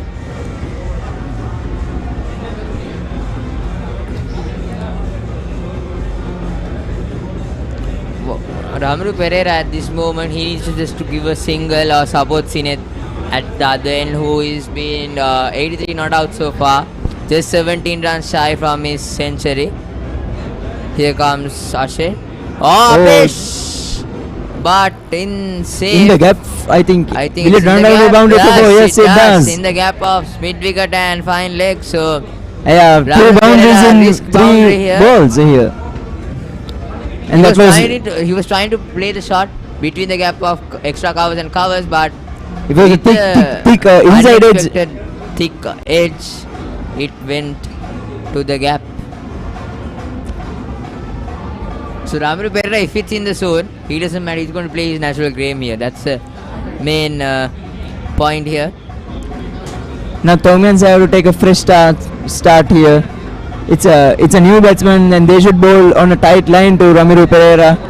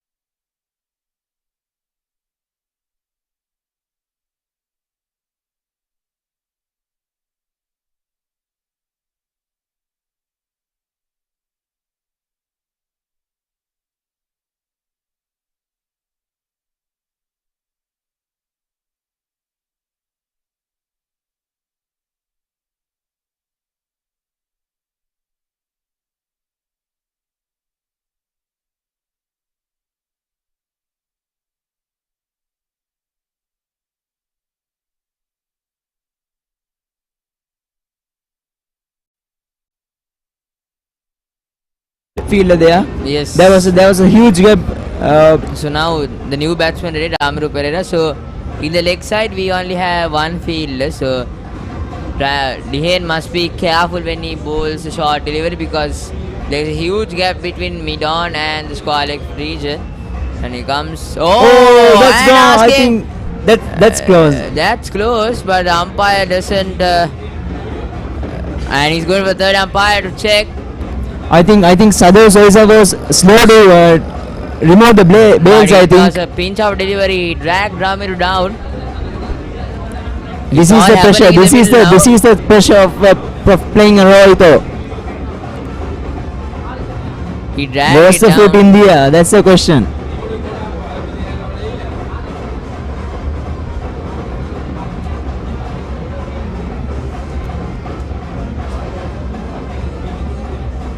I don't think it's not out. So Yeah, I Thomian think it's not out. fielders are sitting back.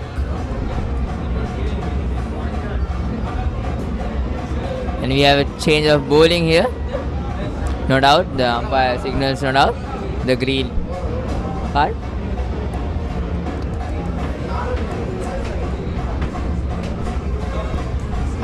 And Nathan Caldera has been Ashen Pereira has been replaced by Nathan Caldera.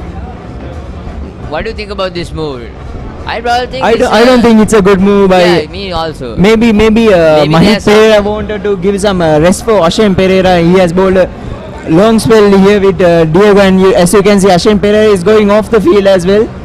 Oh yes. Yeah. That's not a good sign for the Thomians. We saw that he had a leg cramp. When he got the cut off of Amampoli, he stayed down and got one rates up. Oh, I think Mahit Pereira might have another plans with Nathan Caldera to somehow dismiss, I think, Sinead Javardhan here. Because his mentality is not been certain right now because he has not faced much.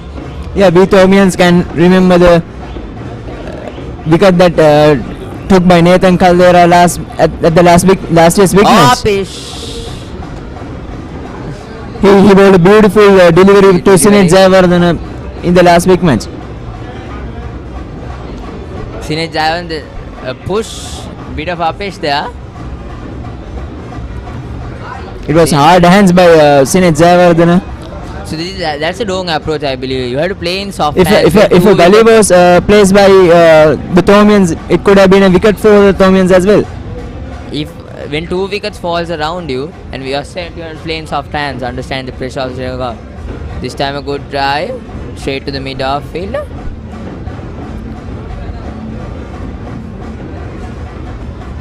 Thomians collapsed in the last session of day 1 yesterday. That was I think that was a turning point for Royals. They had a good chance to come and bat deeply today, and that's what Sinead Javardhan has been doing all this day. But yeah, you can't tell the game of cricket what will happen. Here comes Nathan again. That was short and unexpected game. Because understanding yesterday, the last 6 wickets of Thomians fell down for a 40-odd run, so that at a short time period. Yeah, the last 4 batsmen couldn't contribute much for the Thomians yesterday. I think it was a plan because they were trying to aggress and accelerate and somehow get to that 300 mark. Just 3 runs short of it. But the full credit goes to Sadhu Soisa and of course Dinesh and Nathan Caldera. Here comes Nathan again. That was cut away by Sinead Javardhan for a single. So Ramiru Pereira to Nathan Caldera. Nathan Caldera is also a bit of like a moody person, as well as Ramiru also. He's also kind of, very aggressive and very angry. Caldera has a lot of experience, and I think he's the most experienced player in this Thomian side as well, alongside with Mahit Pereira.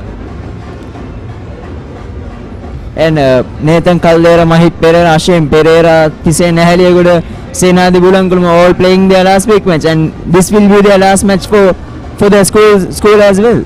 So they will be definitely trying to do something for their college. They will definitely trying to repay the debt that they owe last year. I mean, they obviously will believe. Here comes Nathan Caldera. Short delivery this time. Very well done by Ramiru Pereira. and we saw some banners has been placed by Royalies in the school, Yeah. and that you all been relentless this time, and we can keep believing, right? Yeah, we can keep believing, and of course we still believe Monday is holiday. Social media posts going on. I just log into my social media and showing that We believe the same thing as well. We believe Monday holiday. So plenty of talks that we talk around. Here comes Nathan Caldera. Short delivery again. Very well said, love. Or maybe the both schools will have school on Monday, maybe, if this match will end as a draw. I hope that won't happen because I have a lot Yeah. of homework to do, especially maths homework, which I don't like. So I mean, these spectators would love if this match will end in a result. yes, of result as well. course. And like the spectators, like I mean, the adult spectators after this game, they get together, they go on trips, they stay in Sri Lanka for like 2 or 3 weeks, enjoy the value of Sri Lanka, about the nature of Sri Lanka, and they go to their own country. So Rohito Yabas, as you can see. So Ryan, Dhiren, beg your pardon, Dhiren. Ready to It's go? Darian. Huh? Darian. Darian. Kind of, these names are kind of optimistically. Comes Darian. Straight to the field. You can keep in mind the Tiger of Ice Age, Yeah, where he was he's Diego as well. yeah.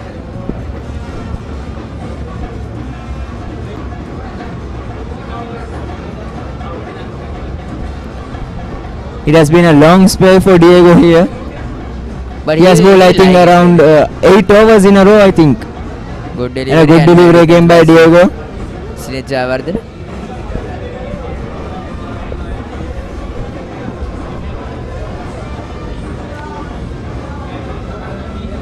Here comes Diego again.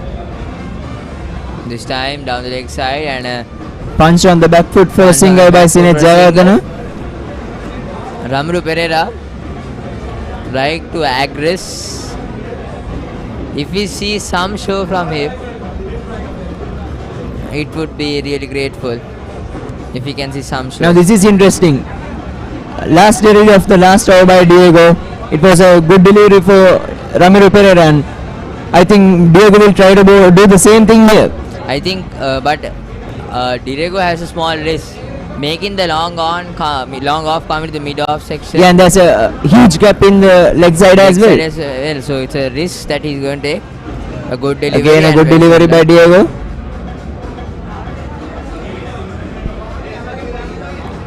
So kind of a two-slip placement by Diego. This time advances down the ground, but straight to the long mid on field. So Ramiro likes to advance down the ground, but the problem is He's an aggressive player. Where you saw at the last year's week match, he went he scored an amazing 6 against Kavindu Dias, where he flicked it over fine leg for a massive 6.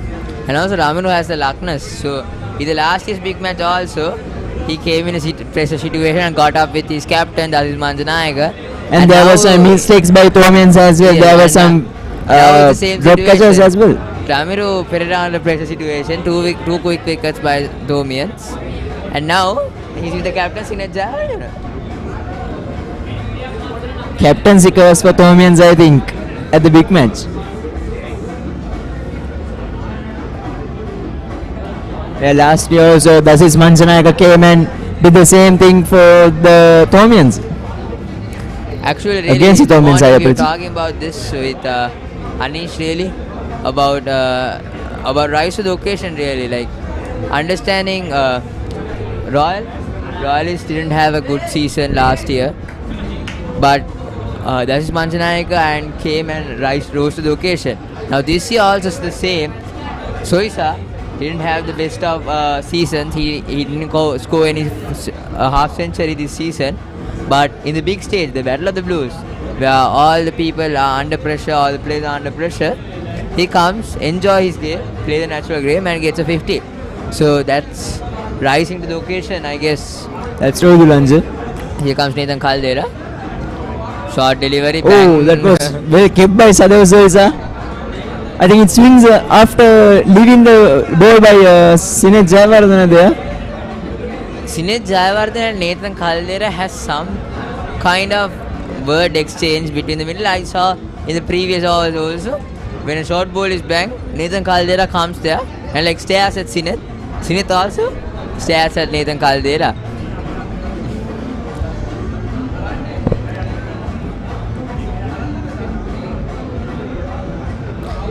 Here comes Caldera again. It was short again. Single by the two batsmen towards the backward point region.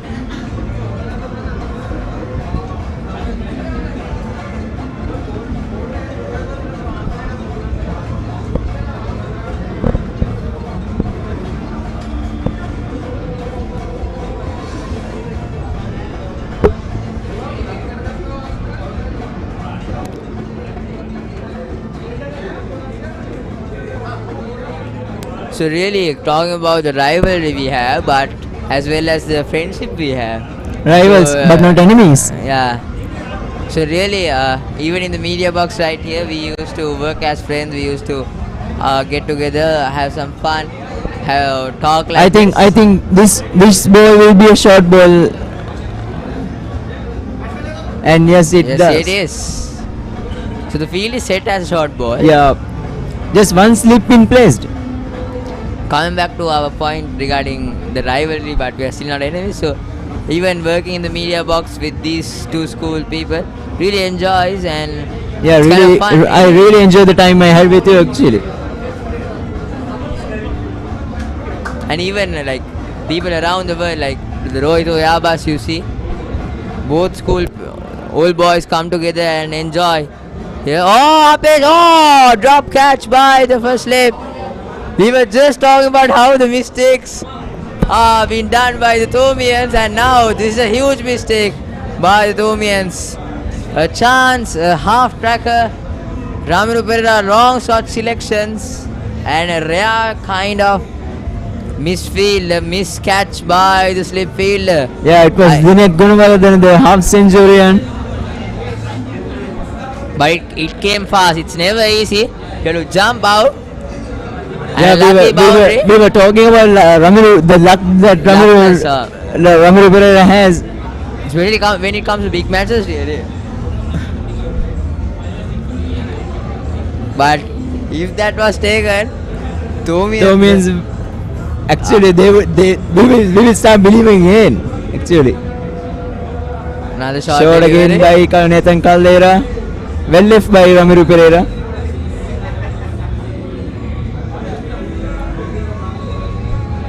I think at that moment, all the Royalists who were watching this, the breath stopped for 1 second. Because Ramiro Pereira, Yeah, you saw my reaction as well. the key wicket as well as Thomian people, telling, oh, come on, come on. But really lucky Ramiro Pereira. But St. Thomas's College, not that lucky. 147.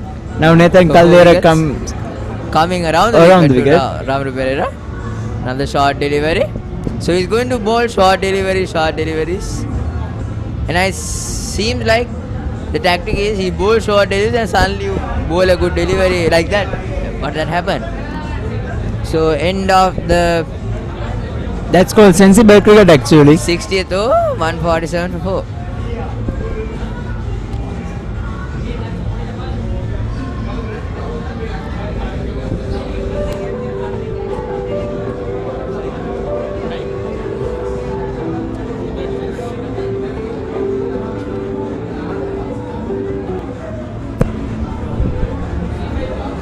Diego is bowling a long spell here. Of course. He has played long on, long off, and deep midwicket and deep square leg as well. So the leg side field is packed in deep except the short leg catching. Here comes Diego. Good delivery. Oh, that's well fielded by Diego by his own bowling. I told Minuko earlier that he's capable for his amazing fielding skills he has. Yes, of course. He's playing more like a fielder. There are plenty of even national players Yeah. such as John D. Rhodes. who played as a fielder. In cricket, It's not always about batting and bowling. primary advice by the coaches is if you want to get into a cricket team, you need to have good bit of fielding and fitness. It's not about batting and bowling. So, for now, It's well driven by Sinet Jayawardene for a single. And that's what Dinet we were just talking about how fielding, and Dinet dropped a catch a And hard Sinet one. is close into his 100 as well. 13 run shot. A well patient innings, well crafted one. But it's really nice if he gets a century today. The Royalist will love it very much. And that's back to back Royalist and captain hundreds for Royalist. Royalist, yes. I think that is Manchanayaka scored it last year, but previously it was scored by Anushka Polamvide in 1996, I think. Yes. And mentioning about Anushka Polamvide, his son is playing Anush played Polamvide mini battle, yeah. He's in the squad right now. He got the opportunity to play in the big match. And he has a chance to play the next year's big match as well. Yes, big match as well, yes. Of That's course. a good delivery again by Diego. I probably think he played the last year's Mustang Trophy. So Mustang Trophy also coming next week up. So in that game, Yeah, talking about Anush Polamvide, he took 3 wickets in the one day quarterfinals against Thomians. Pitch there. That was Cutting the driven gap by up. Ramiro Pereira. And covers. That's going for a boundary. No, And good that's piece well of fielded fielding by- the cover fielder there. Yeah, that was the left armer, young left armer, Abid. Abid Parnavithana. He puts plenty of effort to stop, even though his finger is break the right finger. He put plenty of effort. So that's the end of the over. Royal College at the end of 61 overs, 148, 150 up for Royal College for 4 wickets, loss of 4 wickets. So definitely in the next week's encounter, the Mustang Trophy, will definitely see a winner, and we'll judge from that who decides the trophy this time. Yeah, when it comes to the Mustangs trophy, obviously Sadev Soisavi player will be a crucial player for Thomians. He can score runs quickly, and alongside Senadi Bulankulum, where he can play the anchor role, and it will be a good thing for the Thomians. Here comes Nathan Caldera. Oh, this time, was there an edge? Was that edge? That was dropped by Sadev Soisa. So, in Sinet's mind, the concentration is very important because he is now inching to a century here. So, the concentration of his mind is very important to stay in this game, to start new actually, like the normal. Caldera should try and bowl wicket to Sinet Jayawardene here.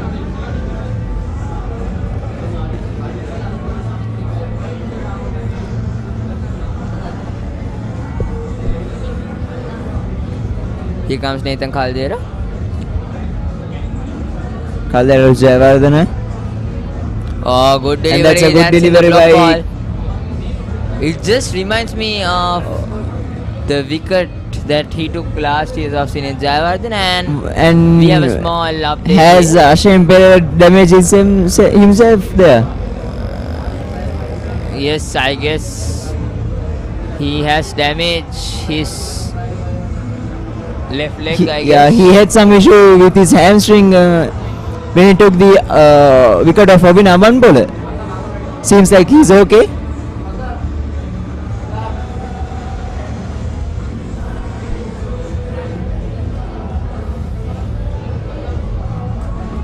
Yes, Here comes Ashim. Caldera again. Nathan Caldera again. A deft touch, a And good that's a single quick between single. two batsmen. A good throw could have taken Sinet home, but no. Yeah, could have been close. Obviously, quick singles are obviously going to be tight.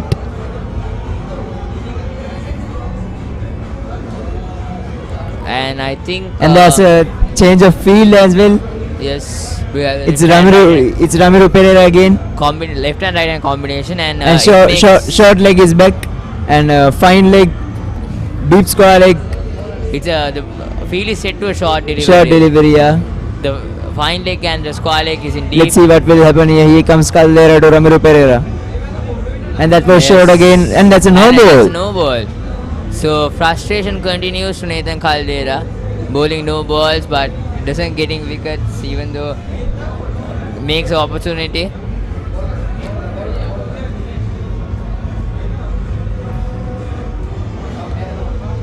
Now Caldera coming around the wicket.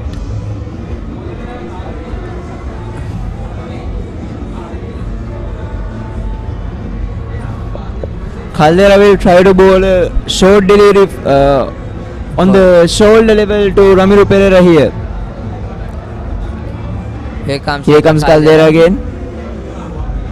Oh, that was that's interesting. Close and it that's- goes to the fence. Lucky boundary for Ramiro Pereira. Everything he has played except that beautiful cover drive was to his lap. Ramiro Pereira expected a short delivery there. His bat lift was as a short delivery. It was very high, but suddenly he bullets it through the leg. Luckily, Ramiro Pereira. We gets talk his about the bat. luck that Ramiro Pereira has, and it continues here. Definitely, it continues. And some support by Asham Pereira, Mahit Pereira to Because I think Caldera the there. mentality of Nathan Caldera, he's bowling in good lengths but doesn't get the reward. So Nathan Caldera has to tolerate that because that's the kind of game it is. It's And he bowled brilliantly yesterday. He Yeah. scored 44 runs also. and as per you mentioned earlier, it's their last year of big match, so they'll be hoping that they will be mainly hoping to win this game and bring the DSN and Shield to your home ground. So that's why he's frustrated a bit. I see the the emotions of him. Because I he has- think, and this might be the last over before the tea as well. I think it's around 2:40 now. Here comes Nathan Caldera to bowl his last delivery of this over. Over pitch this time, hammered in the gap of backward point and covers. No stopping that boundary. So I think the Royalists. And will yeah, that's the go end to of the tea. session as well. End of session number 2.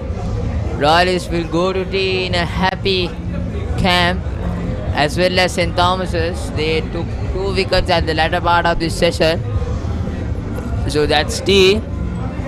But Nathan Caldera will be really upset with his not with his performance, by support given by the fielders to him. So 160 for 4 Royal College at the end of 62 overs, moving into tea here at the Singari Sports Club at a hot evening. So it's good to have a cup of tea, refresh and come back. And yeah, to- Thomians will love to have a rest here because they can come in a fresh mind after the break. And the third session obviously going to be a crucial one for the both teams. Where we saw yesterday Thomians were collapsed for I think suddenly 8 wickets collapsed very quickly yeah in the last around session. 80 runs I think. So this will be interesting. And This will be yesterday very yesterday interesting. at the tea I think Thomians were around 190 yeah for 180 2 runs yeah just for 2 wickets I think yeah. Now Royal College 160 at 4 wickets lost. So their primary goal has been achieved. Royalists get more than 150. Now this will be interesting actually after the tea break.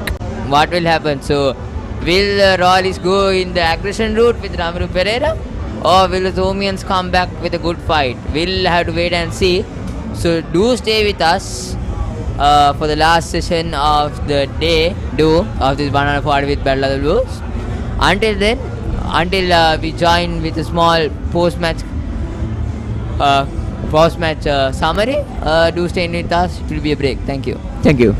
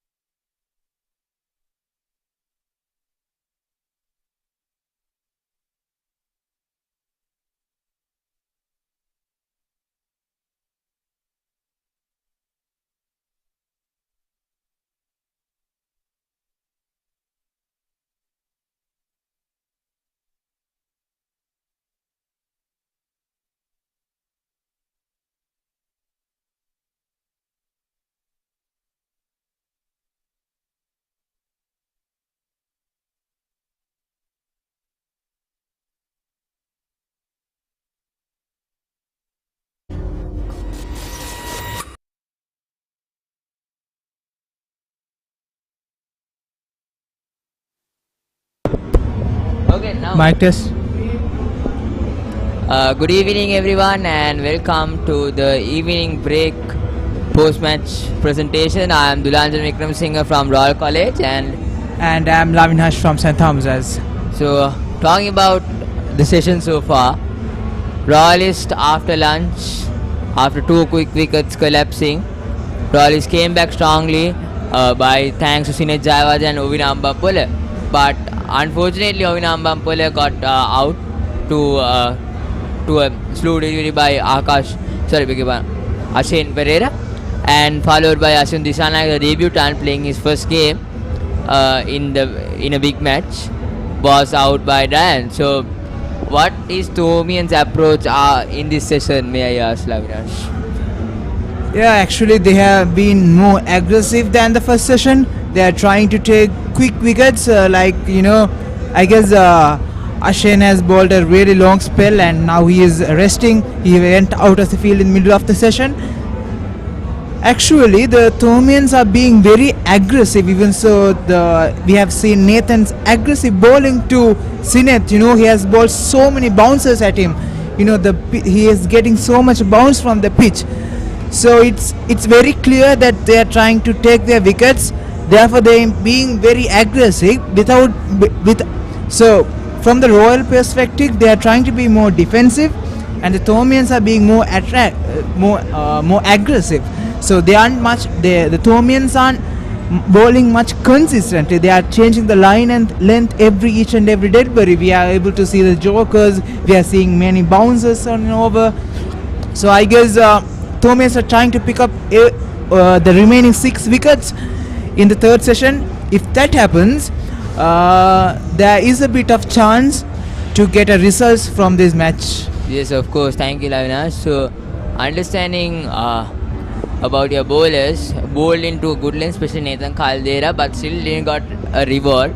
He could have taken a reward, bowled a good delivery, but unfortunately a misfield, a drop catch in the slips by Dinesh Gunawardene made life for Ramru Pereira. So coming in Royal's perspective, what they would think is Ramru Pereira and Sinet Jayawardene will bat along this session and get Royal to a decent score around 250, 260 mark. Yeah, true, because the game. Sinet Jayawardene just 11 runs off shy from his century of a big match. So under 19 national captain who has plenty of experience, national, provincial, international level, just 11 shy of a century. So definitely Sinet Jayawardene must capitalize on a century and continue. That will be Royal's hope. But really, full credit goes to Sinet Jayawardene, understanding the status quo he came, and just 1 run on Royal scoreboard and 2 wickets. Thomian bowlers plumped very much. So definitely, it's truly a captain's knock today. Definitely, actually under amazing. pressure, captain's knock. So in St. Thomas's perspective, I believe they need quick wickets here. They need somehow to make sure that the Royalists are bowled out before the end of play today to see a result in their perspective. But the Royalists so far, they have been in a defensive mood, so that means it's a clear message that they are stating they are going to draw this game. Yeah. So that will be the So game. and Sinet and Ramiru has been the Royal side's the successful batsmen this season, and they will be looking to take this game on towards the end of the day. So yeah, Ramru it is Pereira really hard to break this partnership, but if the Thomians can break it, that's a great thing. Yes, Ramru Pereira especially, who's been the leading wicket taker for Royal, as well as the 4th highest run getter, 425 runs. So decent all-rounder, good young talent. So guessing that Ramru Pereira staying on the crease right now, definitely he will try to aggress because he's going to play his natural game now, as per is set in one side. But Ramru Pereira has to be careful with his wicket. He just don't need to throw away his wicket. So stay in that wicket, bat on until the end of the day. That will be Royal's hope. Definitely Ramru Pereira must bat on, and definitely he will try to play his natural game, be aggressive. As we see before tea, he played a beautiful cover drive to Nathan Caldera. So that's definitely his idea. But of course, we must mention the partnership that was built within Ovina Ambampura and Sinet Jayawardena. In a pressure situation, these both stepped into the middle and got the guts to stay. Especially, big credit goes to Ovina Ambampura staying in one side and supporting Sinet Jayawardena. Jayawardena would get 89 runs. So Actually, they were the backbones of these innings, you know. 4 wickets. And now we see a small partnership building up within Ramiru and Sinet Jayawardena. That partnership actually hurted the Thomians bowlers a lot. And again, even this partnership is looking a bit more dangerous for the Thomian side. So one aggressive batter as one set batter there. So it won't be easy to So the they will be Thomians. coming out with some plan to get these two out. So if they can get the Sinet and Ramiru out, I guess there aren't much batters coming up, so it will be a bit more easier. But getting the wickets of those two is not easy at all. It's going to be really hard. It's definitely going to be hard. But So I think is a little bit of pace variation might help the Thomians to get rid of Sinet. I'm not sure. It might work out. Cannot say. But I think Sinet Jayawardena knows all the tactics of St. Thomas because he has plenty of experience international. World Sure, around he has definitely, played yeah. cricket, especially in the Under-19 World Cup. And of course, 3-time centurion in the international Under-19 level. So he has the experience. But if some Thomian can stand out and get him out, that would be special. True. That's definitely true. I mean, his innings so far was really amazing. The shots he played, the defense he played, whatever the deliveries he has left alone shows his class, shows the class of an international player. Definitely a potential to one of the potential that he can go to the national team.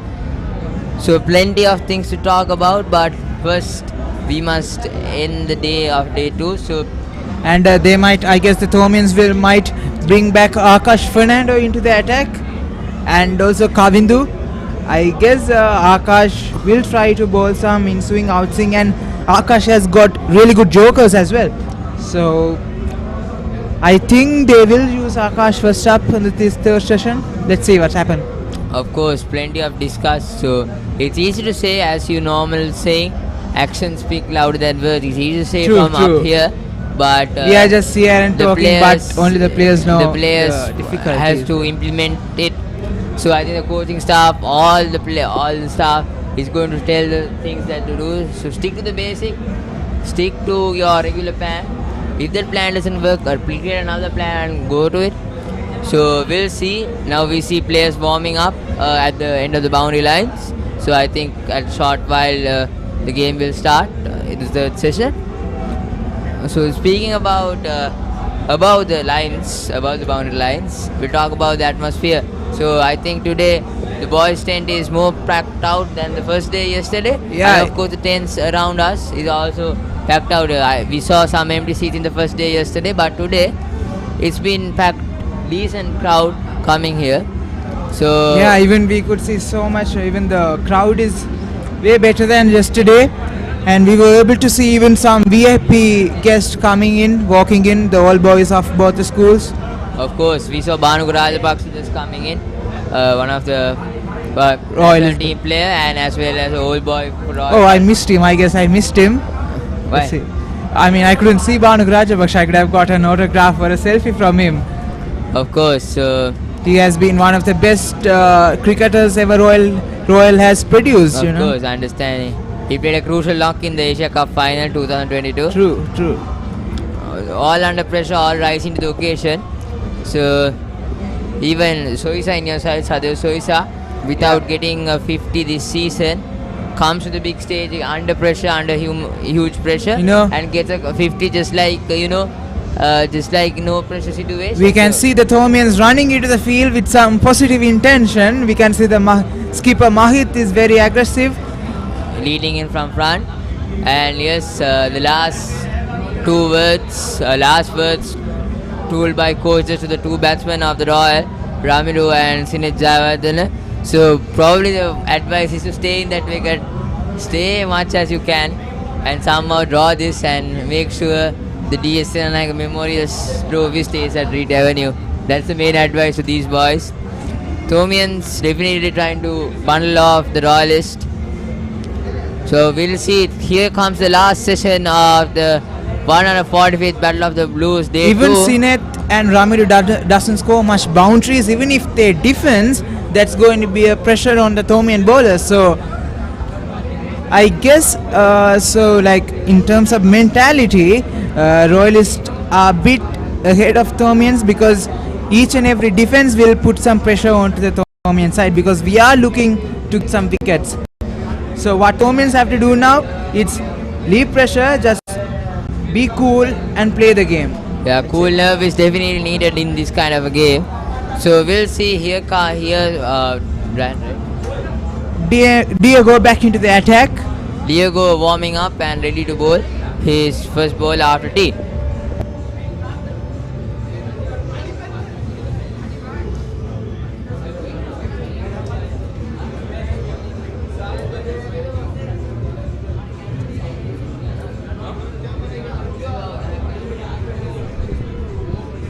Here comes Diego after tea, first ball.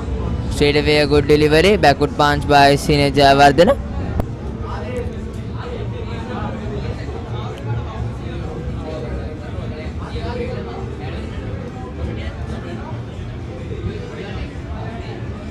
We can see there's a bit of turning in the pitch. Yes, of course. Tossed up delivery down to the. Not a good timing Goal. of that shot. 160 for 4, Royal College. So the primary goal of Royal is have already achieved, surpassed the 150 mark. They have achieved that goal.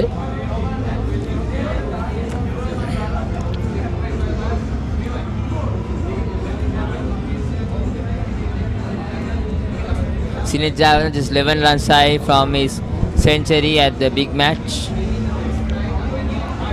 Here comes Diogo again.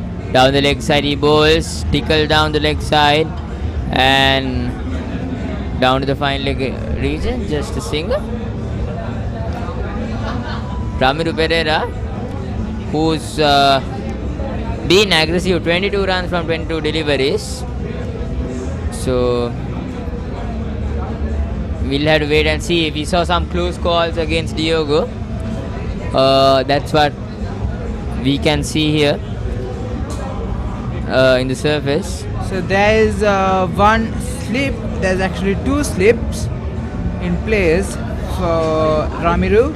And one and there's one long mid-off and long gone. Here comes Diego. A push towards the long on region. Just a single by Ramiro Pereira. Sensible batting by him.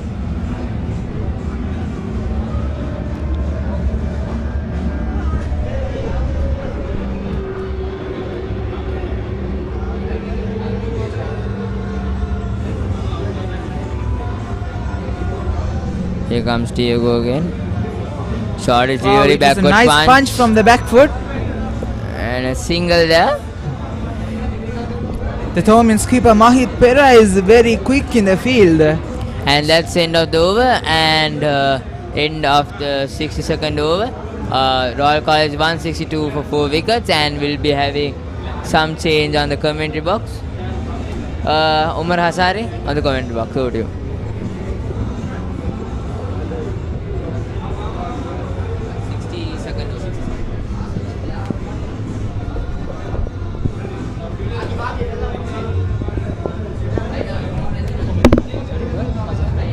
Hi Umar, welcome back. Thank you.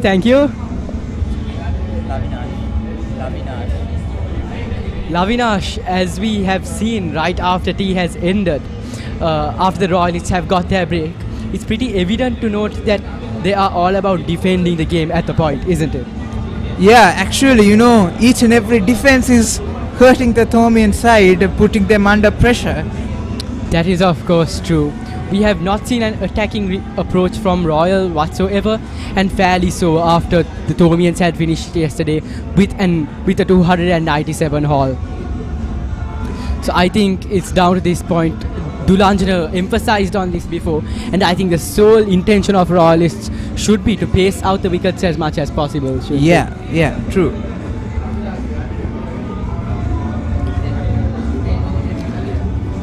Can see So that Caldera back into the. I'm sorry, Ashane is back into the attack after 18 overs of bowling.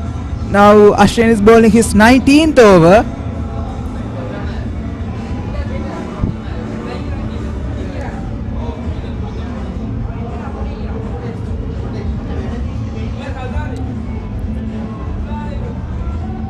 What a long spell this is from Ashane. He has bowled 19 overs so far. and that was an unfortunately timed ball.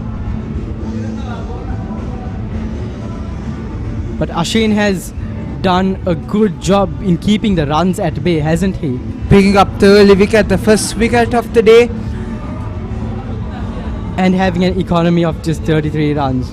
Yeah. So overall, I think Ashane has put on a performance today, hauling half of the team's wickets too.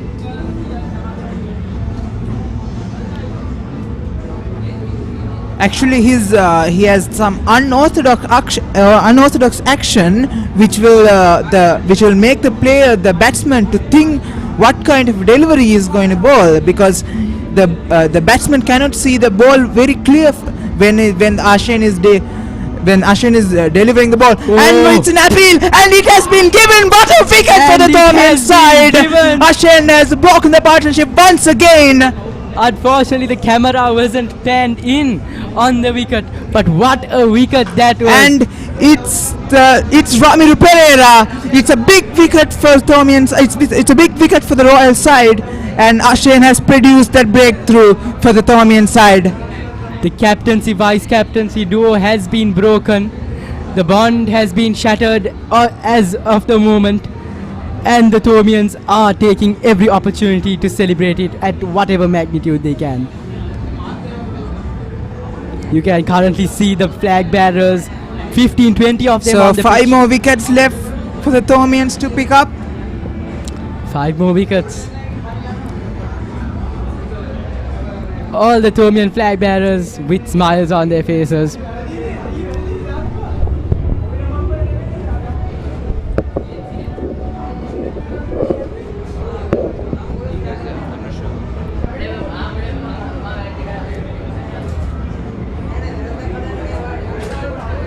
It was actually a good delivery from Ashane. It swung back into the batsman. Actually, previous delivery didn't swing into the batsman. It was swung away, and this delivery swung back in, and it just went to the pads of the batsman. I guess that was a bit of a pace-off delivery as well.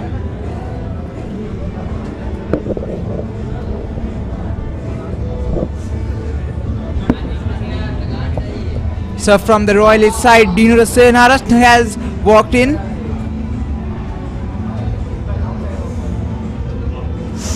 Oh, it says misses the off stump by a few inches. Not much turn in that ball, but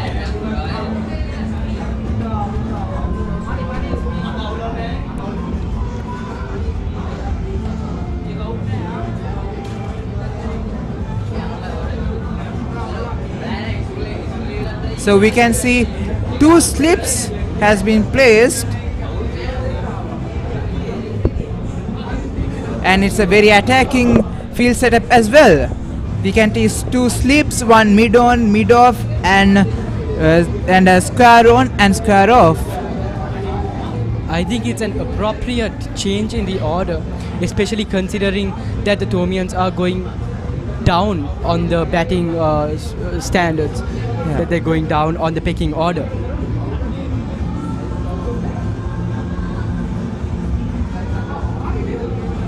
Wise of him not to take that. It's very clear that Dinura has walked into the crease with an intention of good defense. A defensive style of play is awaiting.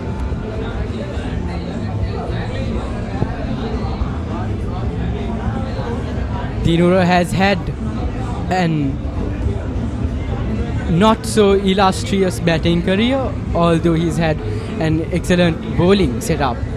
And so far, we've seen him putting on a few good innings, including a 31 not out, which is his high score at the moment.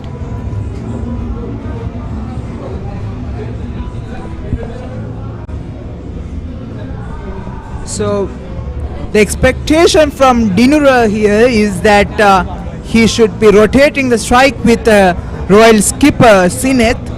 So Dinura should play a very defensive inning, and when there's a time comes that he can score a run, he should rotate the strike with Sineth and give much ball as possible to Sineth. I guess if when Sineth is there in crease, I guess he can keep the scoreboard as well as ticking.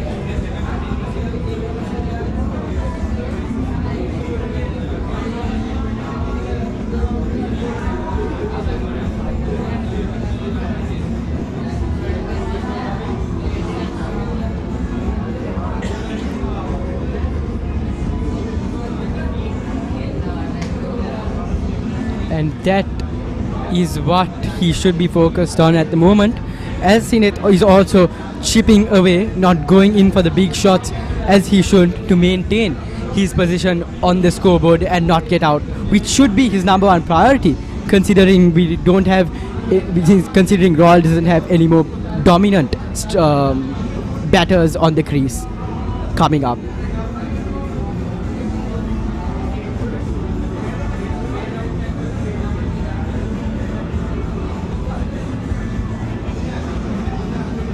Thomian signs of exasperation as they are hungry for the wicket grab all of a sudden. Oh, what a shot! Dangerously. And it has been taken! Sineth Javos in the box out the field, and Thomian has got the prize for their effort. It's again Darren Diego once again picks up the big wicket of Sineth. The big fish goes out of the field. The national skipper Sineth Javos walks out, tried to chip the ball over the mid-off, but all what he was able to do is just to find the fielder on mid-off. That shot wasn't much good shot. You know, he was playing some good defensive innings, but he just tried to play a fancy shot and he walks out. That was a bad decision. The Thomians have taken out the man, the person they've been wanting to take out from the moment he stepped on the crease. The dominant Royalist batsman who's definitely put on a show. He's put on 92 runs, maintaining the Royalist batting order ever since the Royalists stepped out on crease. Batsmen have left, they've come, they've batted their share and left, but Sineth has stayed on the crease. But actually we should say, and hats off Sineth, your knock was impressive. What a knock that was. When he walked out the field, it was just 1 for 2 wickets, but he has taken for 160 runs. He has knocked 92, even though he has missed a century. That the knock he played today will be remembered for a long time. For sure. What a way to go off in style with 92 runs on the scorecard. And a very important 92 runs also per se, with 6 batsmen coming and going, and he's yet remained on the crease all throughout. What a knock from Sineth. Hats off to the captain. Now we can see some kind of a positive intention and some kind of an aggression from the Thomian batting lineup. They'll be wanting wicket in each and every delivery, but that's going to be really hard. But you know, the game can change at every moment. For sure. Even we cannot say these 2 batsmen can even score 50. So the Thomian stands are still full of joy, they're full of laughter, still celebrating the wicket despite deliveries passing through. And I think that's rightfully so, because that was a massive wicket taken, of course. Nethwin Dharmaratna on the crease. That was a really good fielding by Nathan Caldera.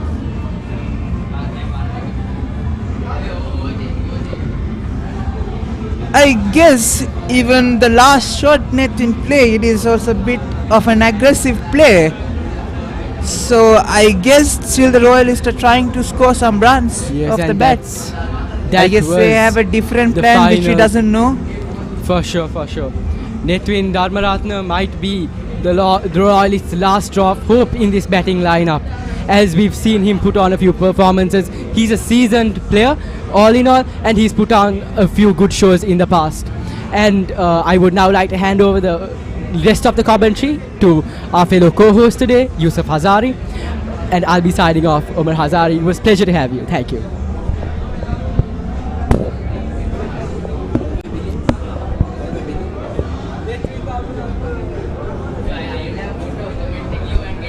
A good defense from Netwin.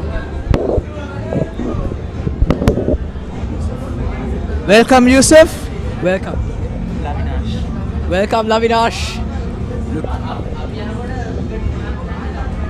So, what do you think about this Royal approach so far in the third session? Sinet definitely put up a great show for the past 2 days, and that's undeniable.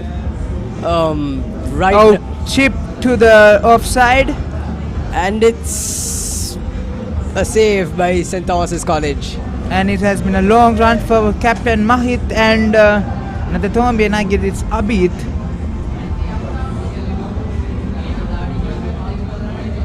The past 2 overs have definitely been tough for Royal College, with both captain and vice captain, 2 great players going off the field. True. But new hope rises for the Royal College supporters at the boys' tent, as it's quite lively out there. But I guess still the Royal players are trying to attack. So I guess they have a different plan of an attacking play. Their approach is definitely not defensive, and it seems to be working out to a certain extent.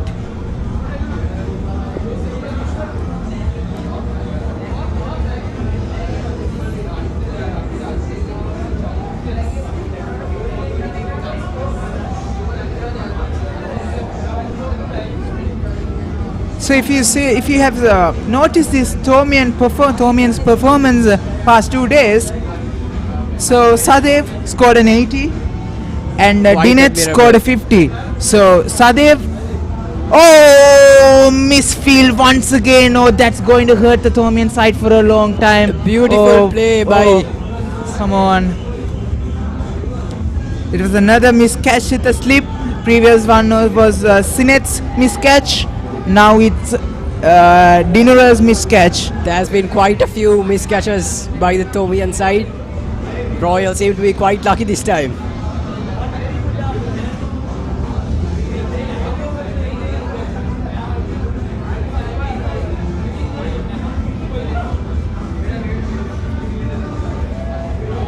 Beautiful delivery by Ashen. He seems to be stopping the runs from increasing.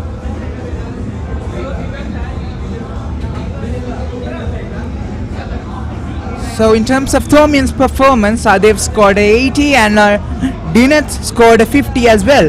So Sadev's 80 was his maiden 50, and coming to the big match without scoring a 50 and scoring an 80 in the big match, it's a great thing.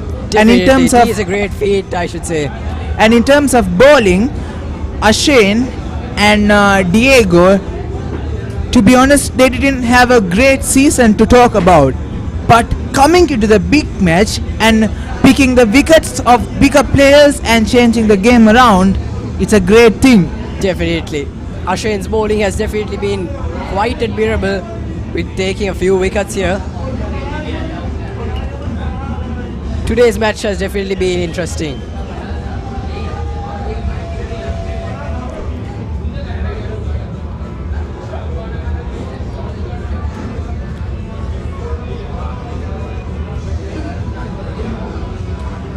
Again, 2 slips in place for Diego and Netwin on strike.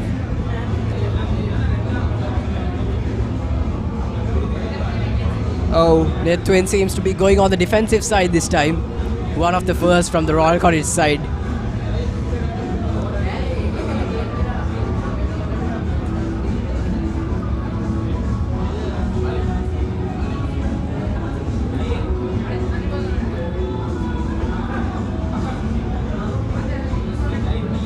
Another defense by Netwin Dharmaratna. It was a good defense, actually. The ball was straight to the mid stump, and it was a good defense.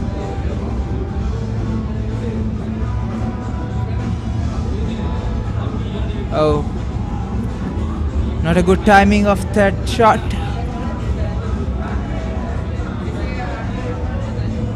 Well fielding by St. Thomas's College this time. And Nethwin Dharmaratna starts attacking, but is intercepted by the fielders in blue.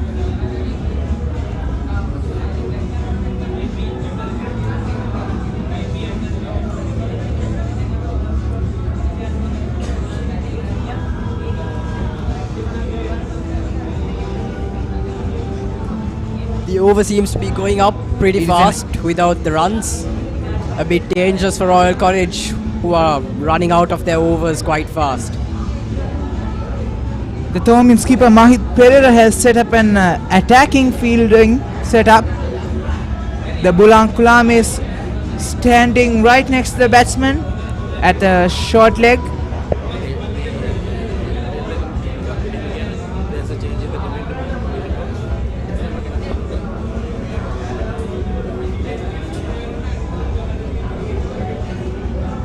I'll now be handing out the commentary to our fellow royalist Minuka. Signing off, this is Yusuf Hazari.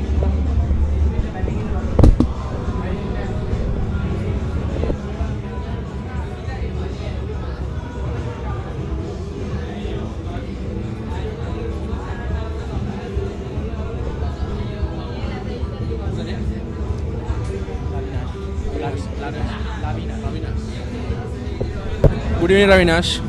Good evening, Minura. Welcome back. Welcome back. And now Royal is in a bit of trouble, but now St. Thomas's bowlers has produced a miracle in a short while ago. True. But I think two quick wickets. Sinet Javadhan's wicket was unfortunate wicket. There was unwanted shot by Sinet Javadhan. I think he just felt the pressure. Fancy shot. He tried to play a fancy shot and mistimes it and went straight to the mid-on fielder. This is Ashen Pereira. A good delivery. Again, a slight misfield. Ball races away to the boundary, but the fielder in short third man. Abhit Paranavithana with a long run and stops at boundary and save 3 runs for the Thomian side. Now Royals must bat deep as they can today. So I think it will be the greatest thing that if they can do that. Let's see how will these two batsmen handle the pressure and bat deep till the day. Now Ashen Pereira is bowling from the tennis court 10. He's the golden arm for St. Thomas's College this evening. A good delivery outside of the stump. Nethwin Dharmaratna left the ball alone and no run from there. Now it's a cloudy weather here at ACC. Yeah, sure. There's not much hot here, so.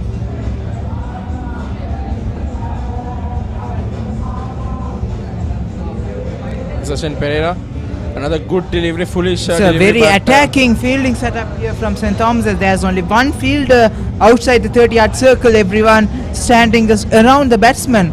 There's mid-on, mid-off, square leg and square off. There is a short leg and one gully and one slip and one third man. If you're hitting, you have many spaces to hit all around the ground. Boundaries. Yeah, but when you are hitting good shot by Nethwin Dharmaratna. But the ball races away to the deep fence, but there's only one run for the Royal College. So, if the Royalists are trying to score some runs, they should lift the bat up and they should have a good timing. If not, it will be just like Sinet's wicket.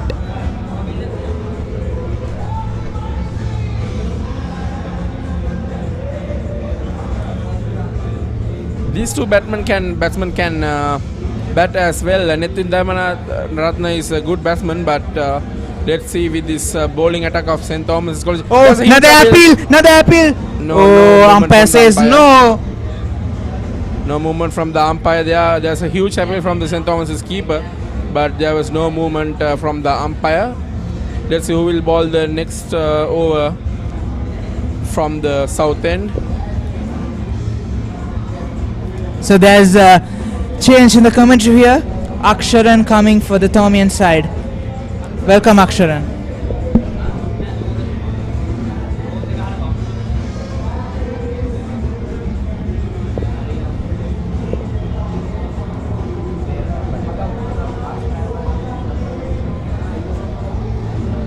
Now it should be Darian Diego bowling from the south end. We are waiting for the confirmation of the bowler. Good evening, Akshara. Good evening.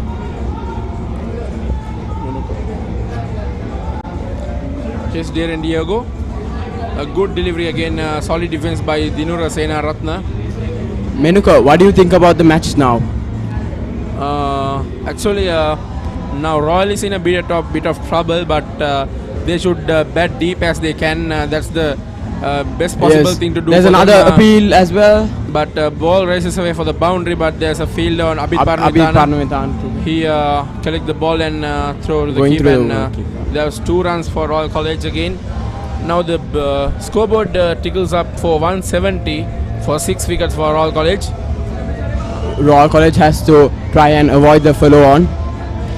This is a very crucial time Period of this game, the 145th Battle of the Blues. Yes, Darian. Another Yes, good delivery, a good but delivery. there's nothing special from that. Now Nathan Dharmaratna is on the strike. He's a great sport person of Royal College, and now he has a big responsibility to push the innings for Wow, Royal. and another There's good another delivery. appeal, but nothing special from the umpire. St. Thomas is trying and pressing a lot. Nathan Dharmaratna, as a colorsman, he has a big responsibility for his school today to survive the wicket and get some quick runs for the school. Yes, he's in humongous pressure. Let's see what he can do. Yes, Darian Diego. Another good delivery, Another good floated delivery. and well defensed by Nathan Dharmaratna.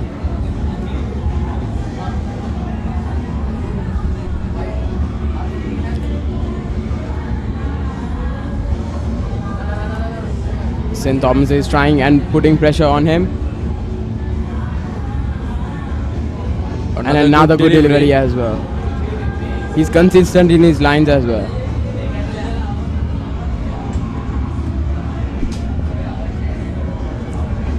There's a change of the overs, and it's the end of the over. It's 69 overs and 172 for 6 wickets. Royal College. Royal College have lost 2 to 3 wickets in a quick succession, and it was a great big loss for the Royal College fans and the Royal College players. And I think this pair should bat deep as they can till the day ends, and this is the final session of this day. And now it's Nathan Caldera from St. Thomas's College, the vice captain. He has proved himself. Let's see what he's gonna do it now. He has to try and get the wickets and go to the tail and finish off Royal College as soon as possible in the St. Thomas's point of view. It's Nathan Caldera bowling to Dinura Sena Ratna from the tennis court.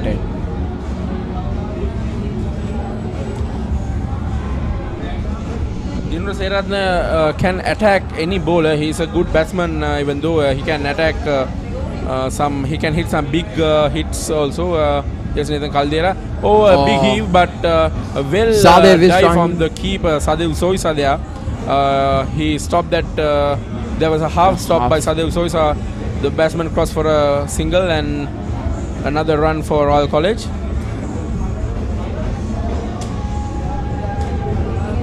Now, if St. Thomas's College wanted to end up the Royal College innings as soon as they want, they need to bowl a tight length and a line as a manner if they want to get the Royal inning ended up in a quick succession. Menuka, what do you think about Mahit Pereira's captaincy? Yes, absolutely. Mahit Pereira's captaincy was a great asset for St. Thomas's College past through the years and this year also. And I think his captaincy is the main thing that the success they got in the early morning and today evening. A good delivery again by Nathan Caldera. Now St. Thomas is focusing on their lines as well, and Nathan Caldera is bowling really well. And we can see Mahit Pereira communicating every time that a bowler changes. Yes. And with his bowlers and with his partners, he is communicating everything that needed to be done. As a captain, he is a great sports personality, and his captaincy was brilliant. Yes, Menuka, it was a really good answer. Thank you very much.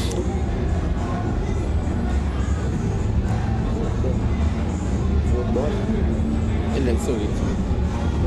Another good delivery, foolish, but Dinura Well Senaratne was careful to face that Nathan Caldera's delivery, and Mike Pera is motivating his boys to get the other 4 wickets and end up the Royal innings in a quick succession. Yeah, But Royal batsmen need to more focus on the day and need to be survive the day if they can bat deep as possible. Here's Nathan Caldera running up here. The good short delivery and flicked away by Dinura Senaratne to the final leg and crossed away for a single Nitin Dharmaratne.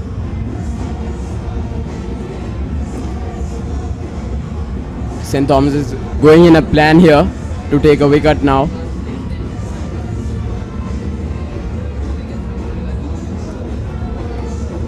I would say Nathan Caldera is going to bowl another bouncer now, as the field set is set for a bounce. And to the advantage for the Royalists is now Nitin Dharmaratne is a very calm. A beautiful delivery and a huge appeal from the bowler Nathan Caldera, but umpire says no. Not interested in that. But Mahit Pera is having a discussion with the umpire, but there's nothing special from umpire now. The bowler is frustrated a little bit, but that's the final decision is umpire's decision. Yeah, Menuka, but I think it was a close decision. Maybe it might I be would out. think it's going down the leg side. Okay. I was talking about Nitin Dharmaratne's calmness and patience. He is a very calm and cool guy, and he can handle any pressure in any situation. That's the advantage that Royal have now. Yes, Nathan Caldera. Big delivery. And a great delivery by Nathan Caldera. A slight appeal from the bowler, but there's nothing special from the umpire. Now St. Thomas' College is very motivated and energized by the quick succession of wickets they got that in the previous 10 overs. Now it's end of 70 overs, 174 for 6. Yes, end of 70 overs now. Royal College is 174 for 6 wickets. Now they should continue this momentum as soon as they can to end the day with a good day. And Aksharan, tomorrow, the final day, the third day, yes, it would be a very interesting day for this 145th Battle of the Blues. I personally didn't thought that the day 3 wouldn't be this interesting for tomorrow, but now because of the situation, yes. Yeah, it will be very interesting, and it will be very thrilling day for tomorrow's game. Tomorrow, the last day, will be a very thrilling day. Yeah, I would say, Menuka, if St. Thomas's can try and take another 2 wickets before the end of play, it would be more interesting. Yeah. And Royal College has to try and avoid the follow-on, or else they would be in a big trouble. A good delivery. What a shot by Nitin Dharmaratne. And it is Driven a boundary. through extra cover region, and a great shot by Nitin Dharmaratne. It was showing his class. Half volley by the spinner, but Nitin Dharmaratne driven through the extra cover. There was no chance for the fielder to catch the ball. Another boundary for Royal College and Nitin Dharmaratne. The score skittles up for 178 for Royal College. That was the shot that Royal needed in a long time. Here's another full toss. Another drive, and it goes through. Ball races away for the boundary. Another boundary for Nitin Dharmaratne and Royal College. That's what Royal College needed right now. Nitin Dharmaratne has produced what Royal College needed for a long time, and the score reduced now to 182. And now St. Thomas is changing their field. That's what Nitin Dharmaratne should do at the moment, to bring on some pressure for the the St. Thomas's bowlers. Here's running up.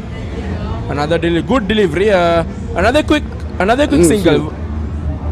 Royal College is also rotating Very well their done strike. by Nitin Dharmaratne. That's what you need to do in a situation like this. You must score quick runs, and you must get quick singles if you can possible. Yes.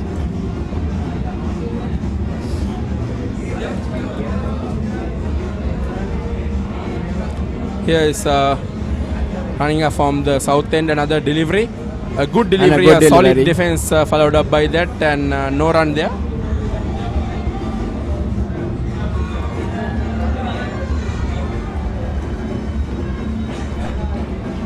Now St. Thomas is going a bit defensive now. The bowler, I think it's Tisen Heligoda. Yes. Or someone, it's a part. Another flick towards the fine leg region, and another quick run by the two Royals batsmen. Another run added to the Royal scorecard again, and it would be 183 now the score of Royal College. Now again, Nitin Dharmaratne is on the strike. Running up from the south end, the bowler. Another good delivery, solid defense by Nitin Dharmaratne. It's a great over for all after a long time. That's what they needed after the quick breakthroughs in the previous 10 overs. Actually, now Royal College is in a bit of relief now after a pressured session. Now let's see how St. Thomas is going to come back. Now it's the last two hours of the games, today's game, and the SSC, the Singhali Sports Club, is fully packed everywhere. Every pavilion, every tent has been fully packed, and the crowd is in immense joy. So they are enjoying their day. Nathan Caldera back on attack. Let's see what he can do. Nathan Caldera, the vice captain of St. Thomas College, again running from the tennis court, and a good delivery, flicked away, another boundary. It could be another boundary. Yes. Oh no! No, it's well. Fine leg fielder was very fine at the moment, and he was crashing through the fine leg region, and he got the delivery. Then the Royal batters have crossed for a 1 run.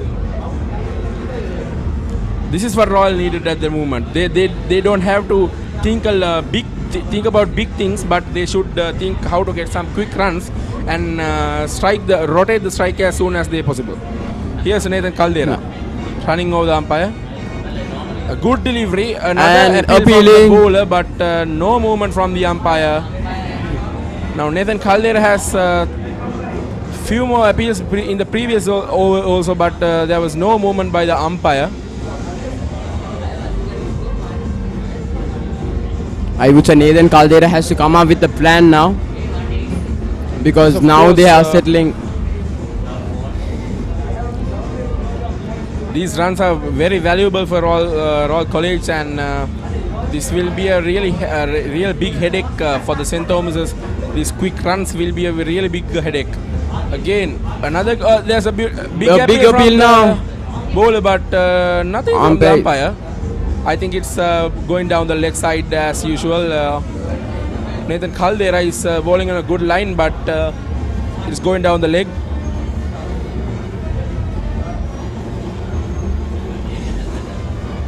Now 187 Royal College. It was a very good partnership with Nitin Dharmaratne and Dinura Senaratne after the Sine Javadana. The skipper, it was a great knock by the skipper of Royal College, Sine Javadana. Unfortunately, he got out in his 90s. Here's Nathan Caldera. A full toss. Oh, it was a close delivery. Full toss, but the batsman missed the chance. But it is okay, because this is the tail end of the Royal College. This is the middle order, but they can bat as well. But they need to survive the wicket and get some quick runs as possible. St. Thomas is getting half chances, but they have to get the breakthrough, because now they're settling a bit, so they could pressurize Royal College again. Here's Nathan Caldera running up. Another and a good shot to the short fine leg region, but the deep fine leg fielder was there in the place, and he delivers the ball. The Royal batters cross for a single. Now it's 188 runs for Royal. I beg your pardon, 187. 188 for 6 wickets Royal. And at the moment, Nitin Dharmaratne is batting with some confidence. He has boosted his confidence throughout the last 5-6 overs. Now he should continue this momentum for 1 hour, at least 1 hour. Another good delivery by Nathan Caldera, but it was blocked. The batsman was very careful and watchful with that delivery. He survives.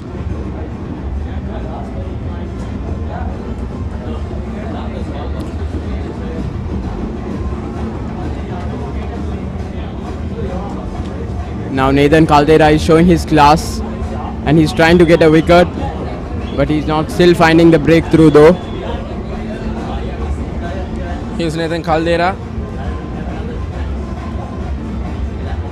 A beautiful delivery. Yorker followed by that, but nothing from that also, and a good end of the over, and it's 72 overs. Royal College 188 for 6 wickets.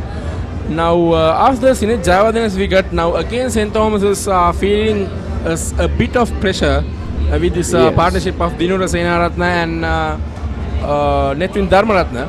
So they need to build some extra pressure for the Royal batsmen if they need to get this innings quickly end up for them to decide what they are doing. The next over is to be bowled from the south end. It would be Abid Paranavithana or Darian Diego. It's Abid Paranavithana, one of the gems for St. Thomas's College, the young bowler. He could bring up a wicket for St. Thomas's.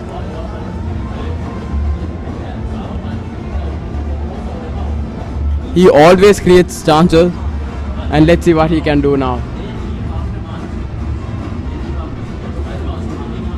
Here's Abid Paranavithana.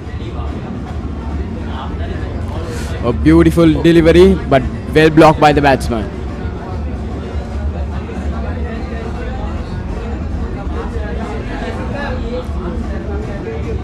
Again Abid Paranavithana running up from the south end of the Single Sports Club. Another loop delivery. The batsman is very careful playing the deliveries of Abid Paranavithana, the Dinra Senaratna, the Royal batsman. Again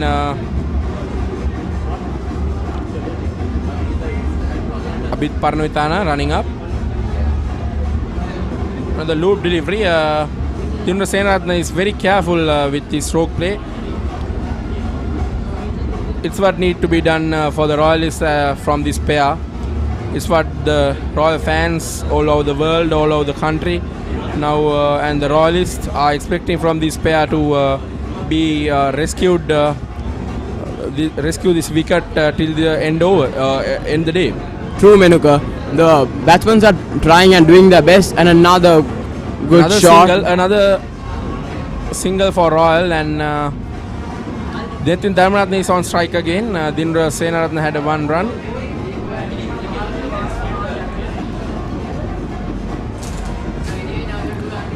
Again Abid Paranavithana ready to bowl the next delivery.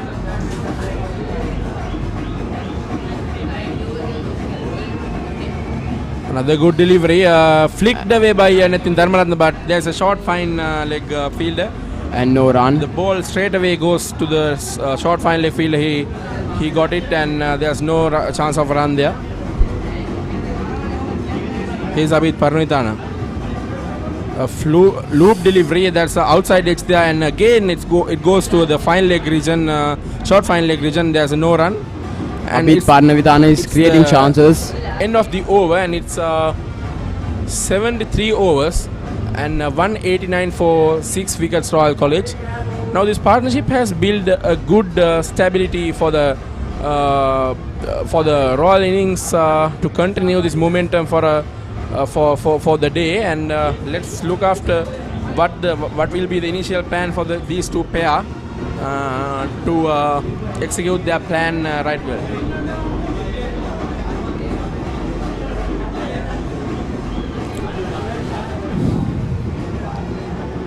It's Nathan Caldera again. Nathan Caldera is bowling hard out for his school throughout the day. His aggression and his passion to his school is immense, and here's Nathan Caldera again. A great delivery, another appeal, but it's going down the leg, it's for sure. Another quick run by the Royal batters. It's very good running between wicket. They are very highly communicated pair, that Netwin Dharmaratna and Dinura Senaratna. Their running between wicket was very quick from the start of this partnership. Now St. Thomas need to get this wicket as soon as they possible If not, it will be a big, huge problem for them throughout the day.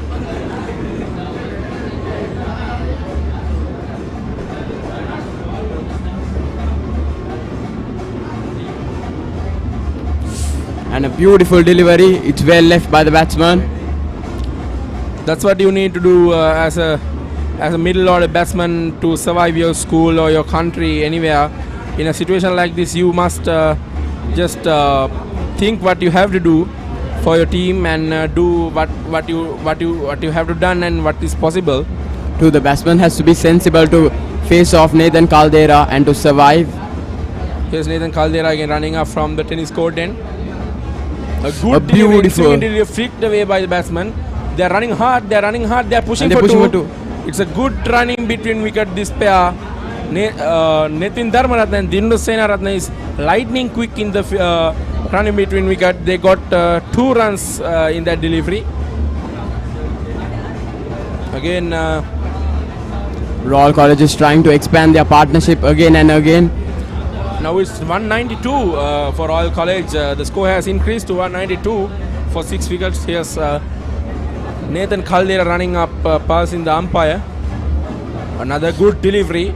Very well played by the batsman. It would be Dinura Senaratne. Now Royal College is trailing by 105. It's Nitin Dharmaratne.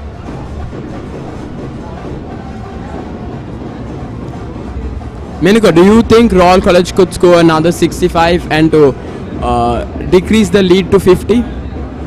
Yes, of course. The target should be to bat deep as they can. They have few Yes. more batsmen that can bat that, and Bulan Veeratunga. Oh, a nasty delivery from Nathan Caldera to Nitin Dharmaratne, but there's nothing big on that. That's a nasty delivery. That's a bounce. That's a short pitch delivery, but the non-striker Dinura Senaratne went quickly to the striker, the Nitin Dharmaratne, to watch after his partner. But yes, there will be a concussion test for the batsman. This is a rule in cricket now. You see in international cricket also, when a ball hit the head. Yeah. There Although will be it's not a big thing, there will be a concussion test for the batsman. It's a rule of international cricket and in school everywhere. There is a concussion test on progress in the middle.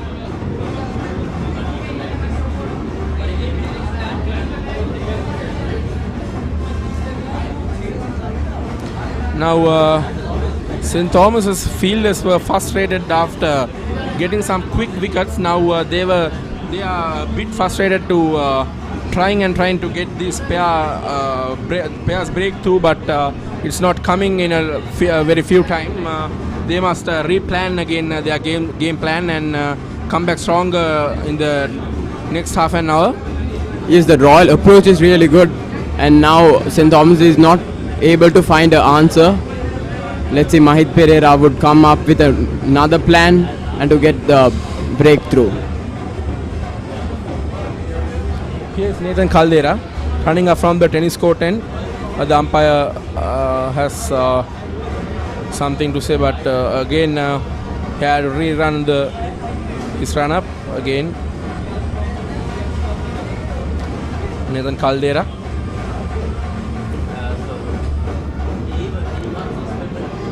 Another good delivery outside the leg stump. And the batsman leaves it.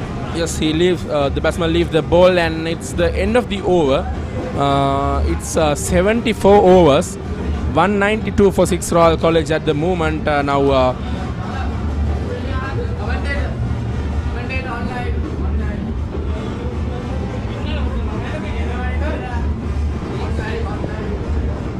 And 192 for 6 wickets Royal College at the moment. 74 overs done in their innings. Now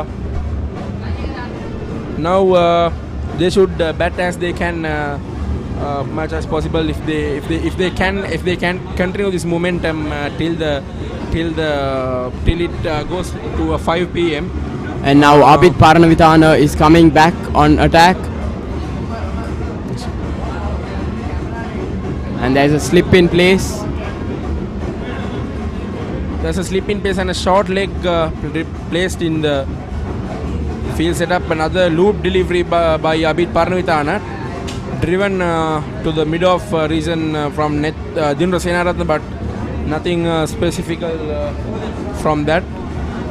And now I would say the Royal College pair is now really confident enough. So they are blocking the ball really well and they are sensibly batting. Another good delivery, but there is a fielder there, but there is a no run for all. Now Dinra Senaratna must really communicate with Netin Dharmaratnam, because Netin Dharmaratnam better batsman. Dinra Senaratna also can bat, but Netin Dharmaratna is a better batsman on my opinion. Dinra is giving a big support for the non-striker Netin Dharmaratna to carry the innings throughout the day. And another good delivery from Abid Parnavitana. He's trying his best. You can see how Dinura is careful while facing the ball from Abid Parnavitana. A great and shot, a slog sweep from Dinura Senaratna, but there is a field in deep mid-wicket region. And there is that was a really good chance for Royal College. That was a great throw by the field in deep mid-wicket. But the runner went through. Deep mid-wicket, but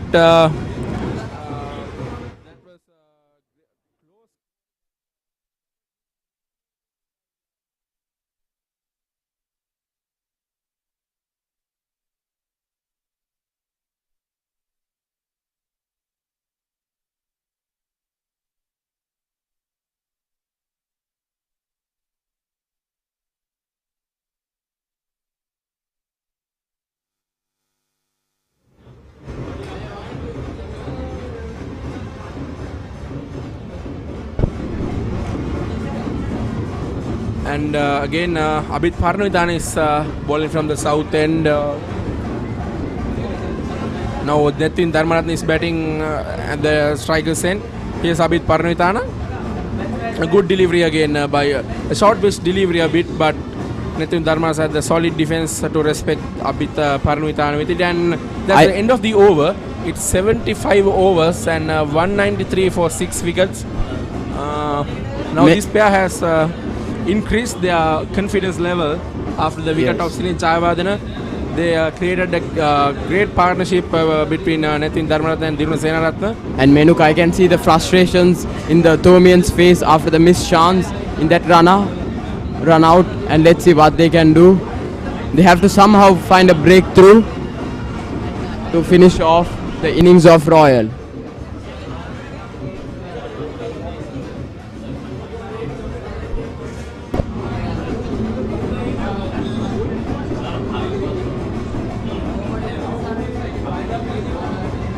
Yes, and now we could see the sportsmanship in the field. Ashen Pereira has brought back into the attack from the tennis court and by the captain Mahit Pereira of St. Thomas's College again. And now it's a bowling change while Nathan Caldera was bowling the previous spell from the tennis court, and now it's a change from Mahit Pereira. This is Ashen Pereira. Oh, a good delivery outside the off stump, swings away a bit. The batsmen have left it alone. Mahit Pereira's change was an interesting one because Nathan Caldera was really consistent in his line and length, although he has switched his change to Ashen Pereira. Let's see whether this could bring up a breakthrough for St. Thomas's College. Is Ashen Pereira running up, passing the umpire? A good huge appeal from the slight appeal from the wicketkeeper, but not in the other team members are not interested in it. But the keeper is a bit interested, but there's nothing from there. Ashen Pereira was very unorthodox action, and he's very unreadable for batsmen to read him, and that is his strength, Menuka.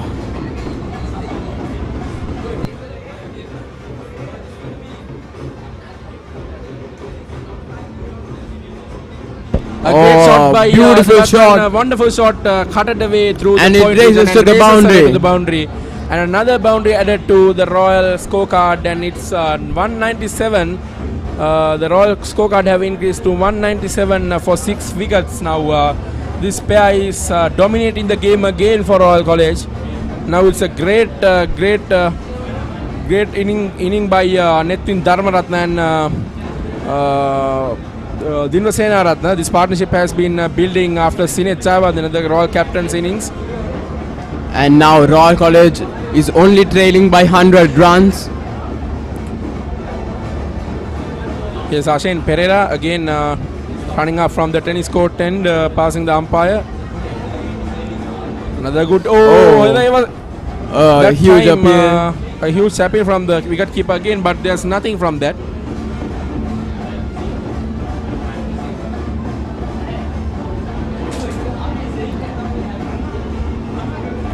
We can see Ashen Pereira is bowling in a good manner throughout the day from the morning sessions. He's bowling his away swinger, the outswinger from the left-handed batsman was very dangerous from the morning session.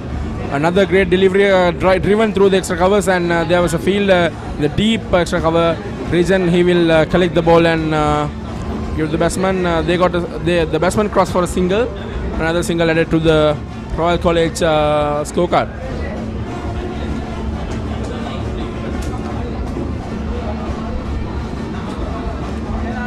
Ashen Pereira continuing his new spell right now.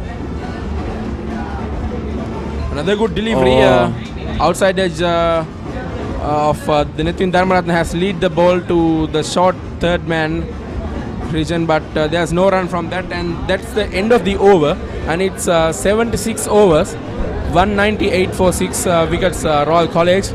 Now this pair has been batting for a long time after the tea when Sinet Jayawardene got out. Now they are dominating the game again for Royal.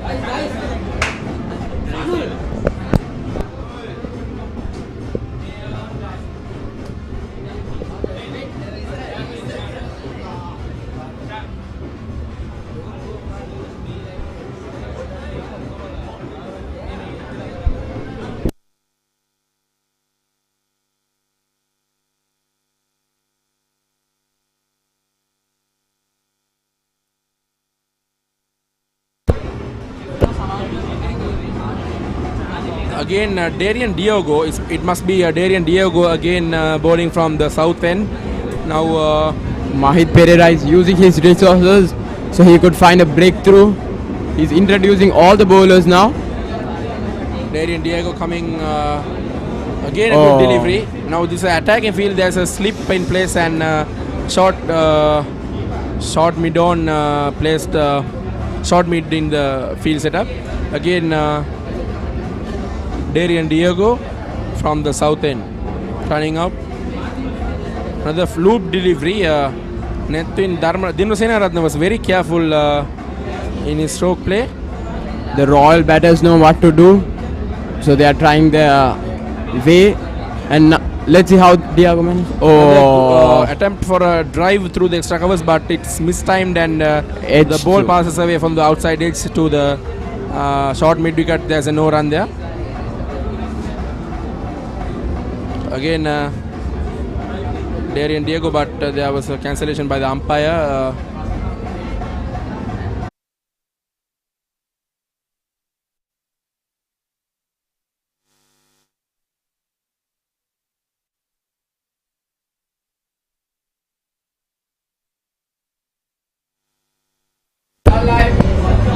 Sorry, there was a small technical issue from our side. And another good delivery. Ashen Pereira is continuing his spell from the tennis court end. Good delivery followed up by that. Mahit Pereira is discussing with his bowler each ball. He's Ashen Pereira again running up. Another good delivery, attempt of a drive, but there's nothing from that. I would say now Royal College has to try and attack Menuka. What do you think about it? But I think in my point of view, the Royal these two pair has to be a bit more patient and keep rotating the strike till they have some foundation to challenge the St. Thomas's College. Another good delivery outside the off stump, left by the batsman. It's end of the over and 199 for 6 wickets. Royal College after 77 overs. Now the players are having drinks break, and we will have another change in the commentary box. We will soon.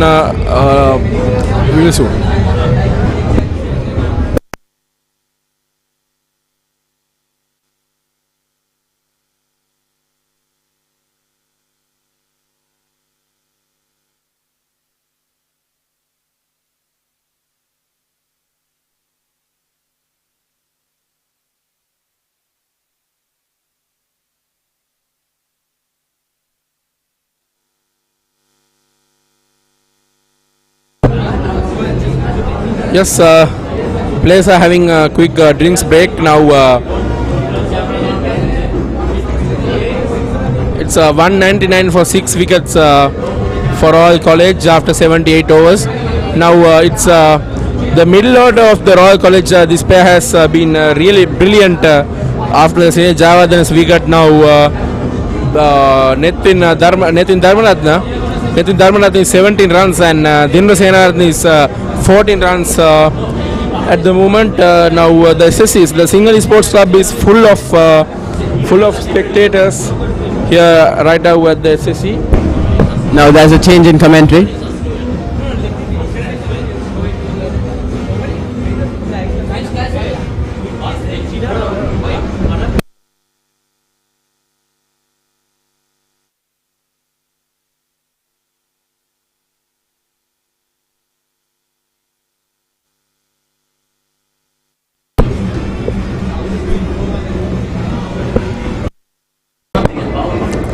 Yes, it's the end of the drinks break and the players are set to start the game again. The Thomians have to come up with a new strategy now and to take the breakthrough and to end up the Royals innings. College must try a new thing to get the breakthrough of this pair and give a good comeback to the game again. Now it would be a change of the commentary box for us. We have Umar to control this. Over to you. And there is a change in commentary for St. Thomas's as well. Chanul Idrisinga is coming in.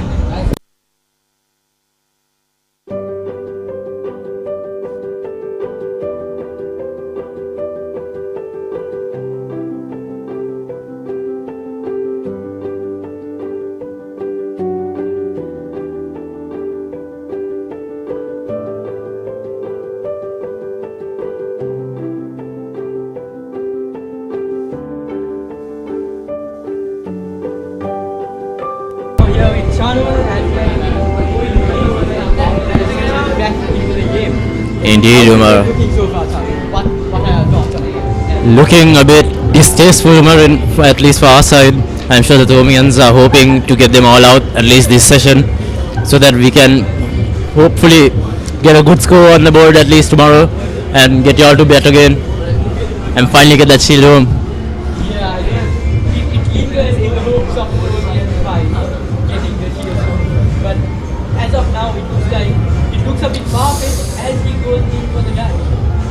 That was a very risky single, but well taken.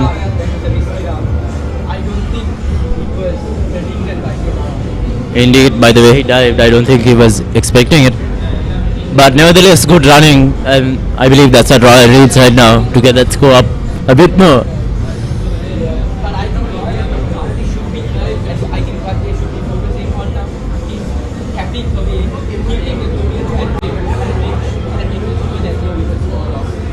Indeed, I feel if Royal manages to keep this session under their arm, that will be a huge downer on the Thomians, who are definitely looking to get you all out by the end of the day.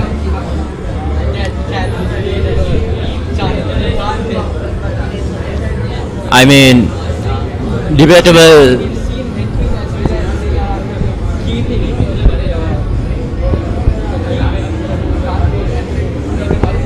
But we've seen the occasional boundaries.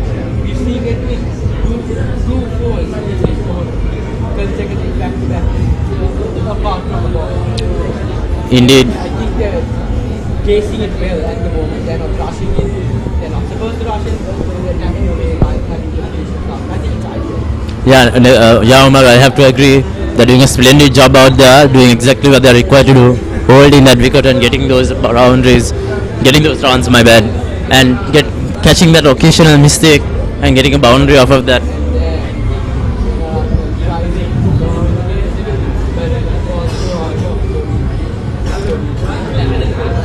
And change of over. Who will be the next bowler on board again?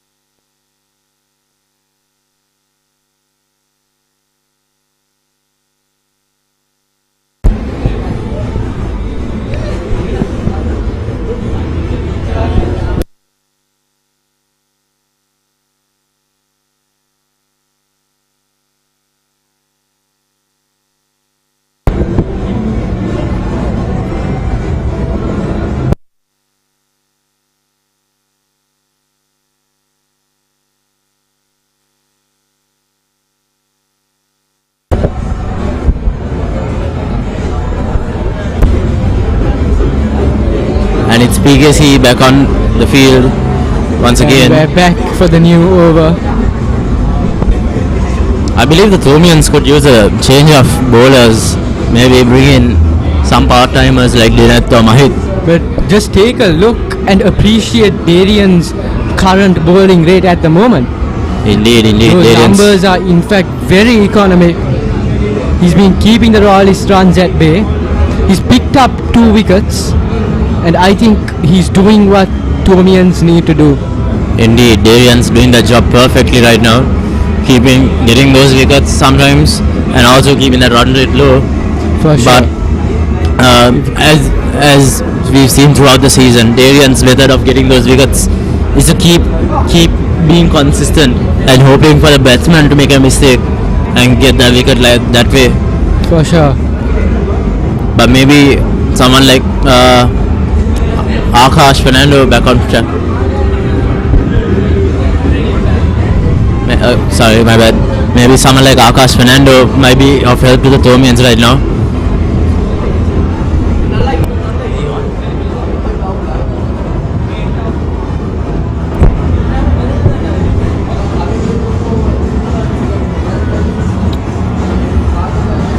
And Nithwin's tapping away as he should. He's got his fair share of boundaries. Indeed. Now he's keeping the Thomian big balls at bay. Indeed, Umar, I'm saying. But let's hope that Nithwin is patient enough to keep it up this way and not succumb to the Thomians' onslaught. Oh. Unfortunate by Sadev. That run was well timed from Dinura. He was ready waiting to bounce off as soon as that knock was knocked by Nithwin. And I think rightfully so. I think the focus and precision from these two have been spot on ever since they came onto the crease. They've been insistent on knocking in those runs while knocking them occasional boundaries too. Indeed. Solid job from these two. PKC back on the run.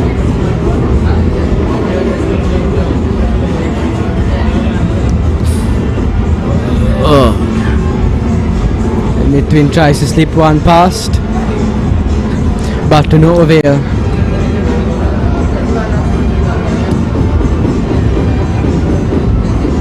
Thomian bowlers are certainly putting on the pressure on both batsmen, and the batsmen are also certainly responding well. Definitely. Good game of cricket on both sides. Some might call it a bit boring, but this is what we need to see right now. For sure. One of the best bowlers against, again, a very patient batsman who can resist those attacks.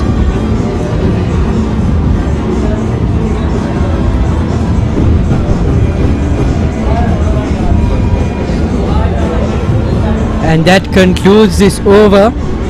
And before I sign out, I'd like to quote something from Netin Dharmaratne. Before going into the game, he did say that our pre-season has not been good by any means, but we'll see if we can turn something around, and that's exactly what it looks like he is doing. Netin Dharmaratne has been on the crease with Dinura Senaratne. Both of them have been chipping away gently yet efficiently for 35 runs, holding almost 100 balls together, and I think this is exactly what Royal needs to do in order to retain a draw. It's been a pleasure to have been commentating today, and I'd like to hand over controls to Yusuf Hazari.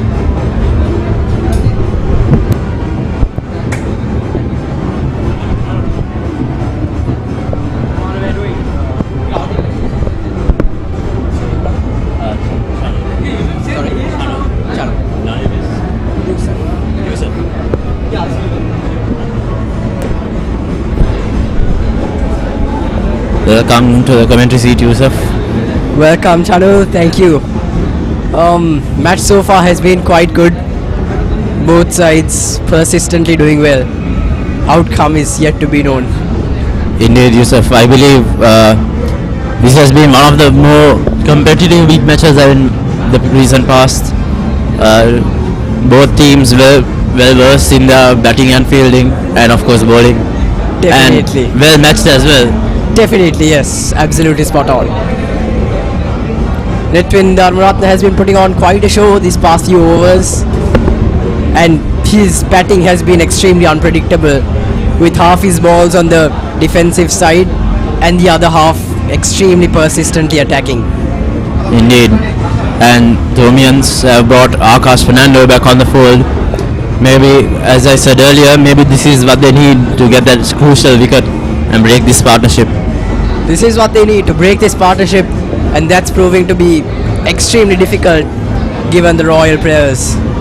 Akash Fernando definitely looking to somehow get that wicket, maybe using some surprise balls, staying consistent. Trying to find the right loophole to get it. Indeed.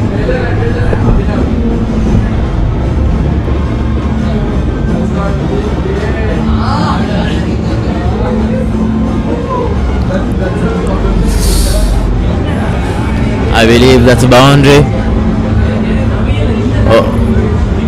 And that's a boundary. Netin Dharmaratne. That's another boundary by him. Beautiful. Very, very unfortunate. The fielders tried their all to stop that, but unfortunately it just slipped away. Royal stands are erupting, and so are the prefects.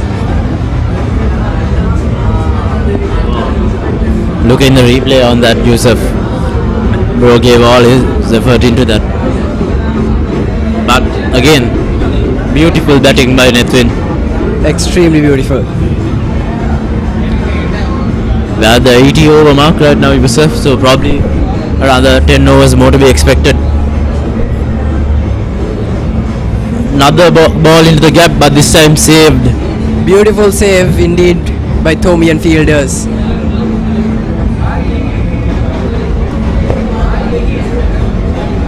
This has been a long-standing partnership, and looking forward to see this go on till the end of the overs. Saved by Mahit Pereira himself. The captain himself.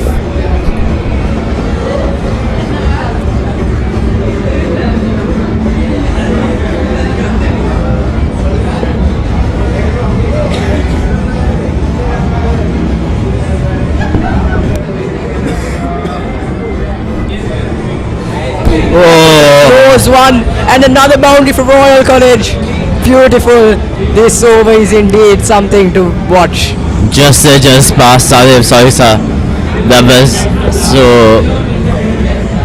I have no words, and I'm sure Sadev doesn't too. Just off the glove.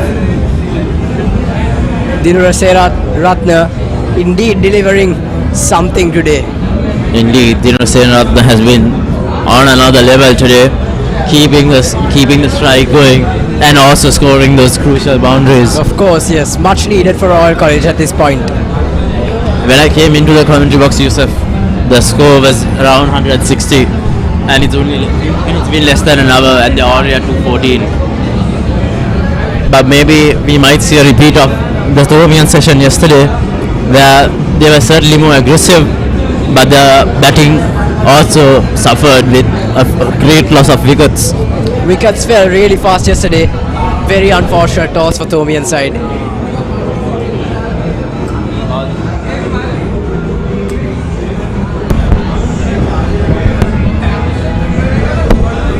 Apologies for any technical error. As I was saying, although the wickets fell, the Thomians still managed to come to a very decent total of 297. Thomians indeed did something. Their batting was really good, and they took the risks and didn't go on. And that's another boundary. Yet again, the Royal stands are indeed erupting. Beautiful by Royal stunning College. over by both batsmen. Dinur scores 3 boundaries in 1 over. That's indeed something. Before I sign off, I'd like to thank everyone here at the match today. Signing off, this is Yusuf Hazari. I'll be handing controls to Dulanjan and Vikram Singh.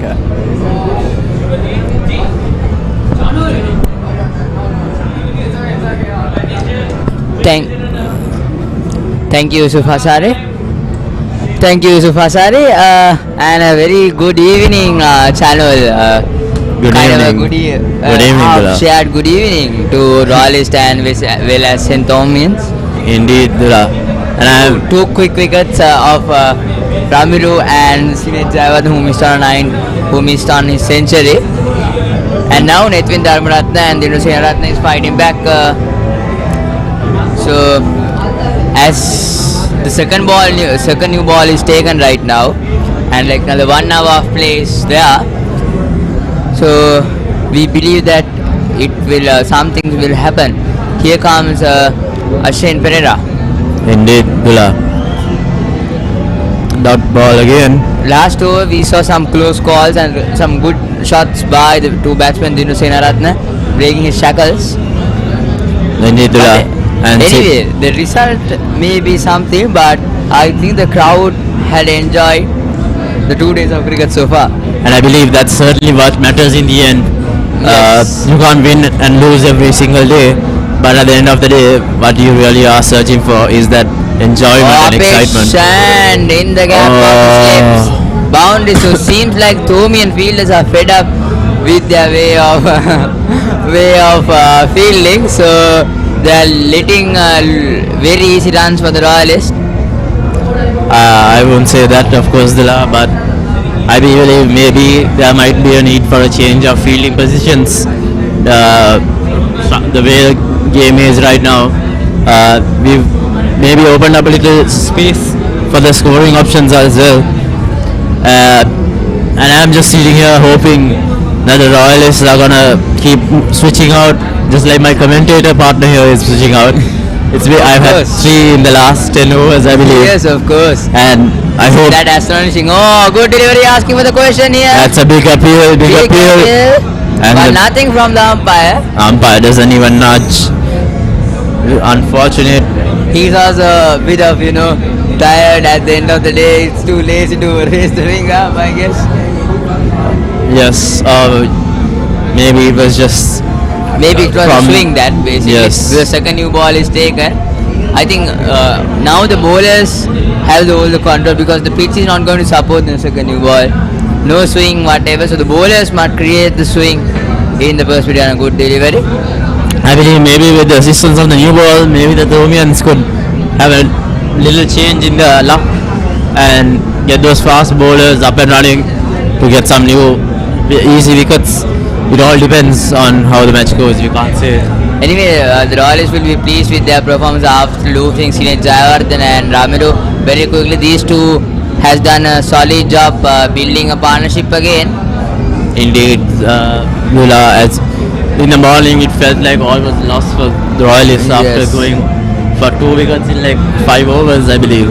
2 wickets in 1 run, I guess. Oh, yes. And then Novin Ambampola and Sinet Javardhana stood up until lunch, then collapse again.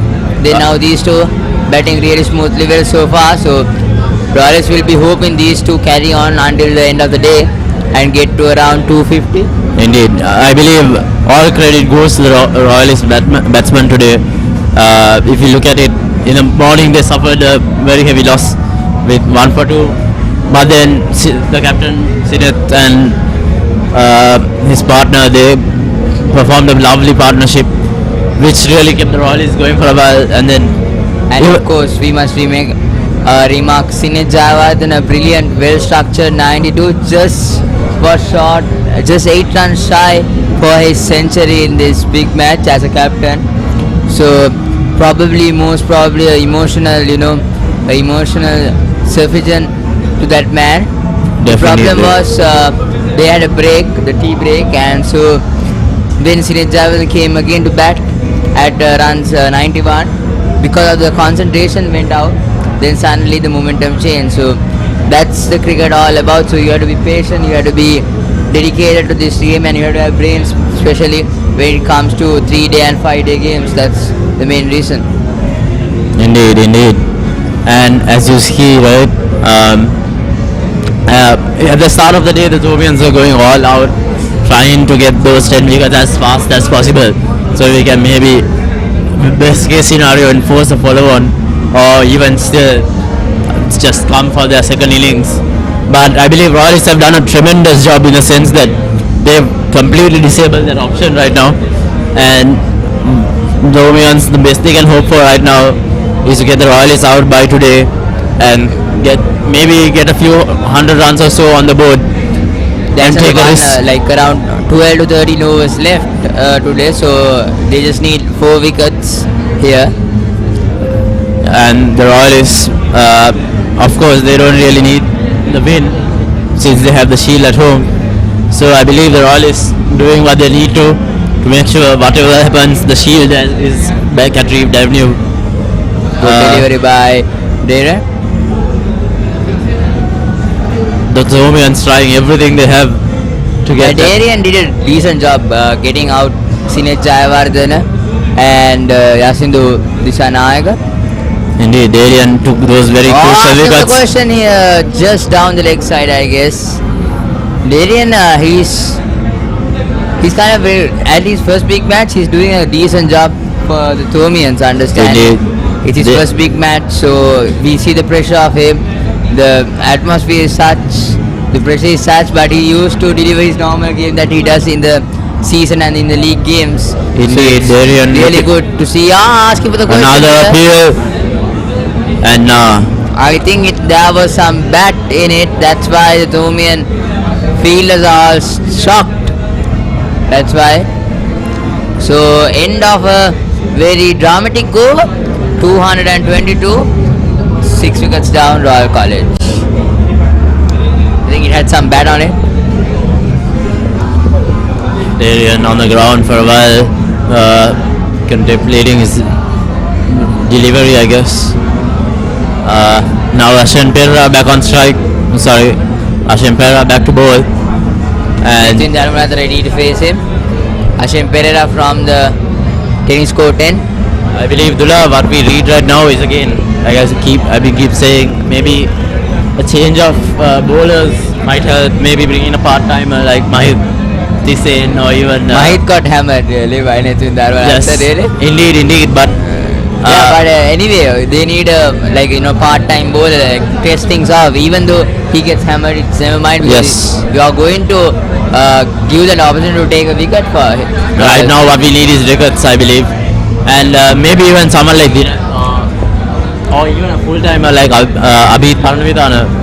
I believe it's been a short while since Abhit came on, and I believe St. Thomas's are trying out all the options right now just to get that crucial wicket, and hope that wicket is just the start of the charades falling down.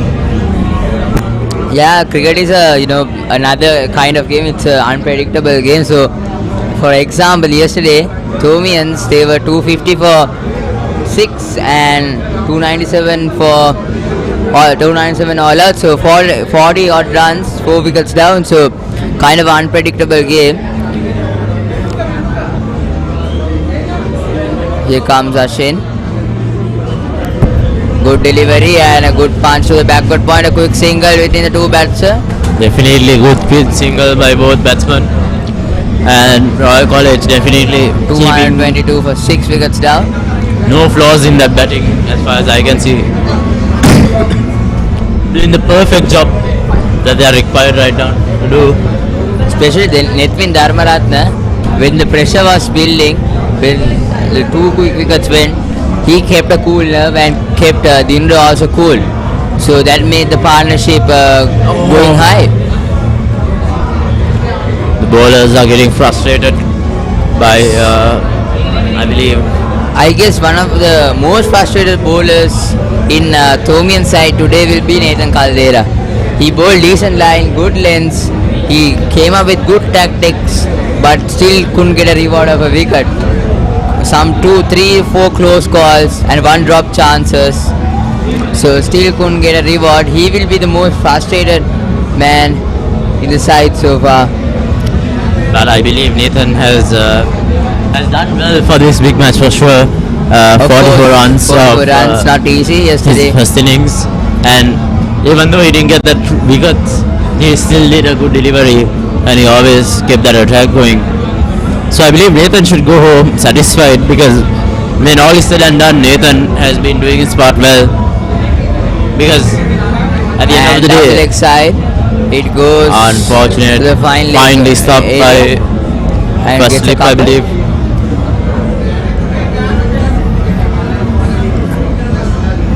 And that's the end of that over. Talking about cricket, just talking about outside the boundary lines, to make this to your home, to bring the enjoyment of the the Battle of the Blues to your home. The media unit of the Royal College as well as St. Thomas College has done a tremendous job for around 2 weeks, coming to the Sinhalese Sports Club, setting up the cameras, setting up the mics, checking the audios. So still we have 1 day left. So jointly these two media clubs have achieved a milestone of bringing this game to you guys. So be proud, and we have to especially thanks the principals and the wardens of St. Thomas College, as well as the TICs of the media units of the respective schools, and also other teachers who helped us in various ways. So, and also I believe we should mention the joint committee as well, yes, who really pushed for this joint stream, and I believe it's been going tremendously well so far. Even though we had small technical errors. Just while the technical errors might have come and gone, I believe that we've both done a successful collaboration, definitely. And I believe both sides, this is my first time working together with you all. And it's been a great experience so far. It's been a great experience, yeah. And it's really been fun out here, working as, even though it's Battle of the Blues, it's a battle there. It's kind of a party right here in the media box, having fun and cracking jokes with the other schools. And I believe that really underscores how that while this is one of the biggest rivalries this country has ever seen, maybe even the world, while that is still there, there's still that brotherhood underneath all of that, which is why we've been able to flourish as a team so far. Okay, now we have a small update here. So Akash Pereira, Ashin Pereira is sent back to the pavilion with a lot of people carrying him. I think his hamstring, he has adjusted his hamstring very much, I guess.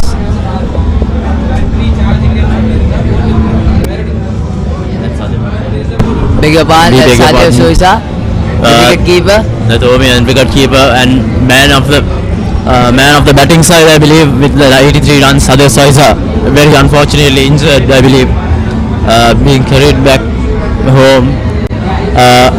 I believe now the replacement wicket keeper will be coming on. Who's your wicket keeper?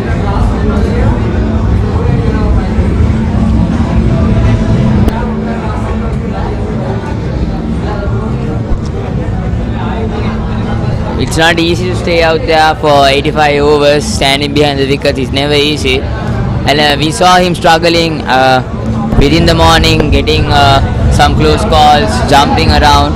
It's never easy. So number 9 comes into the ground. Number 9, Avinash. A good delivery first up by Dayan. Down to Avinash Fernando, another fresher, coming back in for Sadev. Throughout the season, as you can see, he's been mainly taking on that position from Sadev. In some matches in the season as well, he's been playing opening games and taking those wicket keeping position roles up.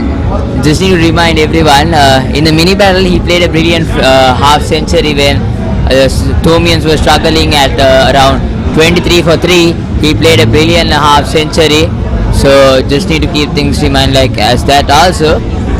Indeed, and I believe he's going to be feeling quite a bit of pressure right now, coming into the field after nearly 2 days and suddenly being expected to perform on the highest level of school cricket.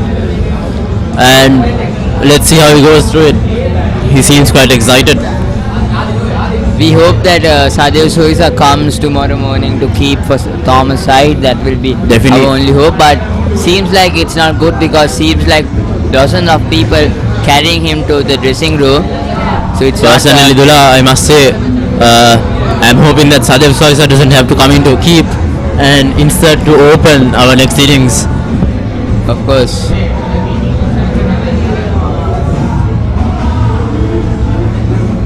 Dran bowling decently well here.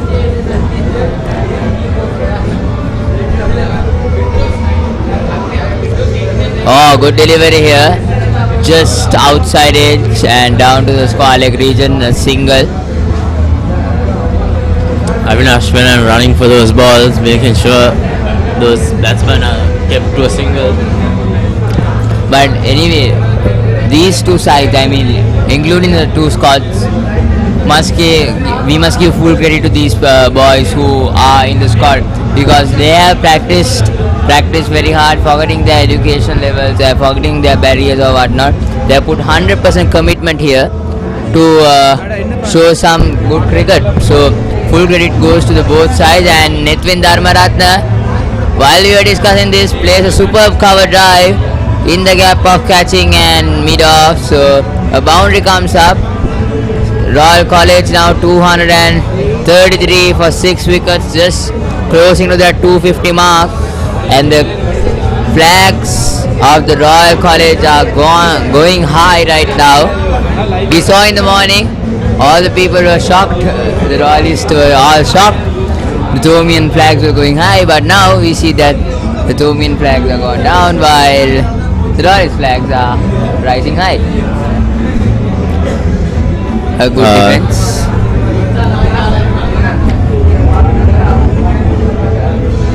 I mean that's the end of the over.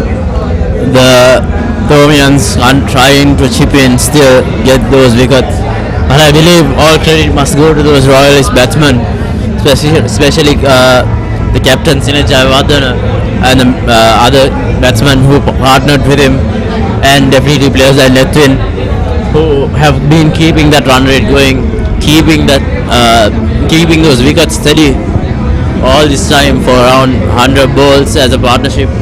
Of course, and we can't forget Ovina Ammampole, who stood from one side and stayed in the wicket. That was the most important moment at that time because they were one run for 2 wickets, understanding the status quo. So helps Sinaj Jayawardene out. Here comes Akash Pereira. Oh, good delivery.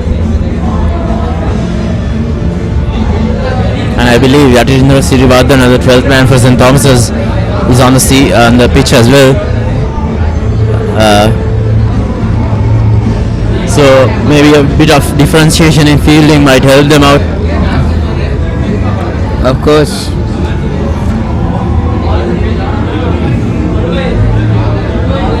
But I think with the energy Thomian.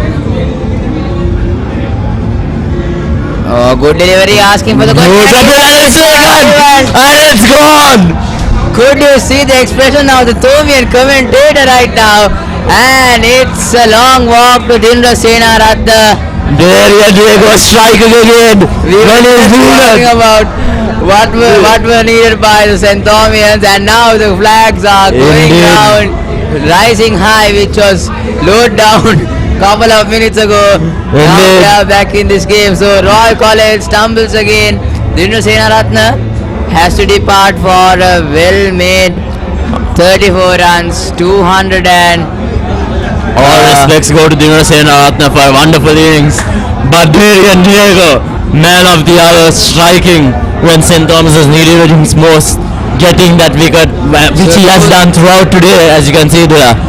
He's gotten with seen 4 wickets, I guess. 4 wickets. My apologies. Due to some technical error, we believe it was Diego. Ashwin Pereira striking again when he was most needed, getting that crucial run, crucial wicket, and getting. Ashwin Pereira always have stood up when the Thomians needed him. As you can see, in the morning he got Isula Giganage out, and then Uvina Ambampala, then Damiru Pereira, and now Dindra Senaratne. So Ashwin Pereira is one of the key standers in the Thomian side. Ashwin Pereira, fresher to the team, Yes, but definitely a well-experienced cricketer all round. He's 19 this year, I believe. So now the Royalists have the tail in the hands. So now I believe it's Bulan Veeratunga who has the ability of the long swing jab. That means to play sixers. So here comes Ashwin Pereira. A good delivery by Ashwin Pereira, straight away cuts towards the backward point. A good piece of fielding by the backward point fielder. And now Veeratungu has the long handle. And he is also cramping, I guess. Yes, just when he came. Quite a few injuries on the pitch right now. I think it's because of this heat, even though. Indeed, immense heat on the country right now. Even though it's gloomy right now, the heat is stagnated, so heat cramps are starting to come. I mean, as people sitting inside an AC room, nicely just speaking into mics, we can't feel the pressure and the sweat, tiredness they're all feeling out there. And Bulan Veeratunga being a fast bowler, so if this happens, these cramps happen, it's going to be a massive loss.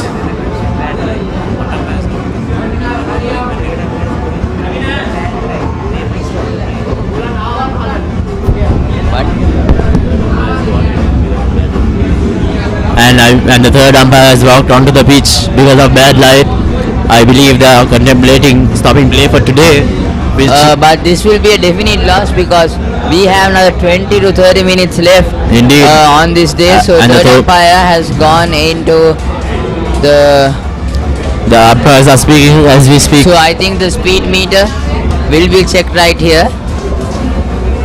But talking about Bulan Veeratunga's case, this will be a massive loss for the Royalist, understanding he's a fast bowler, mainstream fast bowler for the Royal College.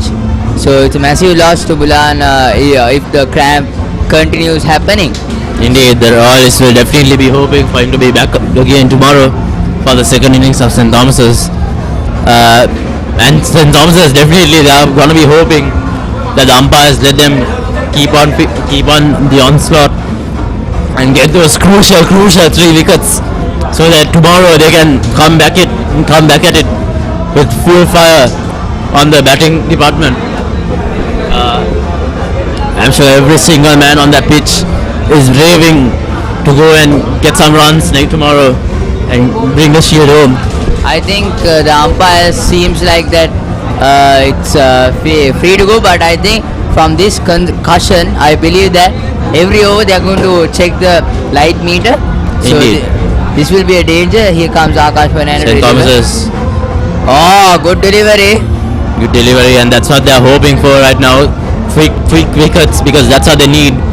Time is running out for the Thomians, and 3 more wickets, and that's all they are hoping for. 3 more wickets, and maybe Akash Fernando, Ashwin Pereira, they are the men for the job.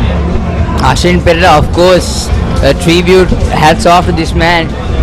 This man stood up when the Thomians wanted them. at the start, then at the middle, now at the end of the day. So hats off to this man. Indeed, much credit has to go out to all these freshers on the team. They are the ones who are going to take the Thomian legacy next year, I guess. After 8 people, going out from the side right now, including Nathan Caldera, Mahit Pereira, and some other seniors. So they are the people who is going to take the legacy, take this tradition. Indeed. To the next generation. Indeed, players like Avinash Fernando and even one of the old ones, Abhit Parnavitana, the new phase of Thomian cricket, you could say, the next generation, and they're already performing to this level. Here comes Avinash. So I fear for the Royal Thomians that are going to happen in, let's say, another 2-3 years from now. We'll be old boys there, but I'm sure we'll be still able to see a very exciting game of cricket by then. At that time, I probably think you will be in one of these tents with a wife or girlfriend, probably. Let us hope. And with that, the over has ended, I believe. In fact, that over has ended. And now Nathan Caldera coming again to the attack. Nathan Caldera hoping for redemption, I believe. From the south end. And the weather seems like gloomy from around 4 in the evening. It's not been as usual. Indeed, the weather. It's kind of a gloomy outfit. I think it's normal here in SS Single Sports Club. A lot of games stopped because of bad light over here. I believe just the problem with Sri Lanka in general and the ever-changing climate. So that's so Mahit Pereira and the 2 umpires are discussing regarding this. The 2 umpires discussing again. I believe they're checking the light meter maybe. And yes, I think that's the end of the day.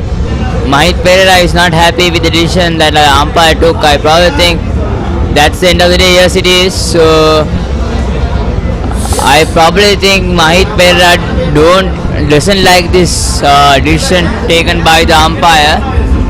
So I think the players are walking off. So that means smooth sails for Royal as well as St. Thomas's. But the decision taken here is not good at all, I believe. Mahit Pereira showing some emotion, showing some kind of anger with the decision of umpire. I believe maybe. But this is a gentleman's game, so you have to definitely respect the rules and the regulation and the creator or the authority of this legislation. I believe the Thomian team is definitely disappointed, but they're taking it in stride. They went in for a team huddle and now they're walking back to the pavilion. Well played to both sides today. The Royalist batsmen. It looked like a very horrible start for them, but they managed to claw it through with contributions from Sinet Tavivadana. They will be happy with this performance. 1 run for 2 wickets, now 234 for 7, so they will be comfortable going back to their dressing rooms. While St. Thomas also will be happy, but not much happy. I believe, overall statistics and yes, performance. Yes, indeed. At the end of the day, this is definitely a win for the Royalists.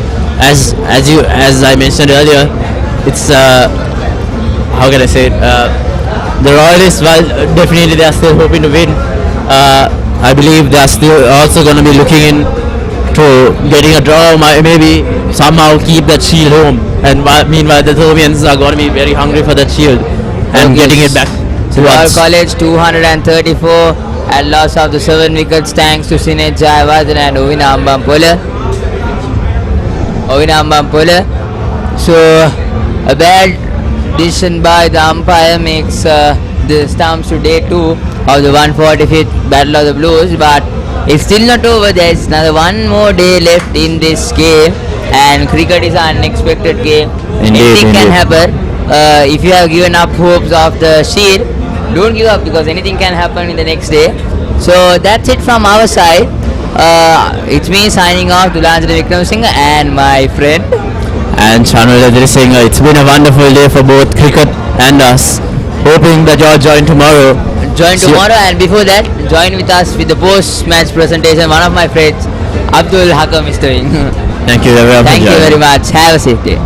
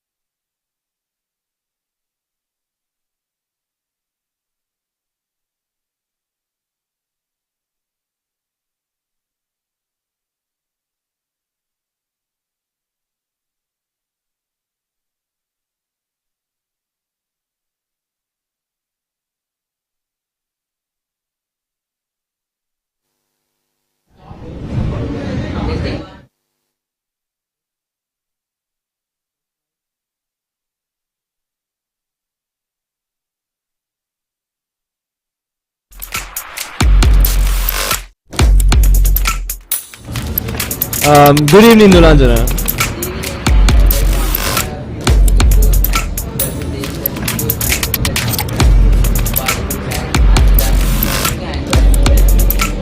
I'm Gevidu Pidido Gamage from the Thomian side.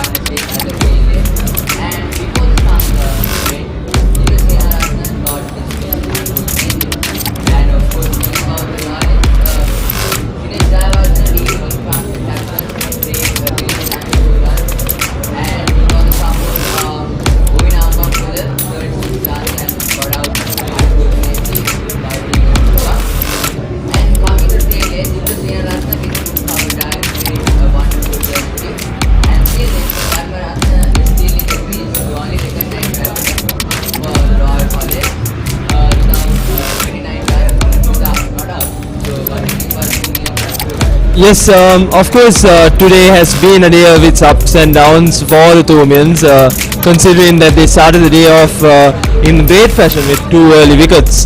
The Thomians have been doing well, so have been the Royalists, with the Royal captain leading from the front with 92 runs under his name. He led from the front along with Ovina Abanpola, who stayed at the end and made sure that they stabilized a strong partnership for the Royalists going forward, and that meant that the Royal innings was very well stabilized, and that meant that the Thomians were pretty much under pressure through the second session, and towards the end of the second session we saw a few wickets falling from the Royal end, and at the start of tea we saw the captain Sinead Jayawardena's prize cap being taken by Dhiren Diego, and from the Thomian end, from the Thomian bowlers, we've seen a great performance by Ashane Pereira with 4 wickets for just 51 runs, along with Dhiren Diego, who had picked up 2 wickets, and Akash Fernando also picking up a wicket at the start of the day's play. So the Thomian bowling has been quite excellent throughout the day. Of course, it's not been a wicket that's suited for the bowlers, considering very much the batting friendly conditions that are available throughout the day. The bowlers have done well, so has the batsmen. So we've seen a continuous performance from both sides, and hoping for a wonderful day tomorrow, especially if, considering the aggressive cricket that both sides have shown throughout the season. I'm sure we can go for a result tomorrow as well.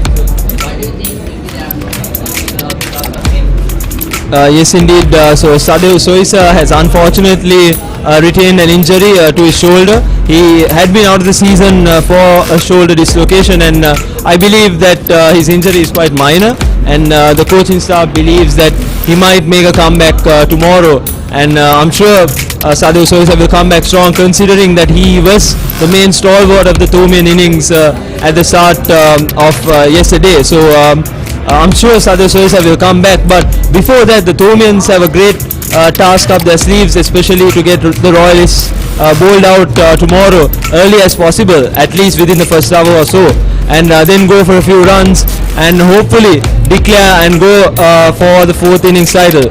But of course for the Royalists it's pretty much looking for a draw here, considering that they have already they have to just retain the shield through a draw. So I'm sure the Royalists wouldn't be pushing too much for a win here, but of course a defensive line of play would make sure that they keep the shield at Reed Avenue.